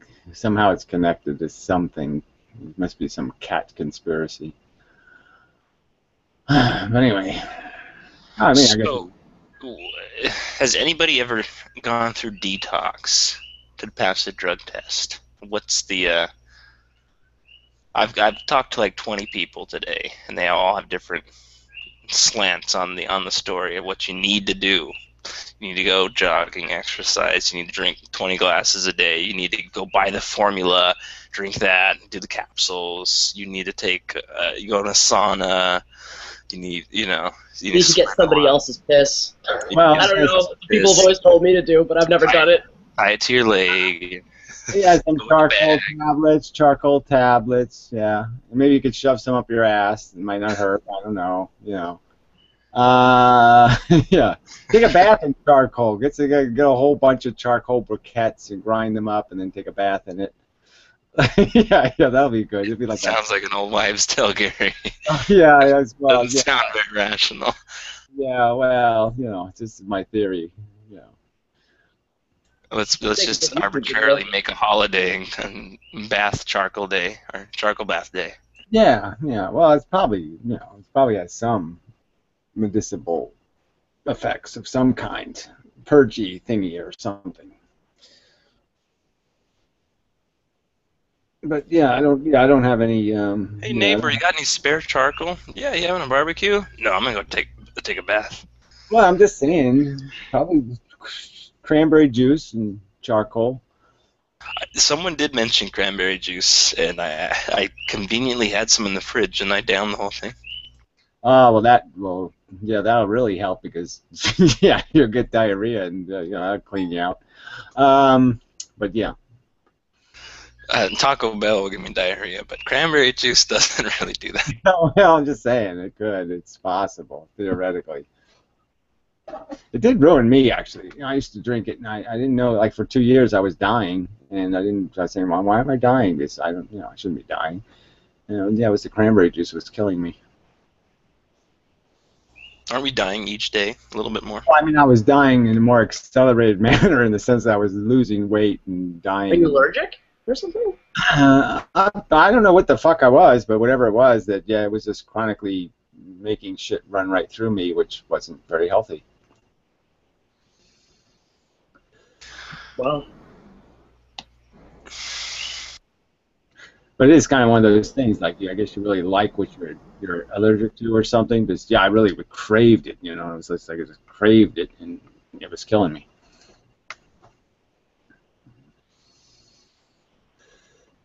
No, it is good. It's probably one of my favorite juices, certainly. I mean, it's acutely craveable. But I mean, I know they typically recommend it for like bladder infections and all that kind of crap. I don't know how much it's really good, but yeah, I could see how that could destroy a person's system. Too much of it. Well, I guess it's all whatever, but yeah, no, it's just kind of some things do fuck you up. It's like grapes do that to me, right? Grape juice. If I drink grape juice, it's like I don't have the same effect, but it fucks my head up. It's like there's some blood sugar thing or something with grapes, but. I get a real rush.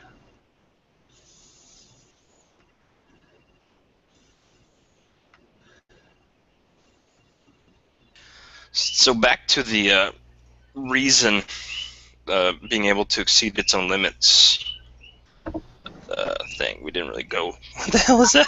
I guess part of me doesn't even know what that means. The limits of what? The truth. I'm just saying, I guess my argument would be is that the truth is much simpler than people want to believe. So the truth is just evolution, tools. We have tools. One of the tools is the thinking brain that can model the world so we can run in between trees and do silly things. And that's really all there is. We're just programmed, conditionable desire machines that are set at loose on the world, and what we desire is, we're hungry, we're horny, and we have this ego thing that creates a social network where we, lock horns with each other to prove who's coolest. My best stab at answering her question was the digital virtual world of when you have, games where a character can try to hack the game and climb up a wall and go exceed the boundaries of what is supposed to be in the game, and thus be exposed to all this territory that's not supposed to be accessed. But you know, we talked about that for a while and went around with that concept, and it sparked more discussion. Yeah, I guess I would say you've already escaped the bounds of reason as soon as you start talking about multiverses or quantum theory. I mean, all that stuff is escaping the bounds of reason. There's no evidence. There's no, it's just wishful thinking. So I guess as soon as you engage in wishful thinking, you've exceeded the bounds of reason.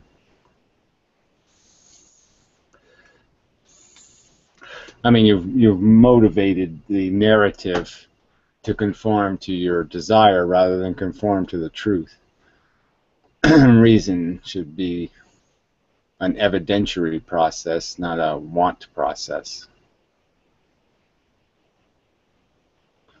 The facts should tell the story, not our interpretation, our desire to interpret.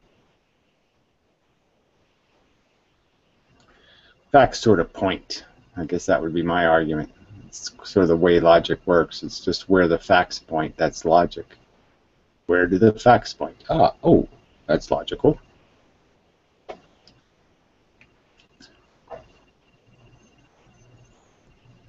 Beard scratching. Yeah, that's that's one way of mimicking the idea of thoughtfulness. Yes, I'll mimic it also. Well, it's not really a beard. It's more of a shock absorber for somebody's ball sack, isn't it? Well, whatever. Metaphor and analogy. So brave. This one. Bathtub guy is known for his pointless rhetoric. Obtuseness. He's quite obtuse. Alright, so yeah, I did enough thinking. Yes, so I'm correct. I've decided I'm correct. Very good analysis, Gary. Excellent. Good job. You can drop the word beard for goatee. I see you are in the beardy beard realm, so you have some say in what's happening on the beard side. Hey, bathtub guy does have himself looking all cleaned up lately. I mean, he used to look kind of scruffy and like kind of a bear that just kind of lived in the woods, and now he does look like he does kind of live in a zoo. He's kind of a manicured bear now. He's going to attract some of the female bears sooner or later. That's what he's working on, but yes, he does look a little more civilized for some reason. Hey, Babu! Yeah, exactly. I don't think I'm liked very well by the fucking ranger, though. Hey, boo! Yeah, that's what it was. I didn't know it was Yogi Bear, but yeah, that was pretty good. Yogi Bear was pretty cool. Picnic basket! Hey! Yeah, that was just, that's all that life is, right? It's just it's all about the picnic basket. It kind of sounds like Fred Flintstone too. Was it the same guy that did that voice? Yeah, it's all a Hanna-Barbera guy, so he had to do all the voices. Sounded more like an Italian monster. It's like 3 people drew the cartoon, did the animation, did the voices. You could really see it. It's like, I love the background, the Flintstones, where you can actually see them turning the wheel of the background. The background, just the same background moving. You can just see the guys turning the wheels.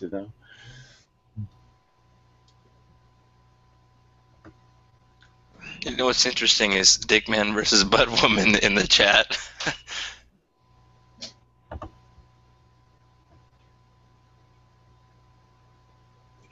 I'd like to see that confrontation.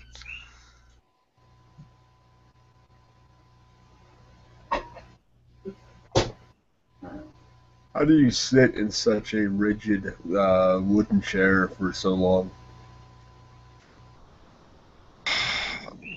It's probably because I'm in decent shape. Go on runs. Stretch. Yeah. You want to send me a comfortable chair? Yeah, it's like the Buddha thing or something, What doesn't kill you makes you stronger, and such. It's more, the question is how I sit in a delivery driver car for 10 to 12 hours a day. Yeah, well. They gotta pay rent. They Electricity. They have shifts that long at the fucking pizza place. Can. I wouldn't like having to be that close to somebody's door that I don't know. You know, somebody. You know, you never know whose house you're going to go to. The person's house that smells like cat shit, or the person's house that smells like, you know, like death. Just Well, it's all about the tips, right? Yeah, I mean, that's how, it's like when I did my newspapers, right? I had the same customers, but yeah, you always said like, oh man, these people don't pay me and they don't give me, and they don't know tips and there's no shit and then they're paying me. Oh, we want the paper inside the door and we want you to kiss it goodnight and we want you to, rub our, I mean, it's just like, fuck you, fuck you, fuck you. You don't pay me shit, you fucker. Yeah, I was a delivery boy for 5 years, Gary, so I can relate to that. Yeah, I mean, tomorrow's actually my last day. Yep. Your last day of what? Of delivery driver. Well, I'll be delivering mail. Yeah, well, that's even better. Yes, yeah. I thought you were doing the civil service thing. I said that's a good idea because those government jobs is the way to go. Because you can run the place, right? I mean, it's all idiots at the post office. So like, what, a year? You should be able to worm one of those retards out of their job and be able to get yourself in the good business. I mean, you don't have to have much brains to run the post office, right? I mean, they're really. At least the fucking mail goes into a box and they can't make a special request from the postman. The fucking newspaper business is bullshit, though. Yeah, like you're saying, put it in my door, put it here, put it there. It's like they're more concerned with where the fucking paper is than actually getting the fucking paper. Yeah, well, I really resented that people thought somehow like this shit didn't matter. You know what I mean? Like I didn't have to pay for the papers. You know what I mean? It's like you're an independent contractor essentially, and these papers cost you money, and so when they're stiffing you, they're fucking you because you had to pay for their paper. And it's like they don't get it. It's like, okay, it's one thing to steal my labor, but you're stealing my fucking money, bitch. You know what I mean? I paid for that paper, you shit. I would just slide a fucking $1.50 in and just take fucking 30 papers out of the fucking machine. They don't fucking care. Yeah, it just annoyed me that people just didn't get it. Like they weren't just, like I said, they weren't just stealing my labor. They're stealing my fucking money. That's what happens when they become too comfortable like that. You know what I mean? Yeah. Well, some of them you felt bad for because some people were kind of like shit would happen and they'd have a rough time and all that shit. But you're still just saying. I mean, it ain't my fault. You don't got money. You know what I mean? I know you want a newspaper every day, but fuck, it ain't my job to give you one for free. I don't understand today why people even bother getting the fucking paper with the internet. It makes when you and I were doing stuff. Oh, I know. I don't. Nowadays I don't. I think it's the only people who are. It's the coupon clippers and shit, right? I mean, who else is buying the news? I mean, you know what I'm saying? Realistically, yeah. Who the fuck would waste some fucking $2 on a fucking newspaper every day? Fuck that shit.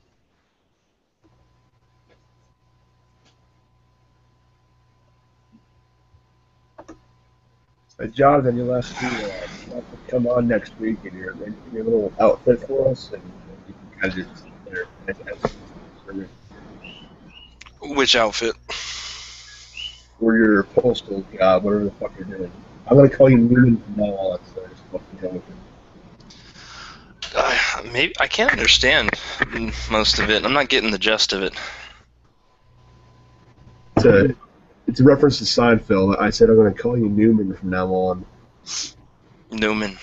Yeah, I don't know. I'm definitely fat and I wear glasses. So. You don't have to get so verbose about a fucking little comment here to put some comedy into the fucking some zest. Yeah, whatever. Yeah, whatever. You're bad spice. Trust me, bad spice. Yeah, I'm gonna head out. You guys have a good night. Yeah, it was Later. good. Yeah, and happy whatever you call those people that work for the government and steal all our money.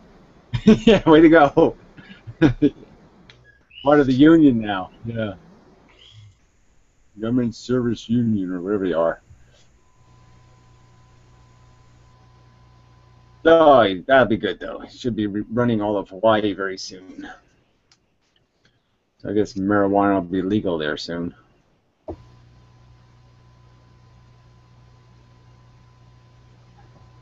It's obvious that states are fucking retarded if they don't make it legal due to the benefits. But you have states like Oklahoma and Nebraska that are trying to sue Colorado because their state mandated that law. It's fucking retarded. Yeah, well, I don't want to get into an argument about it. Like I said, I think it's just retarded to think that you can just legalize fucking something like marijuana and not have rules about its use. So I'm just saying, until you figure out how to regulate it, in the sense that I don't want truck drivers stoned, you gotta do something about that, don't you? I mean, do you really think you can just say it's okay to be stoned, and show up to fly airplanes and shit? It'd be called driving under the influence. So they already have that. No, but there's no way to demonstrate. How do you do that? Explain to me the blood test that's effective. I mean, you smoked pot 3 days ago, right? You're gonna just test positive for THC. I'm not gonna know whether you smoked pot 10 minutes ago or 3 days ago. Well, and either way, they're fucked. They can't fly, whether it was 3 days or 10 minutes. Well, I'm just saying. So, I'm just saying, is that a significant rule change, game changer?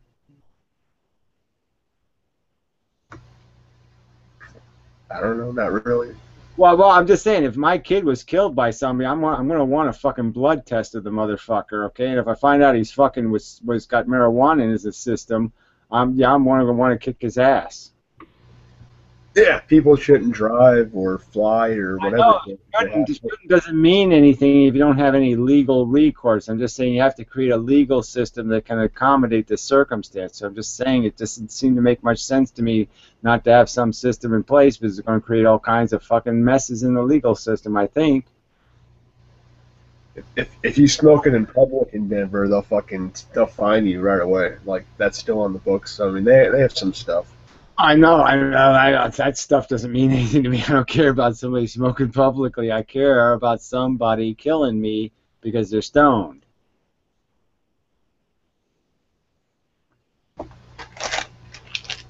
If someone gets pulled over, they'll give you a blood test on them for marijuana. I'm just saying, how is that going to work? I'm just saying, you're going to end up with these huge, giant legal fucking messes. I'm just saying, but wait and see. But I'm just saying, I can't see how they're going to work that one out. Alaska legalized it as well. Yeah, no one lives in Alaska, so. Well, Alaska sucks anyway, but yeah. Well, I mean, it's full of fucking axe murderers and other psychopaths, so yeah, who cares what Alaska does? Did you ever see Grizzly Man, that movie? No, I heard of it, but I wouldn't bother watching it. Sounds like a big, long bore to me.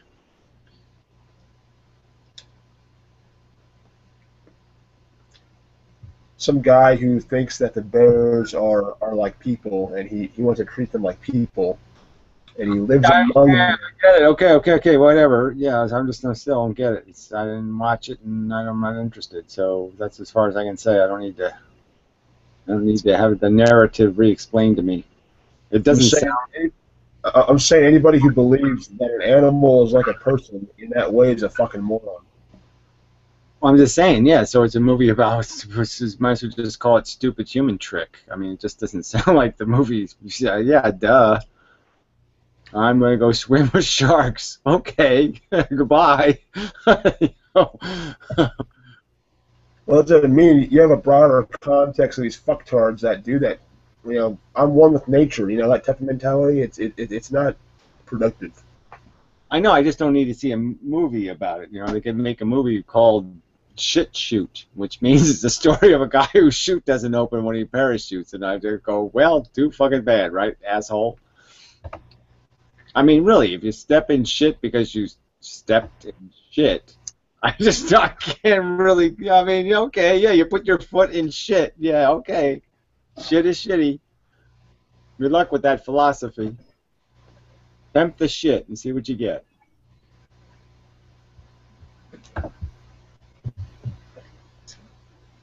Hey, Blinded Sun, go ahead, man. Do you want to say something? Go ahead.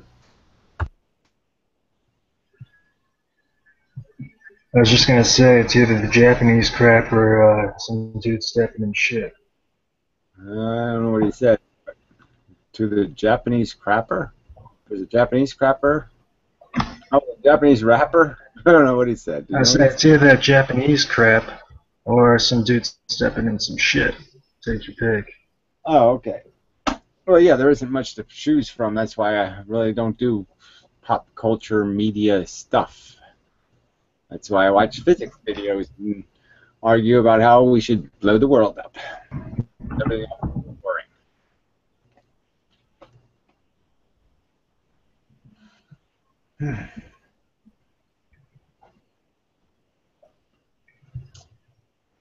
Anyway, yeah, I just don't find, yeah, I'm, whatever. Yeah, I am kind of picky. Do you watch TV at all? Yeah, no, Here? I got rid of the cable like whatever it is 7 years ago, and I just never, I had a fight with a cable company over $50 and told them to shove their cable up their ass, and I just never got it reconnected. Yeah, no, I don't like capitalists. I paid my bill in advance, right? And so they sent me notice that cutting my cable off because my bill was 3 months behind, but I had actually paid ahead, so I was only $50. All I owed was $50 fucking dollars, and they cut my cable off over $50, and they were going to charge me to reconnect, and I said, no, you can go fuck yourselves, okay? Fuck your $50, fuck you, get your shit off my property, you motherfucking cunts. And that was fun. Yeah, so I just mocked them when they were doing it too. When they were installing my cable, I was just mocking them. Ha ha, I'm cutting your salary right now, fucker. You're going to be out $1,000 this year, fucking cunts. So I just mocked the fuck out of them. That's how I got rid of my cable or any television. I just had enough with AT&T, so I just screw it, take the money. The dilemma now is Verizon's just fucking me up the ass for my internet, so I have to find another way to get my internet.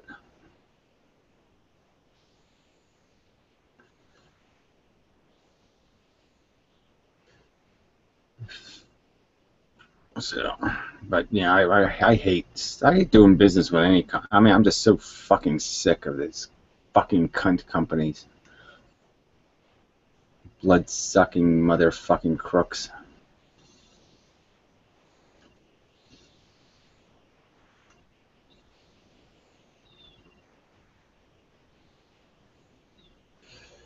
I mean, I really hate when I'm a customer to a company and they send me mail trying to get me to be a customer. That kind of thing. You're just like, you're wasting my fucking money sending me goddamn mail, and I already have your fucking product, you motherfucking cunt.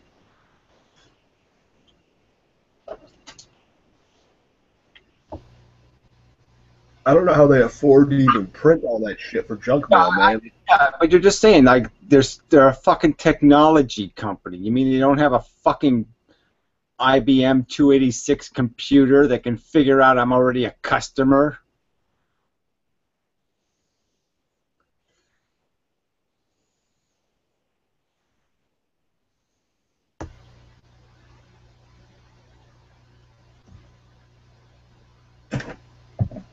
I missed my CompuAd 286. I love that thing. Well, I still play with mine now and then, I have to admit. I love firing up the old 286 every now and then just to say, holy shit, I use this as a computer? I must have been out of my mind. Takes 45 minutes just to boot.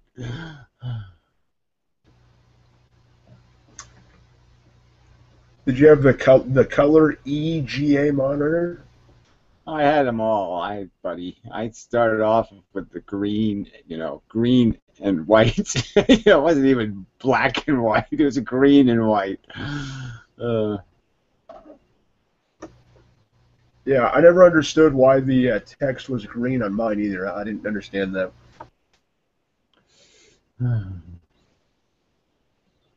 But in a way, it was the good old days, when the first, before the World Wide Web, when you just had the internet, quote unquote, and all those free downloads and all, it's just so interesting to see what was out there and all these, the internet turned into such a crass and tacky thing.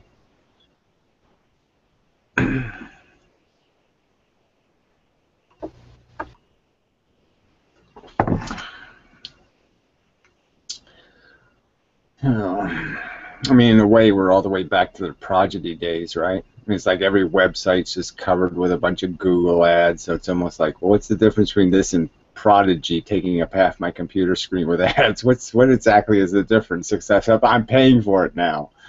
You know, I'm not getting it for free. You know, it's like cable TV, right? You're paying for commercials. Oh, I'm paying for cable, and all the cable channels are covered with commercials. Wait a minute, I'm paying twice. Well, does this make sense? I'm paying twice?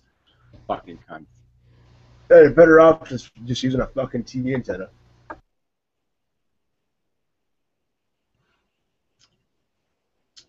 So it is kind of tragic that the whole information superhighway just became the propaganda super shit road. That every year they want to regulate it. You know, that pisses me off. I frankly would like some regulation, so I would like accountability on the internet. I think that'd be good. I'd like an accountability internet and an unaccountability internet. So let all the porn hustler crazy fucks be on the chaos roads, and I'll just drive on the highway that's actually paved and, you know, has guardrails and signs and all that kind of stuff. Most of the stuff I want to do on the internet is, well, all the stuff I want to do on the internet's honest, and, you know, I don't want to function on this fucking troller net.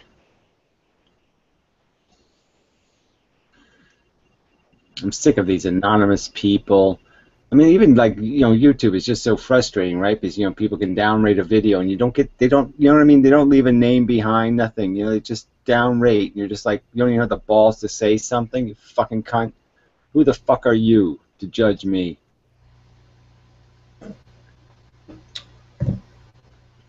I can't believe more people haven't come up with more, you know, like little tools like you have, like when you were, you know, like when on your all six index, when you had like all the comments from different videos, like it always really surprised me that people haven't come up with ways of like really charting who's actually thumbing up your videos or who's thumbing down. I mean, maybe that information is just impossible to get to, but I mean, it doesn't. It's like even the positive stuff that the site does, or like, well, positive's not the right word for it, but even like the whole, you know, like thumbing up a comment or something like that.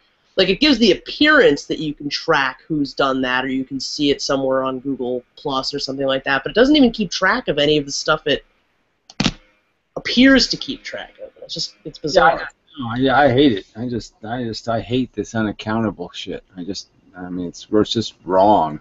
You know, I just don't like, you know, fuck that shit. I mean, the person's name, it ought to just say with your name, it ought to say how many subscribers you have, you know, what your activity is, how many times you've been blocked by somebody. Wouldn't that be an interesting feature to see how many times you've been blocked by somebody?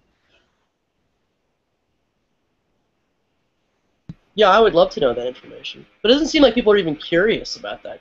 You know, Well, that's because most of the people on the internet are trolls, and that's the whole point I'm making. Is that most of the people on YouTube are fucking assholes, right? I mean, most of them are assholes. That's why Thunderfoot has 300,000 subscribers, is because most of the people on the internet are assholes.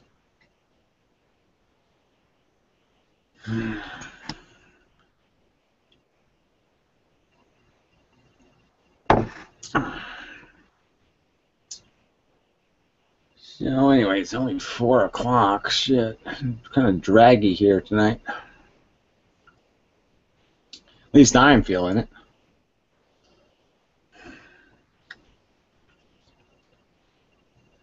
Oh, feed me, fuckers. Come on.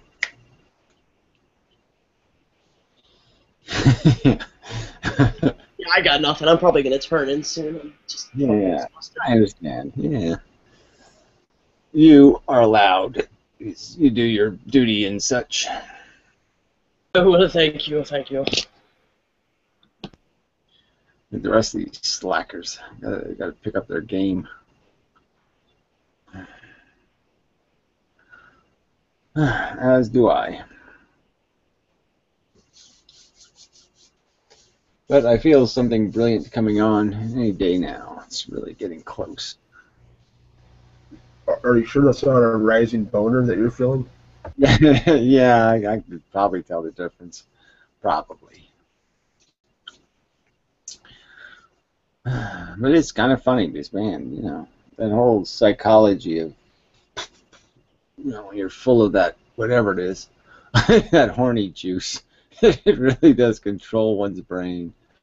I go through that every spring, you know, you have that kind of spring ruddy kind of feeling, you know, at least I do, you know, after the sedentary winter, once you start moving around a little bit, you get your blood going and you get a little hornier than usual, and you're just like, man, you just feel the animal in you. Mating season.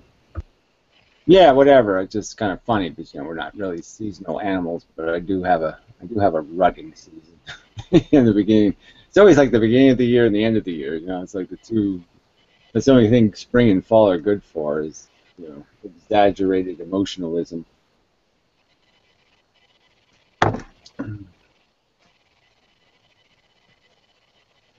Anyway, what's this cat person? Probably some chick of some kind, right? See what the name is. Yes, Lisa. Lisa. Probably pronounced Lazia. Yeah, nobody pronounces names normal anymore, right? Lazia.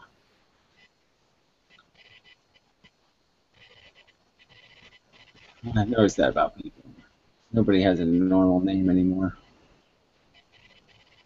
I heard statistically, like, the name Gary is like a big, huge loser now. Nobody's being called Gary. So I thought that was pretty cool in a way, just because now it makes me even more special. That's my father's name as well. Well, that's kind of weird. Yeah. It's a weird-ass name. I mean, I've never really felt comfortable with it, but, you know.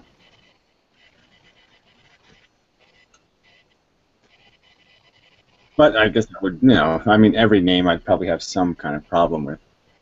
Except I really do like Vigo. I probably could have done Vigo okay. Yeah, but what's your middle name, though? Dick. Yeah. I would never use it when I was a kid, right? I always said Robert, you know, because I was going to say Richard, because then everybody would just say Dick, you know, and so I was like, shit, this is no good. But now I would like, shit, I could really take advantage of it, because unlike Richard the Dick Coughlin, I'm actually a dick, you know, so I could do, you know, Gary the Dick inmendham, you know.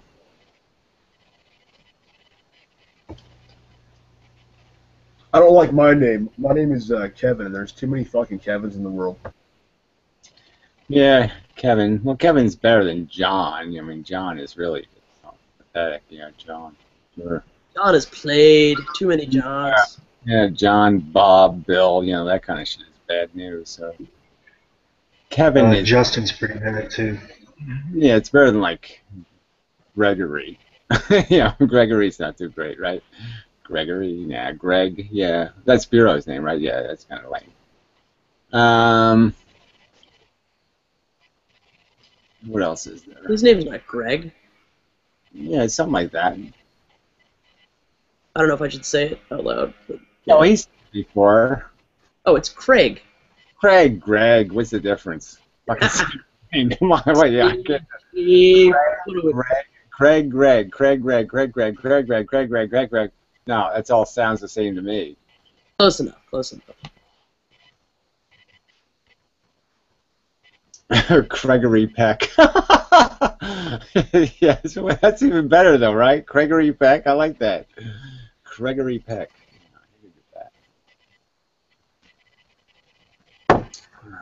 Gregory Pecker. Maybe I should just name my name. I would change my name to Pecker.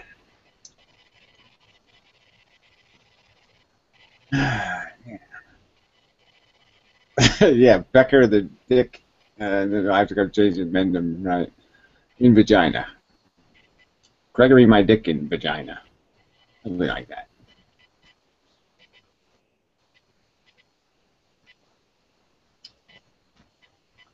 That'll go over well. Yeah, well, you know, when I have a do-over, that's probably how I'll do my do-over is, you know, to do better special name.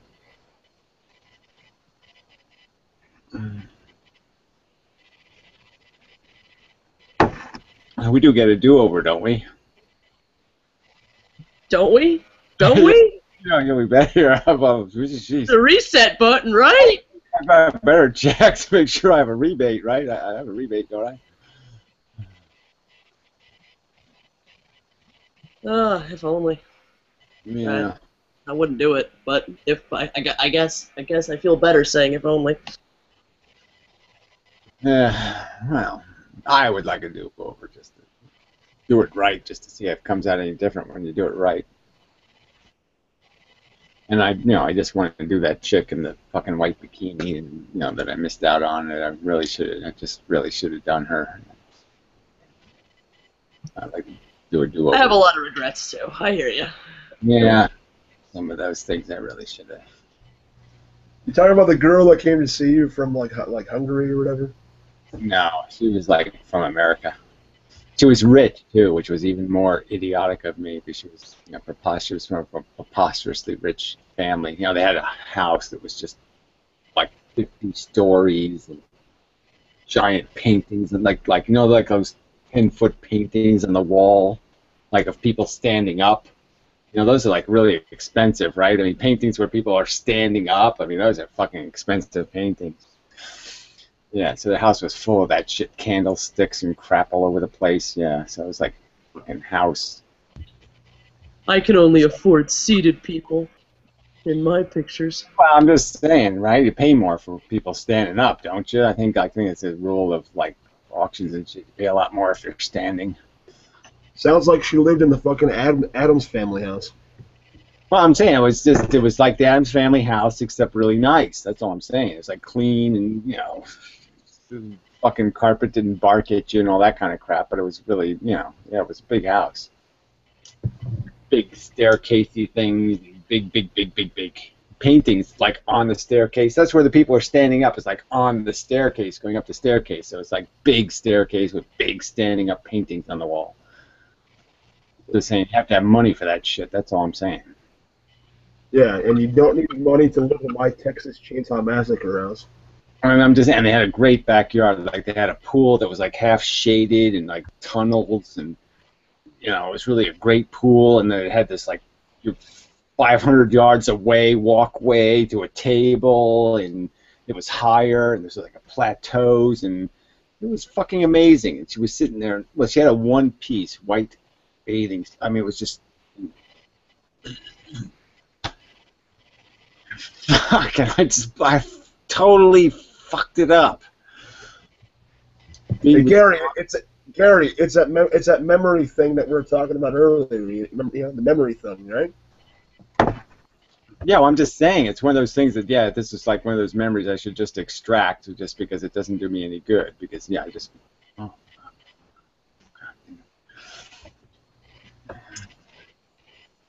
I missed an opportunity. And now you've got her in that bathing suit in your head for the next 5 hours. Yeah, well, that's cool though. See, I guess that part is all right because I can do her again in my brain. Yeah, it's in my brain. No herpes that way, so that's the safe way. But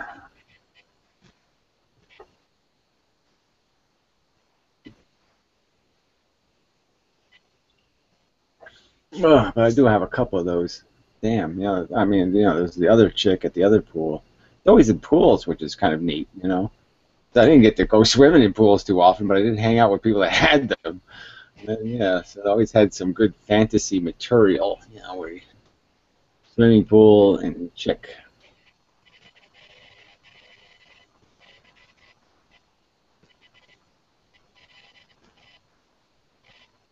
Yeah, but I was just so insecure. Ugh, I was pathetically insecure.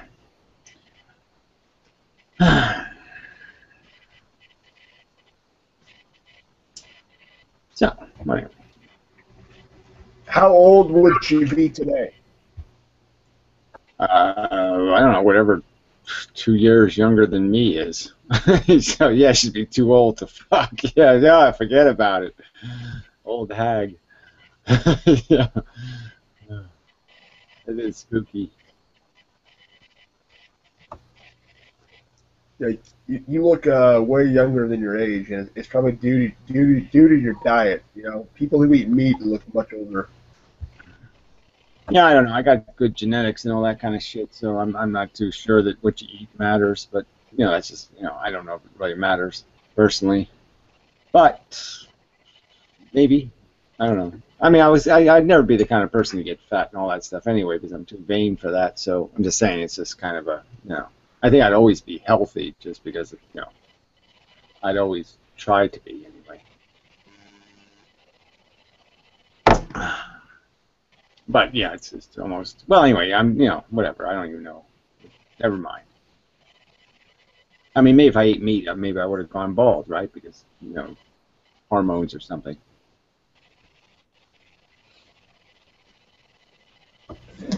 Does your father still have all of his hair? Yeah, well, it really doesn't go by your father's side of the family, but he does have hair. Yeah, he didn't. He's got most of his hair still. 93, so that's pretty good.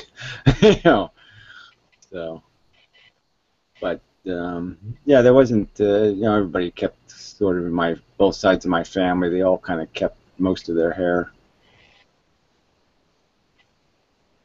mostly. I mean, you have more hair than the band members in Twisted Sister. Yeah, well, I wouldn't go that far, but it used to be so much better. I'm just kind of pissed that my hair is weaker than it used to be. Weak hair now. And it's growing in the wrong places. Yeah, well, it is kind of funny. Like when you get old. What do you mean? Well, I just mean that there is some fucking weird ass fucking like my eyebrows. It's like every now and then I'll have like a 4-inch eyebrow hair, like 4 inches long. How do I grow a 4-inch eyebrow hair? I mean, it's That used to happen to me too. I used to get one hair right here that would grow like this long, and I wouldn't. It was such a thin strand. I don't think I wouldn't notice it until like I just like threw a foot or something in the right way. You didn't notice a 4-inch hair growing out of your face? Yeah, well, and then I'd find out about it, and I'd kind of like it. It was kind of like my mother would like scream at me to pull it, and I was like, no, I'm like the Elephant Man. This is fucking awesome, and so, but I wouldn't, Cool. Yeah, all right. I'll have to concede it. So anyway, yeah, I saw that rapper guy. I meant to talk to you about that. Not the hip hop guy. He is kind of amazing. I don't go for that whole hip hop bullshit, but I mean the tattoos are just kind of he's really it's well done. He does have a look. Yeah, I'm into it. I really like it, and I mean it. I have not enjoyed a lot of rap music at all, but he's good. He's just it's got a very professional, well-produced edge. Even though it's nothing particularly complicated in terms of the shooting or anything. But yeah, I was very pleased to be a part of it. I mean, I hope he can take it far. I really do. Yeah, it's interesting sort. I mean, he had PM'd me a while ago, and I just didn't pay much attention. Just because, I don't pay any attention to PMs, but he mentioned to me he's a big fan of your videos, and yeah, he just happened to message me on Facebook, totally out of the blue, and so I guess he and I are gonna keep collaborating. I mean, in the future anyway. Make more video clips for him and whatnot. And he actually did. I talked to him briefly today. He said he's gonna start making some vlogs. So I don't know. I don't know in detail. Where I know he's an antinatalist, but I don't know much about the full gamut of his philosophical stances. But he should be an interesting person to learn more about. Yeah, like I said, I just figure he's got some sort of he has a flair for it. Just because, like I said, he's obviously. I mean, it's a very bold thing to do this tattoo thing, but he's it's kind of done in a kind of it's a good aesthetic. I mean, the aesthetic just has a thing about where I'm saying this guy knows what he's doing. Yeah, I looked at his and he is. I mean, if I'm not mistaken, he designed all the tattoos himself. And yeah, they just have there's a kind of over tattooing that just looks like fucking Viryablast. I mean, Viryablast is a perfect example of somebody who has tattooed their face, and it's a fucking an abortion, but not in a good way.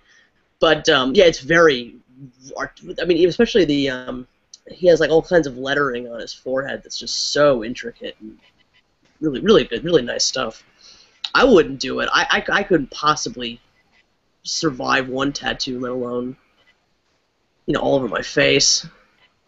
Yeah, I don't know mean, how people would put up with that.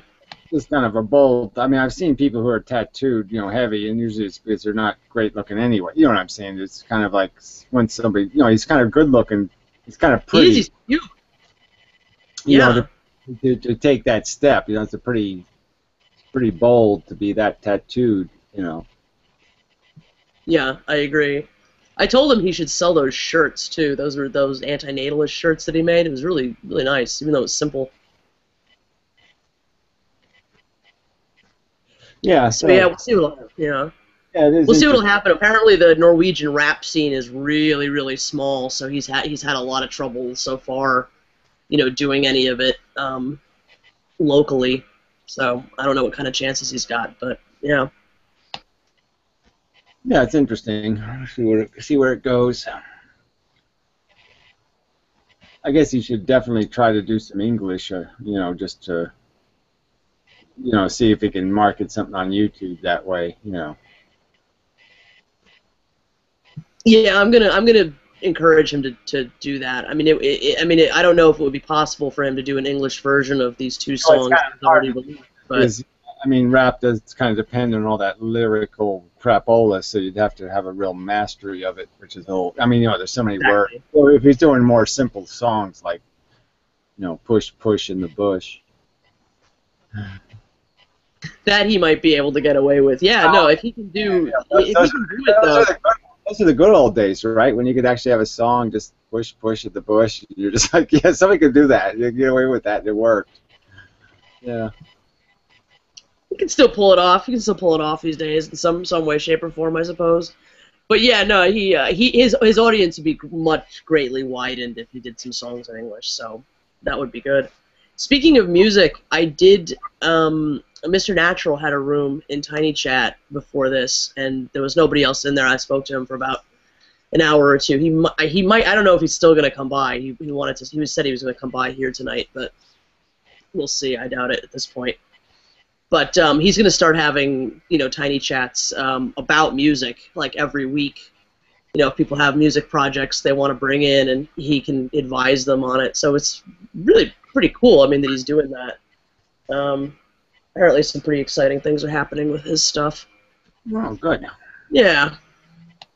Yeah, maybe I'll do some violin tracks, and he can tell me how to make it sound like music.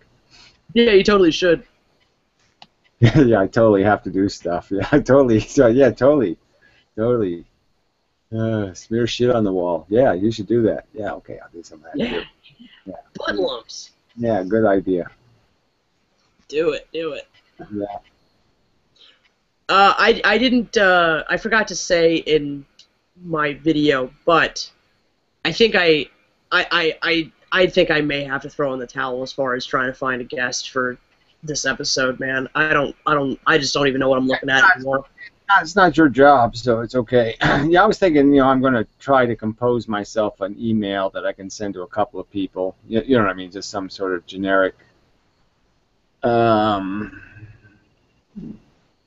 This might be good for you. I mean, some way I can talk them into, look, it might be worth your time just to get involved in this because, you want to be on the right side of this curve or whatever, some way to say it in some kind of way where, look, and I can pay you some money and blah, blah, blah, and blah, blah, blah, some sort of seduction to somebody that has some sort of physics balls. So anyway, we'll see. I'll see what I get done this week. Yeah, I mean, I've done something like that, as far as drafting a general invitation, message kind of thing for all the other guests that we've had and anybody that I contact. But for this particular topic, it's just, it just requires something that I just don't have. I don't know how to do. I don't know how to approach these people.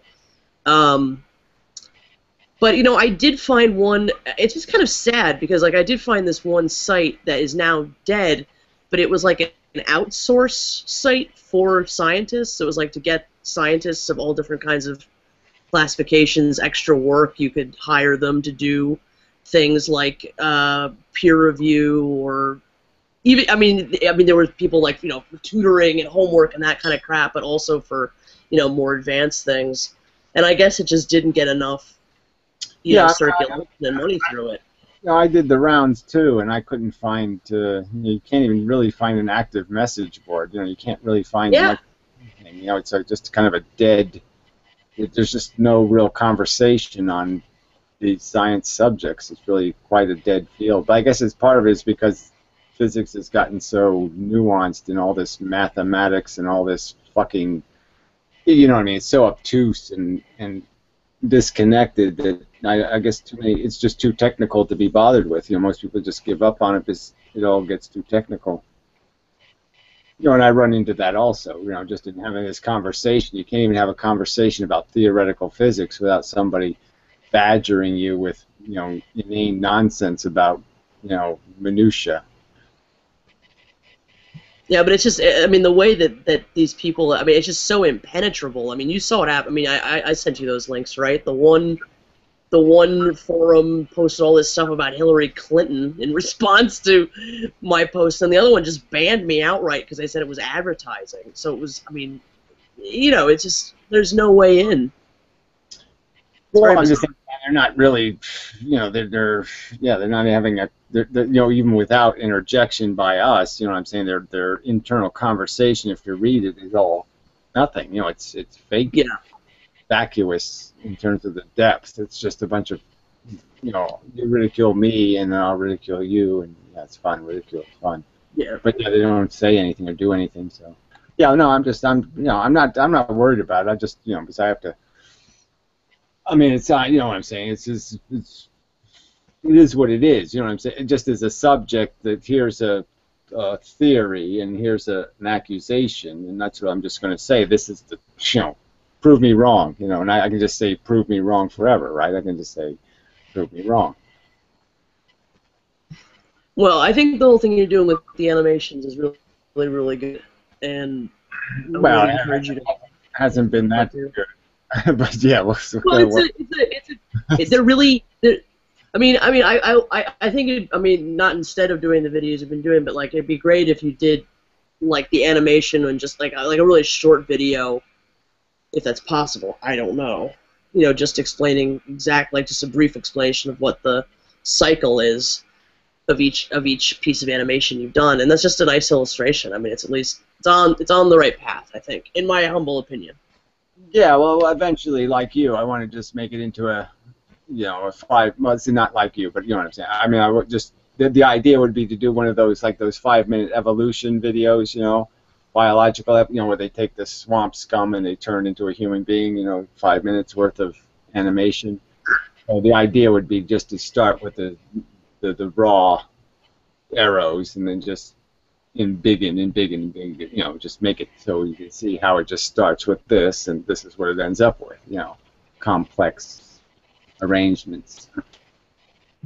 Yeah, that sounds great. Yeah, well, that's the plan, but we'll see what I get to. I mean, that's not probably going to happen in time for this episode, but we'll see. Who knows? Well, that's okay. Yeah, well, like I said, I'll see how the week goes, and if I can't find somebody, then, you know, then I'll just, like the rest of the episodes, I'll just slop it together. Yay! But I still like it. I like the idea of it, so I still, you know. What, of Lauderdome? Yeah, I just, you know, I do too. I'm not dissatisfied. I mean, I'd like it to be a little more interesting to people, but I like what it sets up as an argument. You know, it just sets it all up so we can build on it, but it's a good foundation. I agree, and I do want to. I mean, once I'm officially out of school too, I can spend a lot more time, you know, actually focusing on it for a change, since I really haven't been able to the last couple of months. So, yeah, I still think it's got a lot of potential, but it just needs to be. Yeah, it needs some TLC. Yeah, it's just a new transition I have to make too. I have to become more literal. You know what I mean? I have to start writing more, and I just really have to get into that habit. Create, you know, written addenduments. Yeah, addenduments. Okay, I just make up. Well, a word. you have a lot of writing too. It's a matter of pulling it all together and doing that editing work. And I think you've got it. It just needs to be, you know, compiled. Well, that's what I'm saying. I guess got to do some polishing work here. Instead of doing this, you know. Well, like I said, I've just been too sloppy about a lot of things, so I have to get a little more professional in my functionality. And I think I froze. I think you're okay. Still okay here. I don't think I'm okay. Yeah, you're still okay. Still working. It's okay. I think it's all frozen. Mostly. I'm gonna be quiet now because I don't want to. That's all right then. Let's see if I can talk to that cat. Meow. Meow. Meow. Maybe I have to talk Chinese cat or something. Meow. Meow. Meow meow. Nope, nothing.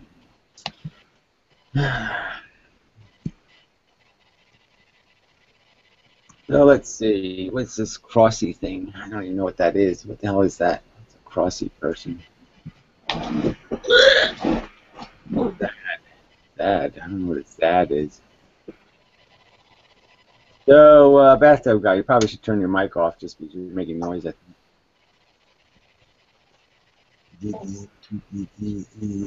It's actually not on. Okay. Sounds like you. You're an old fan. It's either old fan or Lisa. Sorry. Okay, let's see if I don't think the cat would be offensive like that. Cat can be offensive. It might be me. I don't know if you can still hear me, but this fucking thing just won't shut down and it's frozen at the same time and it's still open and I can't stop it. But it'll probably stop soon. How do I unmute somebody if I mute them? I didn't realize there's no unmute button. Holy shit, that's rude. Sorry, Lisa, I didn't mean to mute you, but you weren't saying anything anyway. But that's funny. I can't unmute her? That's fucked up. I didn't know that. I didn't know I couldn't unmute somebody.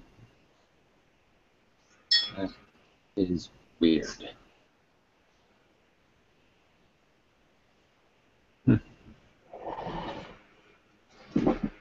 Very strange.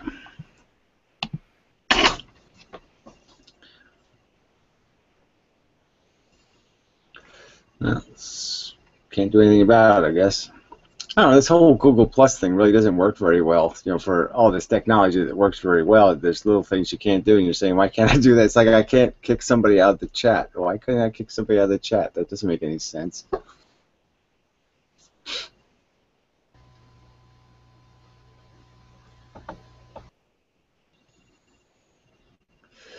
Doesn't make any sense to me, anyway. Well, the biggest advantage is how you have a nice, clear, video. And You have to be able to unmute because I know last time you were in what room was it? Piro muted you and then unmuted you and muted you and then unmuted you. Yeah, I know. I don't know how he did it though, because it says it has like muted grayed out, and so it's like I can't do anything. And if I hit the microphone thing exactly, that nothing happens. So it's like, well, I guess it's broken. Yeah, I guess that's it. I must be broken.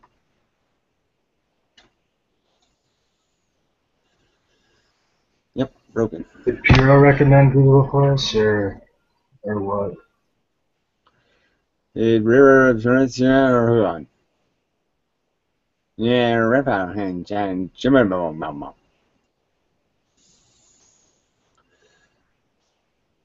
Sorry, I didn't understand what you said.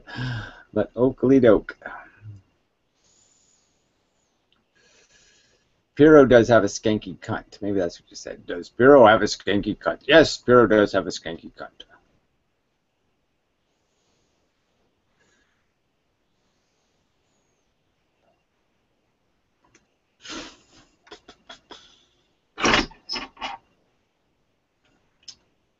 Did Piro recommend? No. I did Google Plus before Piro did. Yeah. I'm only doing Google Plus because I'm lazy. I just didn't feel like recording in Tiny Chat, and I just didn't want to deal with the trolls and all that shit, so it's all my fault. I thought I'd do the scheduling thing just to see what would happen, so I actually scheduled the room, and then I said, oh, wait a minute, I should have done Tiny Chat, and I said, well, I'm not going to unschedule the room now that I scheduled it. So, actually, it was an accident that I'm in here tonight. So I probably would have done Tiny Chat. So probably next week I'll do Tiny Chat. Shiny Chat.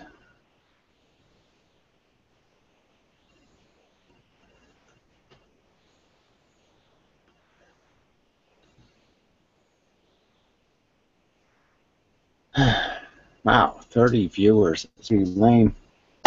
Yeah, I don't know why this room doesn't do better than that. That's just bad. 30. Shit. It was 45 when I came in. Yeah, I know. It doesn't do very well. It's like 45 is like, you know, and 30 is just, you know, it just gets lamer and lamer as the night goes on. But anyway, so maybe I'll just concede to that.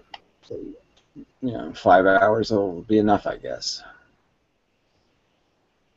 I don't know if they're still there, but there was a whole ton of people in your tiny chat room. I don't just doing their own thing in there, so I don't know.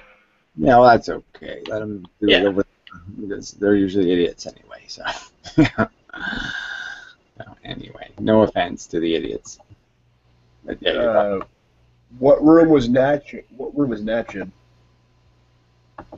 The Natch room, I guess. I don't know. Old fan would know. I guess what his room would be, Mr. Natural, I imagine. So if you do Tiny Chat, Mr. Natural, that probably works. Yeah, I think it was just Mr. Natural. I don't know if he took the video down, but he did put up a video this morning on the what's the name of his channel? Music by Interval. So if that's still up, then it'll show a link to, you know, exactly what the room title was. Yeah. Ah, your roommate is borrowing the microphone and webcam. Ah, very good. Yeah, roommates are evil. But anyway.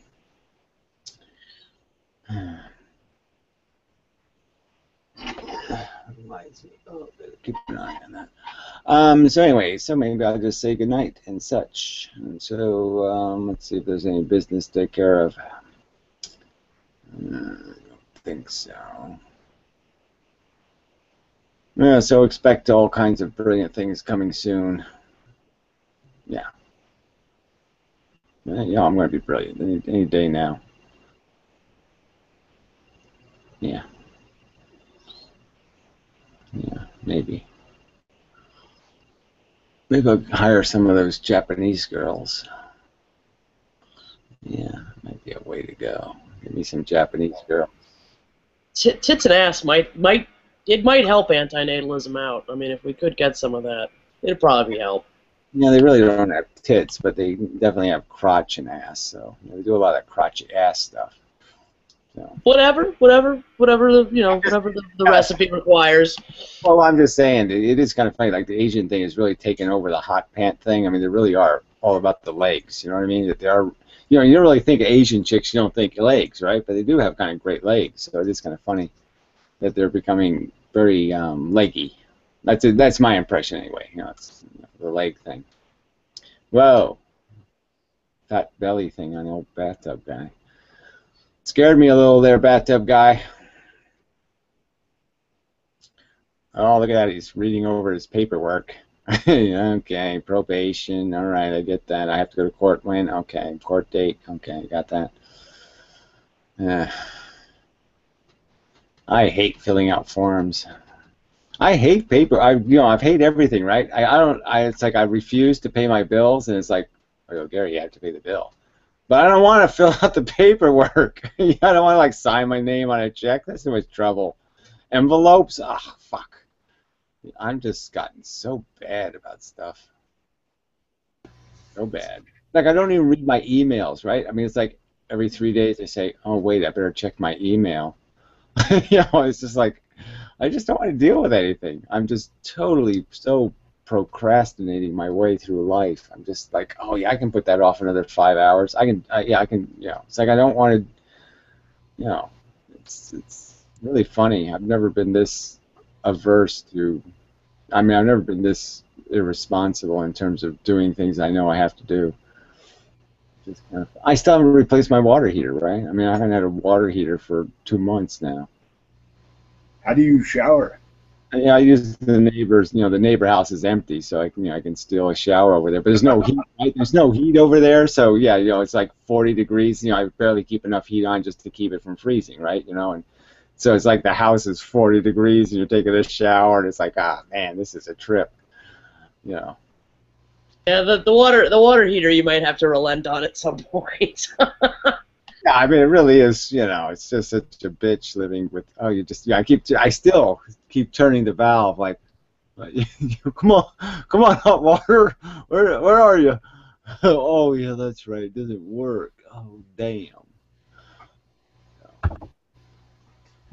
I save everything for the last fucking minute too, though. Like in the next 4 days, I have to write an 11-page paper, do just an insane amount of shooting and editing, and I mean, what the fuck am I doing? What the fuck am I doing here? I should be doing that right now, but I don't wanna. Yeah, I know. I don't want it becoming my. That's I don't want is I got to write that one right on my ass because that's all I'm about lately. I don't want to, so I'm not going to until I really have to, till it's way too late, and then I'll do it when I have to do it after they're pointing a gun at my head. But until then, I'm not doing it. I didn't like the 25 to 30-page papers that we had to write in graduate school. Yeah, well, I would just plagiarize. You just like take 4 books and you just take like the first word from that book and the second word from that book and the third word from it, and then just so no one can catch you for plagiarizing, and you still have a lot of fancy words in it, and you just make it make sense if you have you just try to make it make sense. Yeah, it's kind of a pain in the ass because they want you to use a lot of primary documents in grad school, and you have to go to archives, and it's fucking boring. Yeah, well, whatever. Everything you do is probably a little bit boring. The bathtub guy. Yeah, bathtub guy actually was in grad school, if you can believe it. Yeah, well, I don't. Grad school for what? Curtain repair man. Oh, look how good. Look how well I repaired those curtains on that window. Look how good a job I did. Curtain repair man.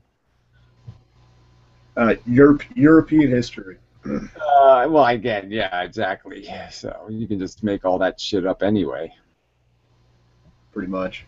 Yeah, well, come on. Truth be told, right? There's like 7,000 versions of European. I mean, all history is bad, but you know what I'm saying. They just pick a book and you'll get a different story. Yeah. Well, it's kind of like when somebody writes a book on Hitler. I mean, how many fucking books can you write on Hitler, for fuck's sakes? And every year somebody fucking writes. Well, I know, and every book says something different. He's 7 feet tall. He's 4 feet tall. He's his mustache is made out of banana cream pie. I mean, they're bad. I just remember the history thing. I just remember the period where I was kind of interested in all this kind of shit. I used to read all that crap, and I just, it was frustrating. Because, every history book had a different, you know what I mean. The villains and the heroes were just almost reversed. You're just like, how can they be that opposite?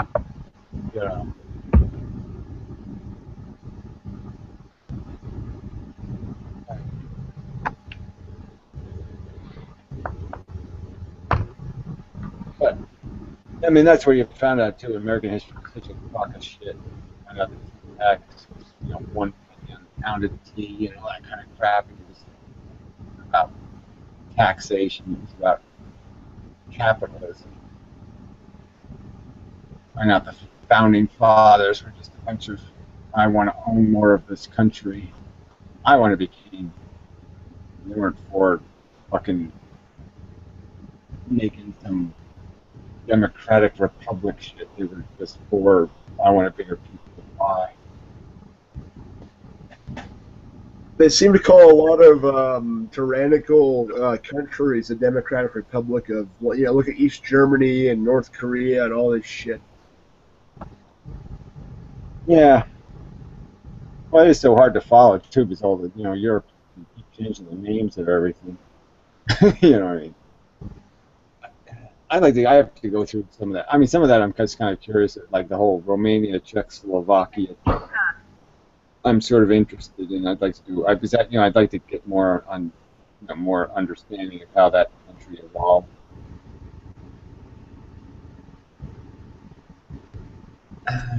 I thought that part of the world was going to be a little more. I thought it was going to be something. It's not turning nothing, right? I mean, it's like not doing anything anymore. I mean, it almost seemed like you know what I'm saying? Inmendham eats cock.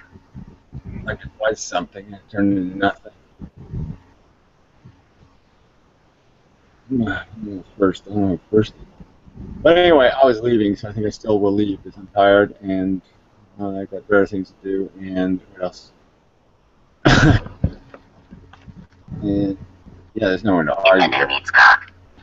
Oh, okay, you're Mr. Computer Voice guy. Oh, that's hilarious.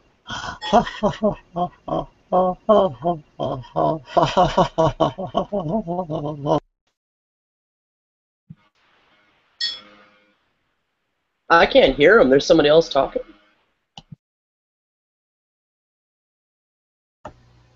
Yeah, he muted me. That was very rude.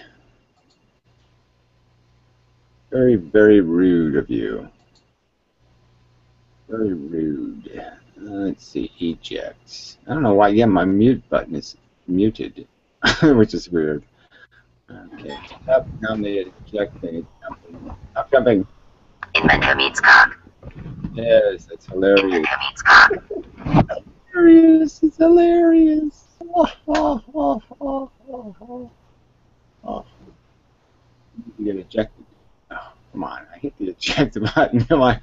This is so funny. I mean, if you can really see what's happening, like the thing to eject. Inmendham can't. Inmendham can't. From the top to the bottom of the screen. Inmendham can't. Keeps jumping. I can't hit it. It keeps jumping up, jumping down, jumping up, jumping down, jumping up, jumping down.